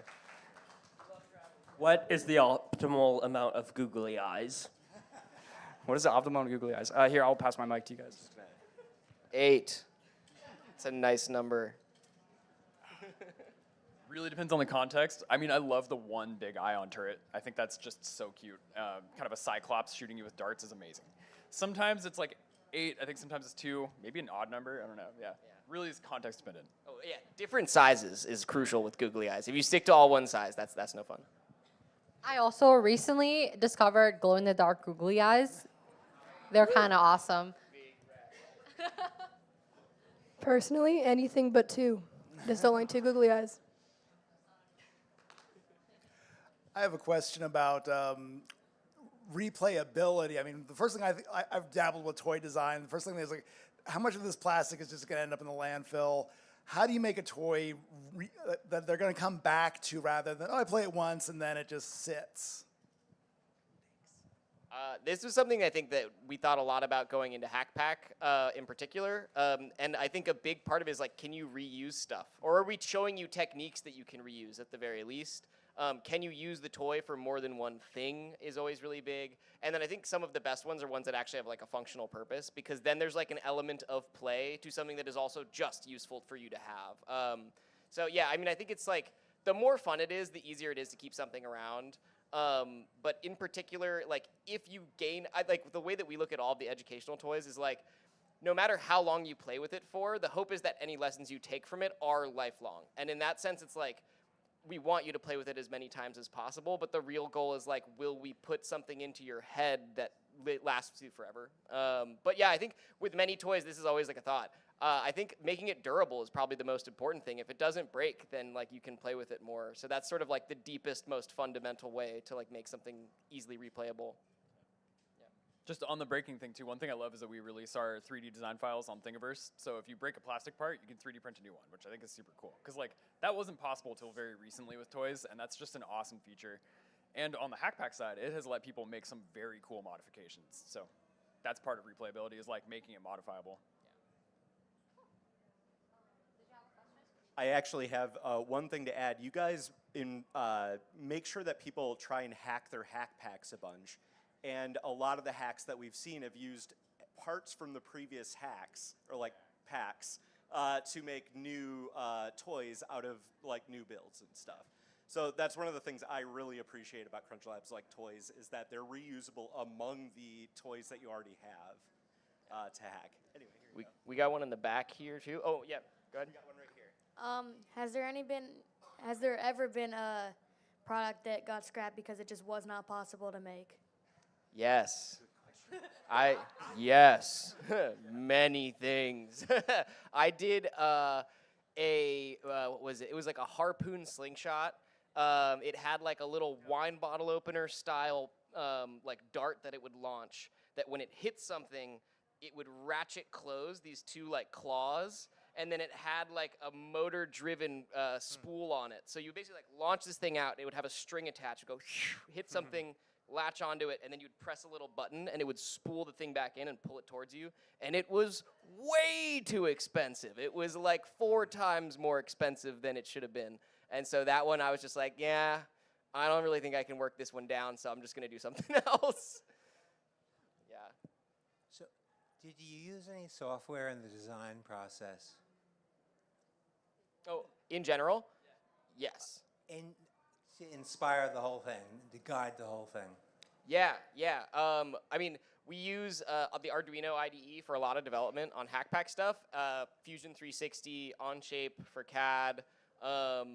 I've actually used Blender a few times to do some kind of cool, like procedurally generated stuff. Not in any of the toys specifically, but it's a good place for inspiration. And more recently, as an allude to a project I'm working on now, some digital audio workstation software and Max MSP have been really interesting softwares to mess with. I created a product in the DOS world called the Idea Generator to take you through the idea generation process. So I salute what you're doing. Yeah, sweet. That's awesome. Yeah. Any other questions? Right here. Here we go. I was wondering if, particularly given your company's background, if you'd thought more about doing more videos about the build process like you're doing today and incorporating that into Crunch Labs' site, a la Mark.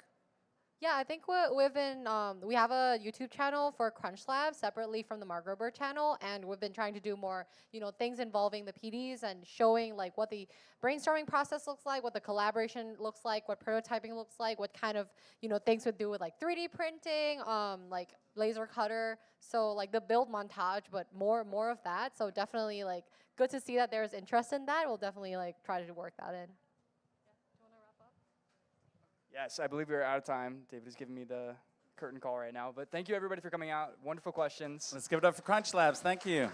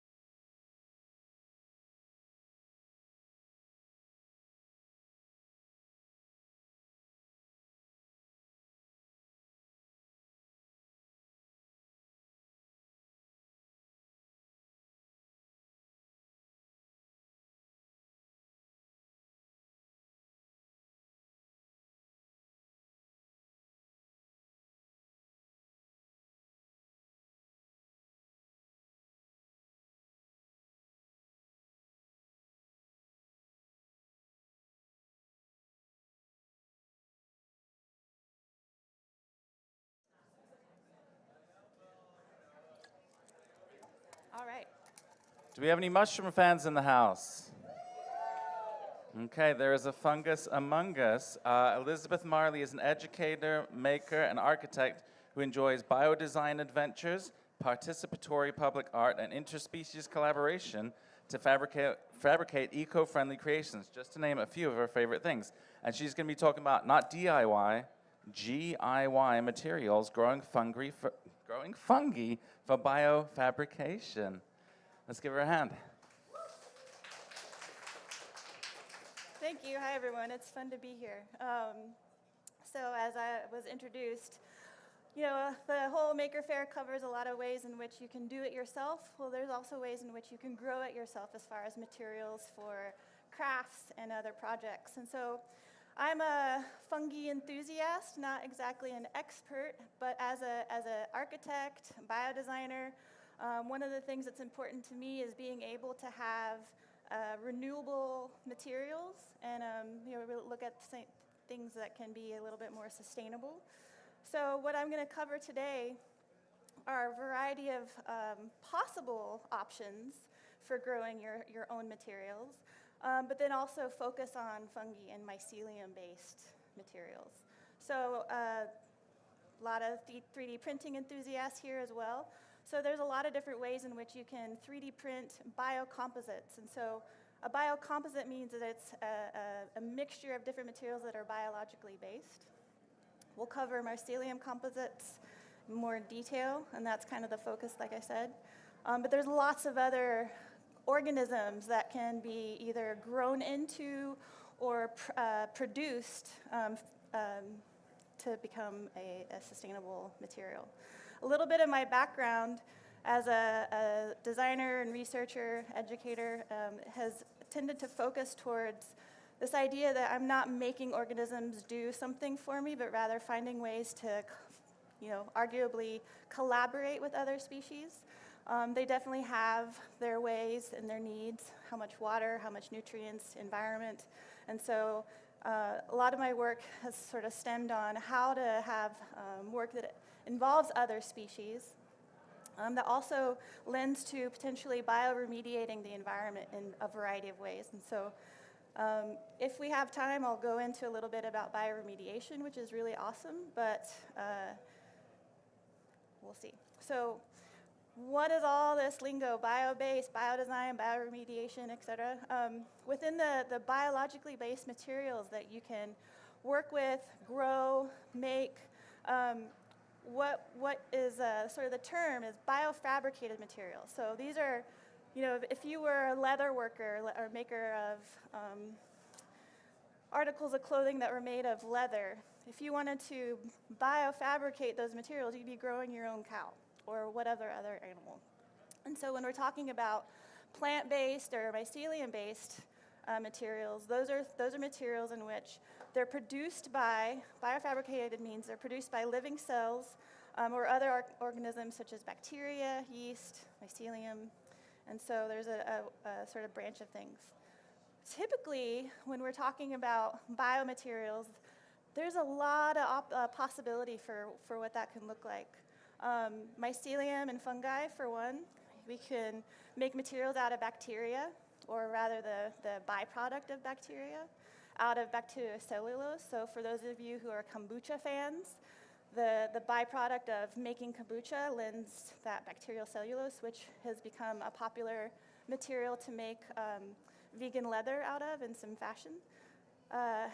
Animal byproducts, there's some really amazing things you can do with urine, algae, microbes, and so on. So there's a lot of really wonderful things that you yourself could explore and make some of your own materials. I'm showing this slide. It's a lot of text. You don't need to read it. I'm happy to share slides to y'all later to take this in. What I wanted to highlight is that mycelium, and in particular, is a wonderful mycelium-based composite is a wonderful material for making a variety of different things because of its thermal properties and because of its water resistance. And so it's a great material to build with and also make like electronics breadboards out of, and so on. So I have a number of different examples that I can show you of what has actually been done. And it doesn't even scratch the surface of all the amazing projects that have happened. But in general, the myco-composite, the mycelium, when you grow your own, it's something that you have control over, the form that it takes, the way that you post-produce it. You're able to make it heat resistant, UV, water resistant, but then it's also compostable. So with 3D printing, the classic material that we're also used to is plastic that isn't always biodegradable. Some is, but a nice thing about various composites and pastes that have mycelium in them is that there can be sort of sustainability built into it, and they're compostable or biodegradable. And machinability is something else, but in general, it's fun stuff to work with. So what is mycelium in the first place? If you don't know, so a lot of you, when we think about the word fungi, and we see something growing on a tree when we're going on a hike, and we say, oh, look at that mushroom, that's fungi. And what you don't see underneath or inside of the tree or in the soil that the mushroom is growing out of is the mycelium. So mycelium is the term that we use to refer to the sort of collection of it's like a fibrous vegetative network that exists underground where the fungi is growing from. And it's this network of material, so to speak, like these tubular sort of architectural microstructures that help transport nutrients back and forth from the fungi. And that mycelium is what is ultimately used to make material, not the mushroom part, typically. So these are just some photos of what mycelium would look like if you were to uncover it from the ground or see it growing on your own. As a FYI, if you're growing your own mycelium-based materials, oyster mushrooms are known to be the most friendly because they're the least picky with the environment in which they grow in. Lots of other types of fungi need very specific temperatures, very specific environments, things to eat. And oyster mushrooms, a variety of oyster mushrooms, are great for beginners because they're not as picky as the others. And so these 4 different images are just different examples. And mushroom or fungi can grow on a lot of things. Ultimately, its role is to degrade whatever it is that it's growing on. So its role is to decompose. So that's why you see mushrooms growing on dead wood. Here's an image on the lower left with fungi growing on coffee grounds. And so the material that the fungi are growing on or in, that's what we call the growth substrate. And you as a maker controls what that growth medium is, whether it's sawdust or coffee grounds or straw or you name it. So again, when we think about mushrooms, what most of us envision is that fruiting body part of it, what happens above ground. But and so these are just some typical images of what that fruiting body looks like, and is obviously familiar to a lot of us. But for growing materials yourself, what you're doing is you're creating a growing environment, choosing a particular growth medium, and inoculating is the term that we use to say you're putting the fungi spores into the medium, and it grows and basically fills up the space of that growth medium. So whatever shape your growth medium is what the end product will be. So there's a lot of sculptural opportunity here, a lot of people who make their own forms. Here in this example, it shows a classic sort of brick style, but you can vacuum form. You make any sort of mold that you want. You can use a number of different materials, which we'll cover a little bit later. But this is a typical process of sort of step-by-step, a snapshot of it. Some more up close. So say you wanted to grow your own myco-composites. The first thing that you would want to do is make your mold. make the vessel in which your material is going to grow. Here on the left, the individual is packing something that they laser cut with sawdust, and it might even be hemp as well. So different mushroom or different fungi, just like humans, have a preference for what sort of stuff they like to eat. So some fungi like hardwood, some like grains, some like softwood. So there's a variety of options in which you can choose what they grow on, and it's very accessible as far as materials go. You can get sawdust from a wood shop. You can get coffee grounds from a cafe. So there's a lot of great opportunities, again, that mixes that DIY with the GIY. Well, once it grows and sort of starts to cultivate that straw or whatever it is that you have put it into, this is sort of after about 2 to 3 weeks, depending on your setup, you'll end up with something that is fully populated with mycelium. And there are methods in which you have it just be the mycelium before it turns into a fruiting body, before it starts sprouting out a bunch of mushrooms. So typical form in which people have grown their own materials is a sheet form. Used microcomposites to make insulation, replace, say, plywood sheets, and it's definitely machined in a different way, but it definitely is being experimented with in architecture and building. This also being experimented with in fashion design. So there's a number of different companies that MicroWorks and some others that have developed their own proprietary method of making the mycelium then take on a particular texture and robustness that mimics leather. So here's a close-up of some mycelium-based leather. And sort of to show a little bit more of what other biomaterials are possible, another way in which fashion is using biomaterials, one of many examples, was Suzanne Lee's work where she grows kombucha, the SCOBY. She takes the SCOBY part. SCOBY stands for symbiotic culture of bacteria and yeast, and turns that into textiles to make clothing out of. And so here are some examples of what that could look like. And so even with mycelium-based leather, you have, one of the benefits of making mycelium leather is that it takes up less resources. It doesn't take up as much water. It doesn't produce as much waste. Like arguably no waste because it can be recycled, composted, what have you. So Bolt Threads, which I believe is still based out of Emeryville, they make also mycelium leather. And so this is something, to make something like this, it's a lot more involved as opposed to, say, making something like this. But it's something that you can definitely do from your own home. It just means that the process and how you treat the material through its growing phases will get a particular result. So definitely check out MicroWorks if you want to see some work that has gotten to a commercial level. They make a lot of different mycelium-based leathers.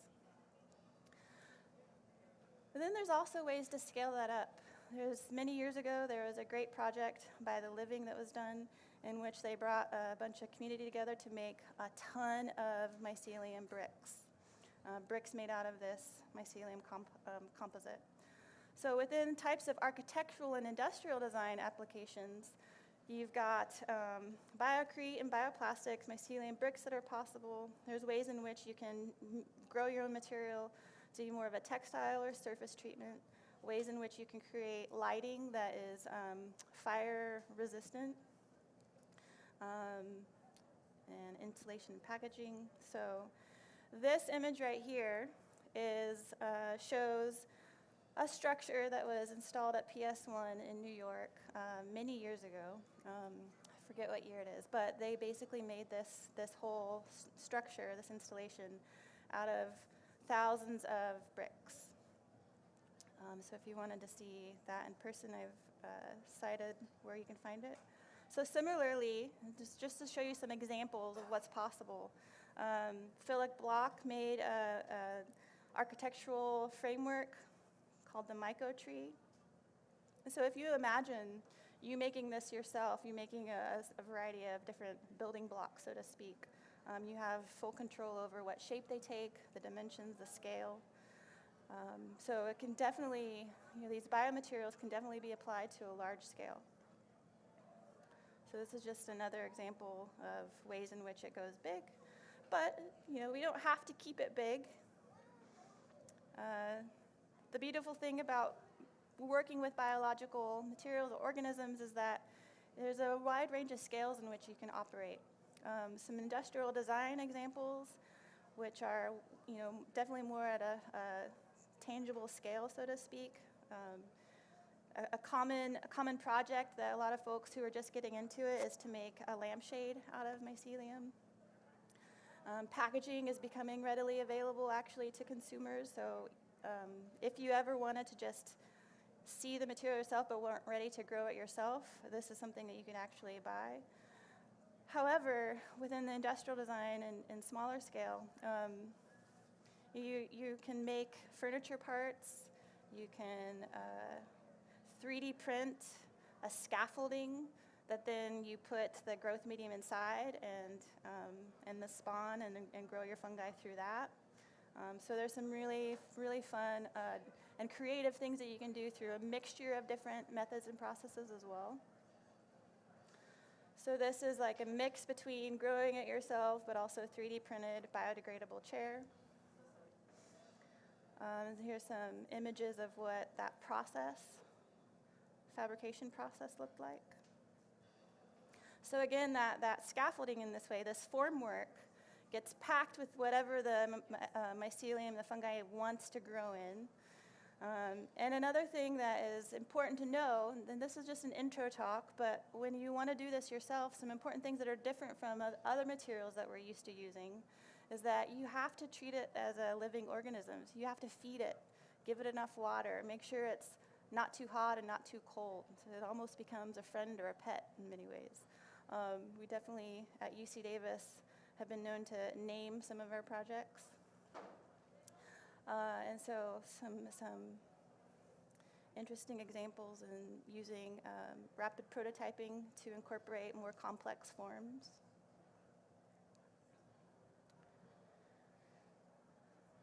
And as you can see, the biomaterials, mycelium-based even, offer a lot of different textures, definitely a different look.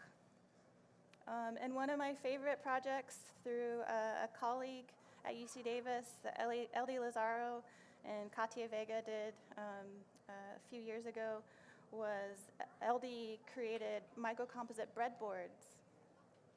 And so the benefit to these breadboards made out of this mycelium composite is due to those thermal properties. So, and as opposed to the silicon-based, it's recyclable or compostable, so the sort of waste that is associated to the microcomposite breadboards is less impactful on the environment.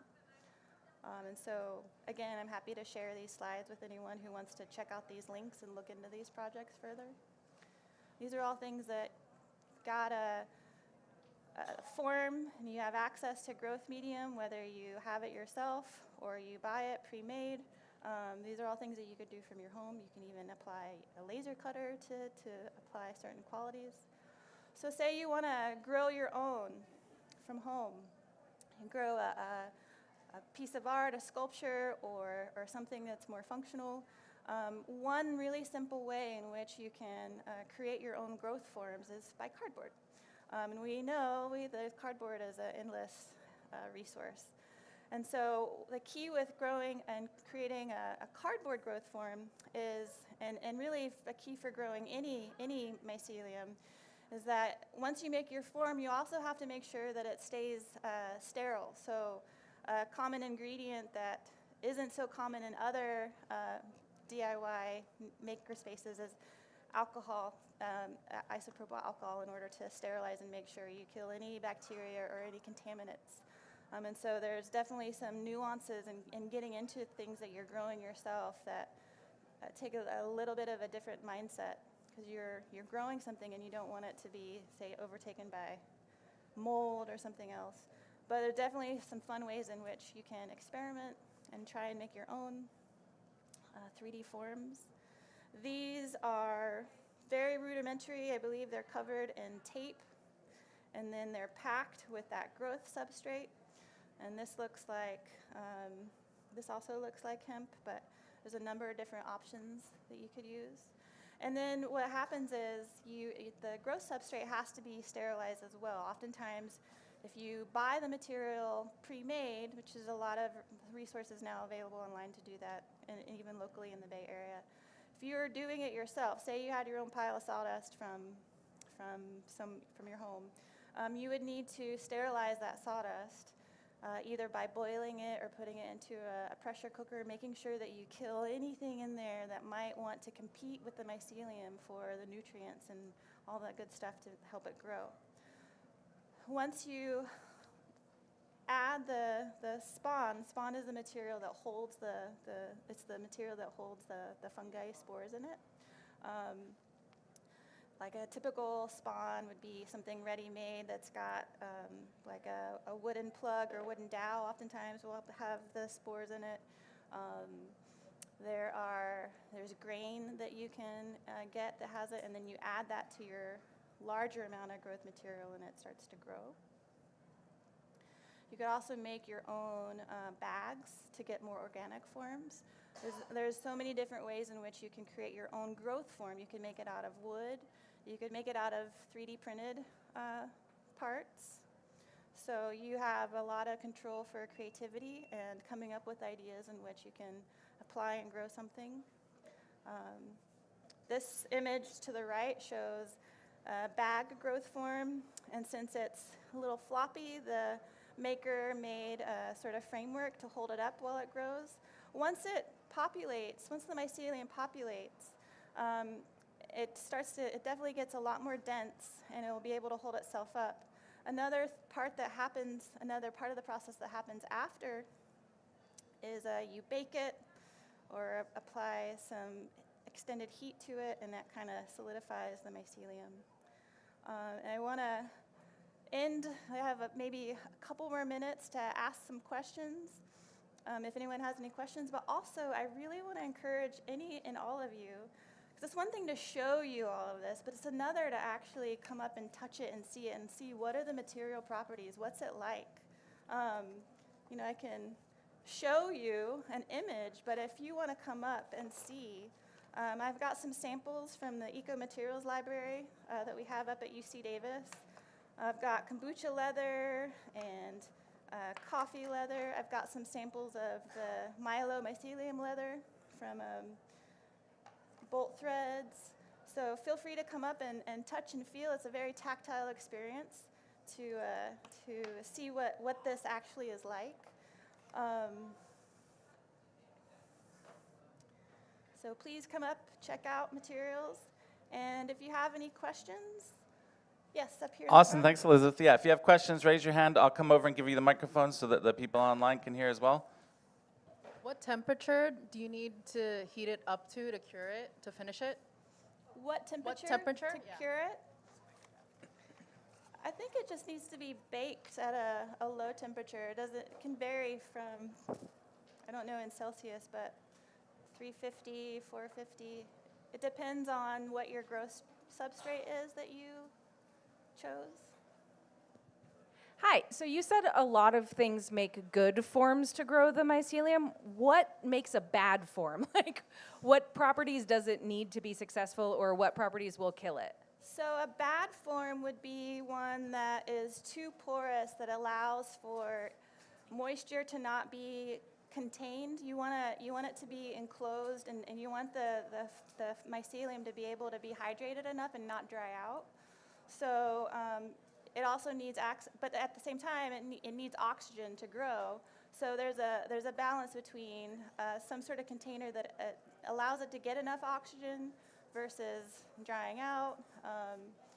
some other examples, and arguably there is no bad container because there's some really interesting research going on about fungi that eat plastic and break it down. Didn't get time to talk about bioremediation, but oftentimes the material that it's growing in can become kind of integrated into it. So there's that. There is a do you have to finish the material, like seal it in any way, or because I would think once you bake it for the determined amount of time, that sort of naturally seals it, especially because it's either going to be a cellulose-based mycelium or a chitinous-based mycelium. And I just wanted to ask you mentioned the sterilization process. I was wondering, how can you tell if it's sterilized enough or if midway through the process another organism gets introduced? Sometimes you don't know until it's too late. Sometimes, so that's why, like, being in a controlled environment or being in a place where the window's not open, wearing a mask, treating it like you're about to do surgery almost, being really sterile, like all precautions. But oftentimes, when you're working with biological organisms, you don't have control over. That's why it's more of a collaboration. And so, like I said, sometimes there's a lot of failure that happens until you get it right. If you notice some bacteria growing or mold growing, you just like, oh, take that out, start over. Awesome. Thank you, Elizabeth.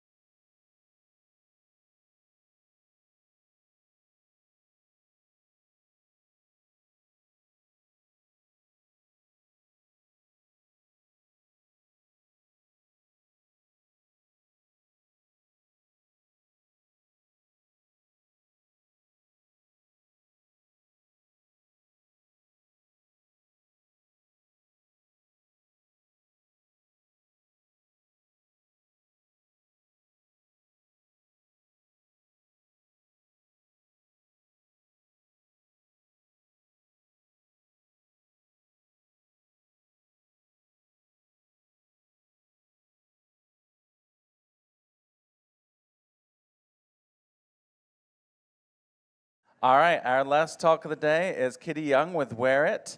They're corporate dropouts united by a shared belief. Fashion powered by AI should be democratic, instantaneously gratifying, and utterly waste-free.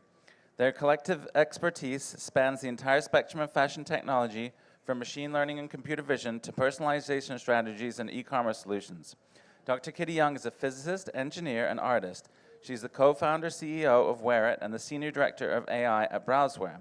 To drive integration between science and art, she also founded a sustainable and STEAM fashion brand, Art by Physicist, and she's going to be talking about Wear It AI. Take it away, Kitty. All right, thank you. Okay, hello everybody. Really nice to be presenting at Maker Faire this year.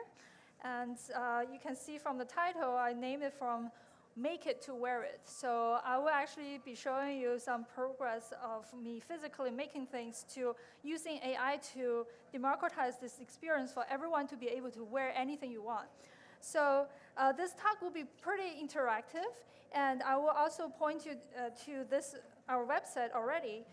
We are called wearit-ai.com, and this is a website that we have developed for you to wear anything you want. So on this website, you will actually be able to find in the trendsetters all these maker clothing that we have taken photos of in the past couple of days during Maker Faire.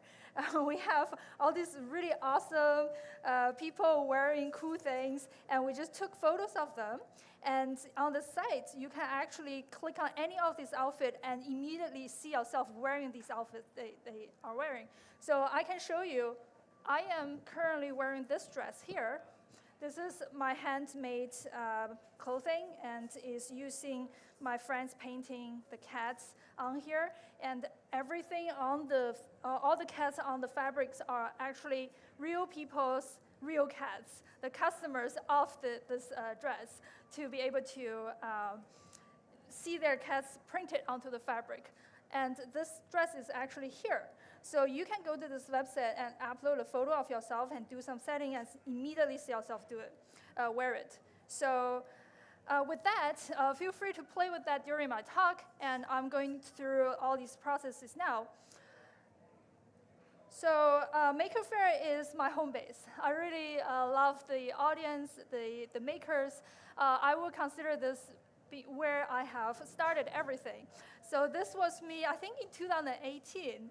I had this photo taken at the previous year's Maker Faire. And then surprisingly, in 2018, all of a sudden, my face was on the billboard, on the poster for Maker Faire. And I was actually wearing this solar-powered solar panel on the back, and it's 3D printed, and it's on my back. It was a really nice memory, so it's very special for me to come back after all these years, after COVID. I moved out of the Bay Area, but this time it's very special for me to be here. So as makers, we know there are tons of possibilities, all these components being made that are super small, we can embed into clothing. I may not need to preach to the choir here, but if you look around, there are tons of electronics and wearables using all kinds of components. But back in 2016, 17, 18, that was actually pretty new to the world. And lots of people have not seen how do we embed electronics into clothing, so I got tons of media coverage, fashion shows, and all of those. And we're the ID Tech show. Hi. So who are you? I'm Kitty Young, and I'm definitely some of my design series back then. But one thing I realized was, okay, it was a lot of media coverage, and my things were in museums. There were also tons of really cool makers and artists doing electronic wearables. But none of these were actually manufacturable. There's not enough industry to support these kind of creative ideas. So I started building a fashion brand. It's called Art by Physicist, and I turned my handmade prototypes into products that now people can purchase. And that was a really long, multi-year of hard work to actually make something wearable. So that includes having things to be thin enough to be part of the fabric. I'm showing here is actually a dress that has solar panels that's made into flower shape. I was wearing this yesterday. You can wear this dress and walk around and charge your phone really tight. So today I'm showing you also a new thing I made recently. This hat here I was wearing. So it's a huge one. For show purpose, it's very useful. You can have a huge solar panel on top of here, and it charges your phone. I can turn on this for you to see close up. This is a flexible solar panel, and the wire is all hidden and embedded, and on the outlet there's a USB charger. So yeah, you can make really useful and cool things using electronics here, and I'm showing you the process here, how do you do design, and then embed it into fabrics. So I figured all these things out, and I wanted to benefit the community. So I made the processes also open source and posted online, and taught people how to do these themselves. In 2023, so last year, I collaborated with Hackster.io to bring together this tech fashion design challenge to support other makers to be able to make their clothing or handmade designs, electronics, wearables available for a broader audience. So to turn those ideas, handmade things, into productive units is a lot of work. So we use the contest to gather very good ideas and taught the cohort and selected the winners to go through a design to manufacturing development process. And then we used Kickstarter as a launch pad to do on-demand made-to-order. And we were able to support makers like Catherine to make things like light-up LED tattoos. So she's showing us very beautiful LEDs that you can just stick onto your skin, and it's only 1 millimeter thin. So this was made into products, repeated units that she's able to commercialize. However, there were a lot of very good ideas out there, like a lot of designers made solar-powered embedded outfits and also LED embedded outfits. Those were still very difficult to do. Even with the Kickstarter, the pre-order type of campaign, it was still hard for the makers to turn their handmade ideas into manufacturable units, but most of all, bring it to the public and have everyone try it on. Because there's a vicious cycle in the fashion industry where everyone is pushing you to do a large quantity and build inventory before you can actually sell something. Do you hear the noise here? A lot of feedback here. Can we? We hear a lot of feedback. Yeah. Yeah. Oh, is it? Oh, okay. Can you hear me all right? Okay, we can hear you fine. I'll continue. So it always goes like this. The creators, they have really good ideas, but they have to make it, they have to produce it in order to be able to sell them. But then when you are talking to manufacturer, you depend on the manufacturers like, oh, okay, what's your quantity? If you don't meet my minimum quantity order, we're not going to make it for you. And then you have to tell them, oh, we have a market, and you have to really prove you can sell things. Then they will say, okay, we'll make it for you, but the cost is really high because we have to make the minimum order quantity. So then the consumers, they don't know what they want until they see it. So I got into this trap, and knowing all kinds of makers and creative ideas got into this kind of trap. So naturally, I was thinking, is there a better way to do it? Because I came from this semiconductor manufacturing background where things can be digitized and made on demand and produced automatically. So I spent a few years developing scalable processes to help bring the fashion design into a more digitized process. So if we can draw something, we can then simulate it into 3D and also have AI to help us try it on, like computer vision and machine learning, before we need to go to manufacturers. But if everything is digitized, then all these things can be sent to manufacturers to do automated cut and sew. The industry is still developing, it's not ready for that, but we are building the building blocks to connect this ecosystem nowadays. And so as an independent fashion brand, you will see that I have created things like 3D design in order to even cut down the manual, the physical sampling process. So all these designs that I have on my website, I showed this dress earlier, they all have digital twins.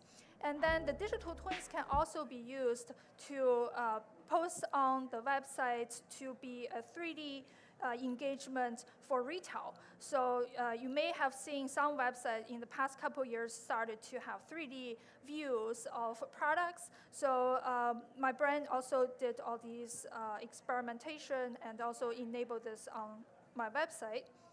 And beyond that, what I really wanted to enable is this on-demand customization or mass customization. So my brand is already able to do mass, on-demand customization, but not mass yet. So what I mean by that is, so on the very top there, we can simulate things in 3D. I was using this dress as an example. Actually, my customers send me their body measurements, and I could simulate their 3D digital twin and also do the digital patterning exactly to their measurements. So all the dresses that are made are to the actual customer's body. And I also mentioned earlier, each of the cats on the fabrics are the customer's real cats. So they send me their cats photos, and then I also use AI to help design the dresses, the clothing for their cats, and then print it onto the fabric. So from end to end, everything is all customizable. It's all customized to the customer from their body measurements to like even the fabrics on the dress. So my brand, as a small independent brand, was able to do on-demand customization. How do we then expand this to an industry-level mass customization? So that's how it inspired me and my team to start building the platform Wearit. If you look at the current fashion industry, it's a really broken system. The mass fashion you see in the shops, 30% of them are actually never sold.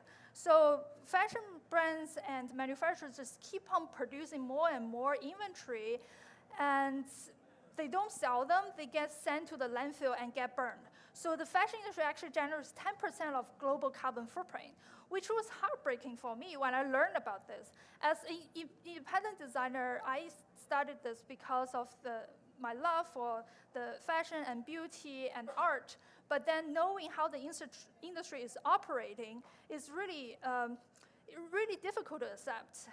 So how do we do things more cleanly? How do we bring the ideas in front of the consumers before or without creating any physical production before we know that's something people want?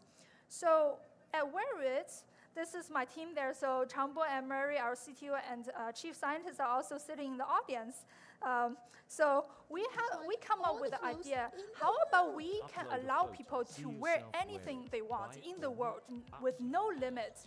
So, which means you can window shop all the clothes in the world. Imagine you see something you like, you grab the image, you post it on our website, and then immediately see yourself wear that outfit. And if you really want the product, sure, we do image search. We can allow you to find where to buy a similar item.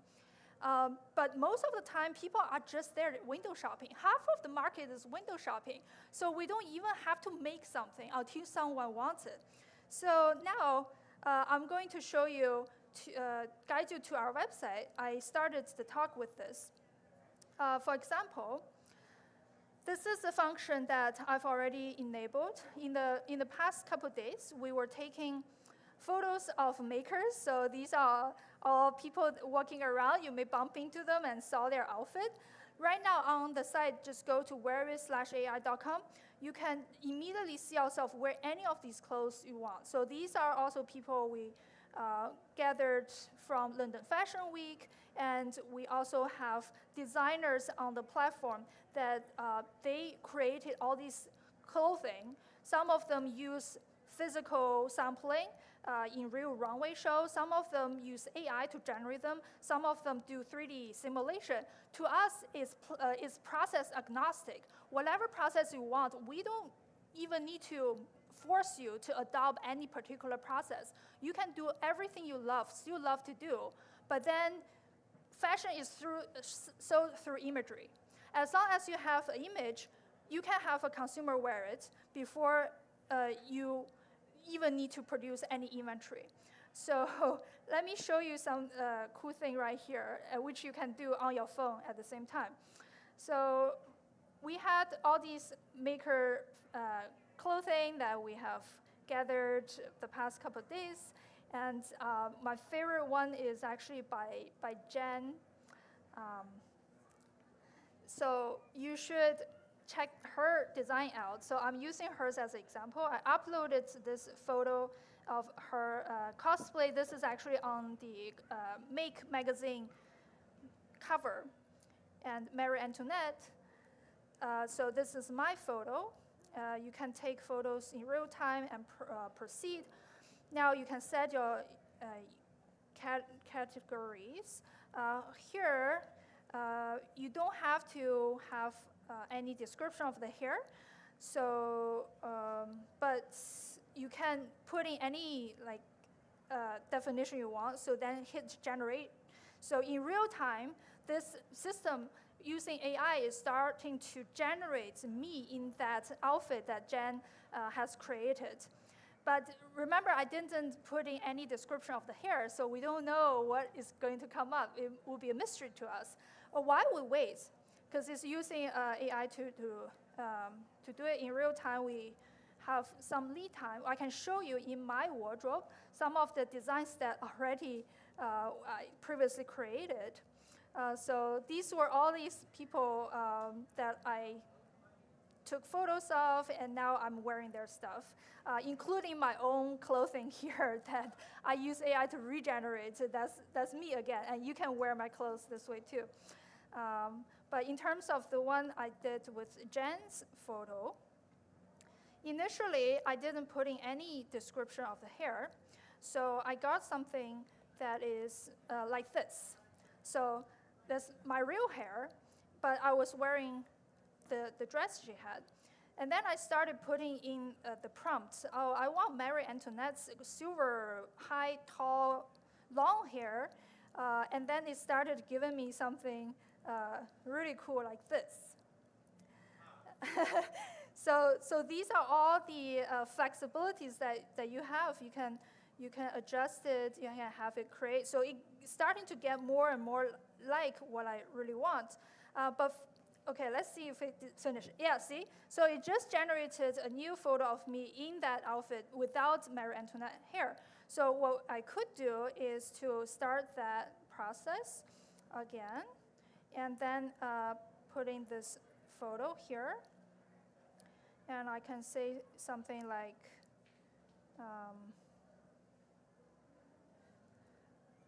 Marie Antoinette. Oh, Antoinette. Silver hair. And see what happens. So I did this a couple times previously, and it was starting to generate that until I got something like this, which is super cool. So I was like, tall hair with all these description and definition. But look, where's the cake? So she's not holding a cake. So I started writing in the prompt, holding a large cake and 5 layers of cake. And it started to generate some cakes for me. This is a tiny one in my hand. But we also have all these really big ones starting to start generating. This one is pretty good. And we can also do something like this on the head.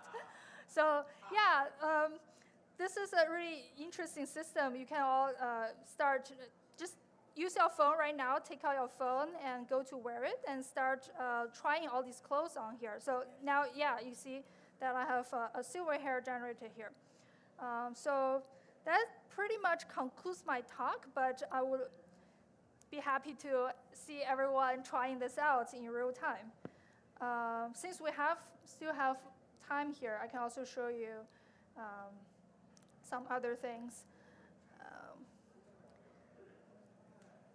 I really like Cole's outfit here, and I took it here in Maker Faire. And actually, we already feature her here, so we can start creating with this. But let's keep Marie Antoinette over here and see what happens.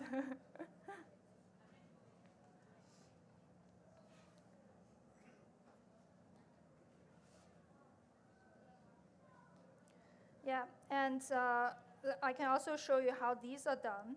So this outfit actually is a menswear, and I can see myself wear it now. This is by, let's see,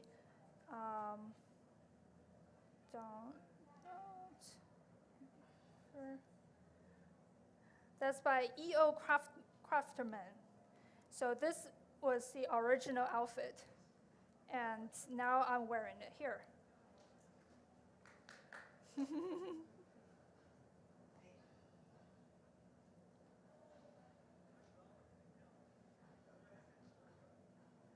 This was Cole's outfit. Oh yeah, okay, it generated it.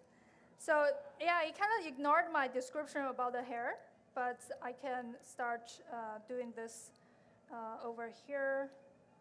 See what happens. This original size is 63 megabytes, so we're gonna have to crop it smaller. But you can see how this works. If you go on Instagram or Pinterest and see something you like, you can drag it here and see yourself wear the outfit. Yeah. So make sure when you try this on, when you generate your own outfits in these makers' clothing, also tag them on Instagram. Their social accounts are also listed here, so give them acknowledgement. This one's really cool. This is the Fate Saber. I'm not gonna describe my hair here, but let's see the armor.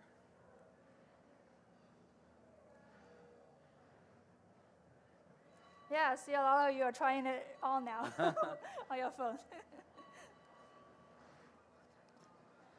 So yeah, feel free to post it on social media and tag us where it's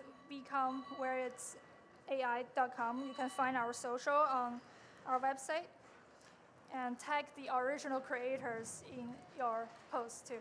We got a couple minutes for questions too. If you have questions for Kitty, just raise your hand. I'll bring you the mic.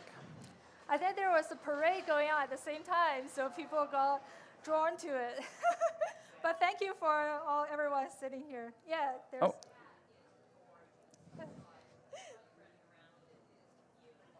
Thank you. I just want to say the hat was beautiful. Look at this. This is the armor I was trying on.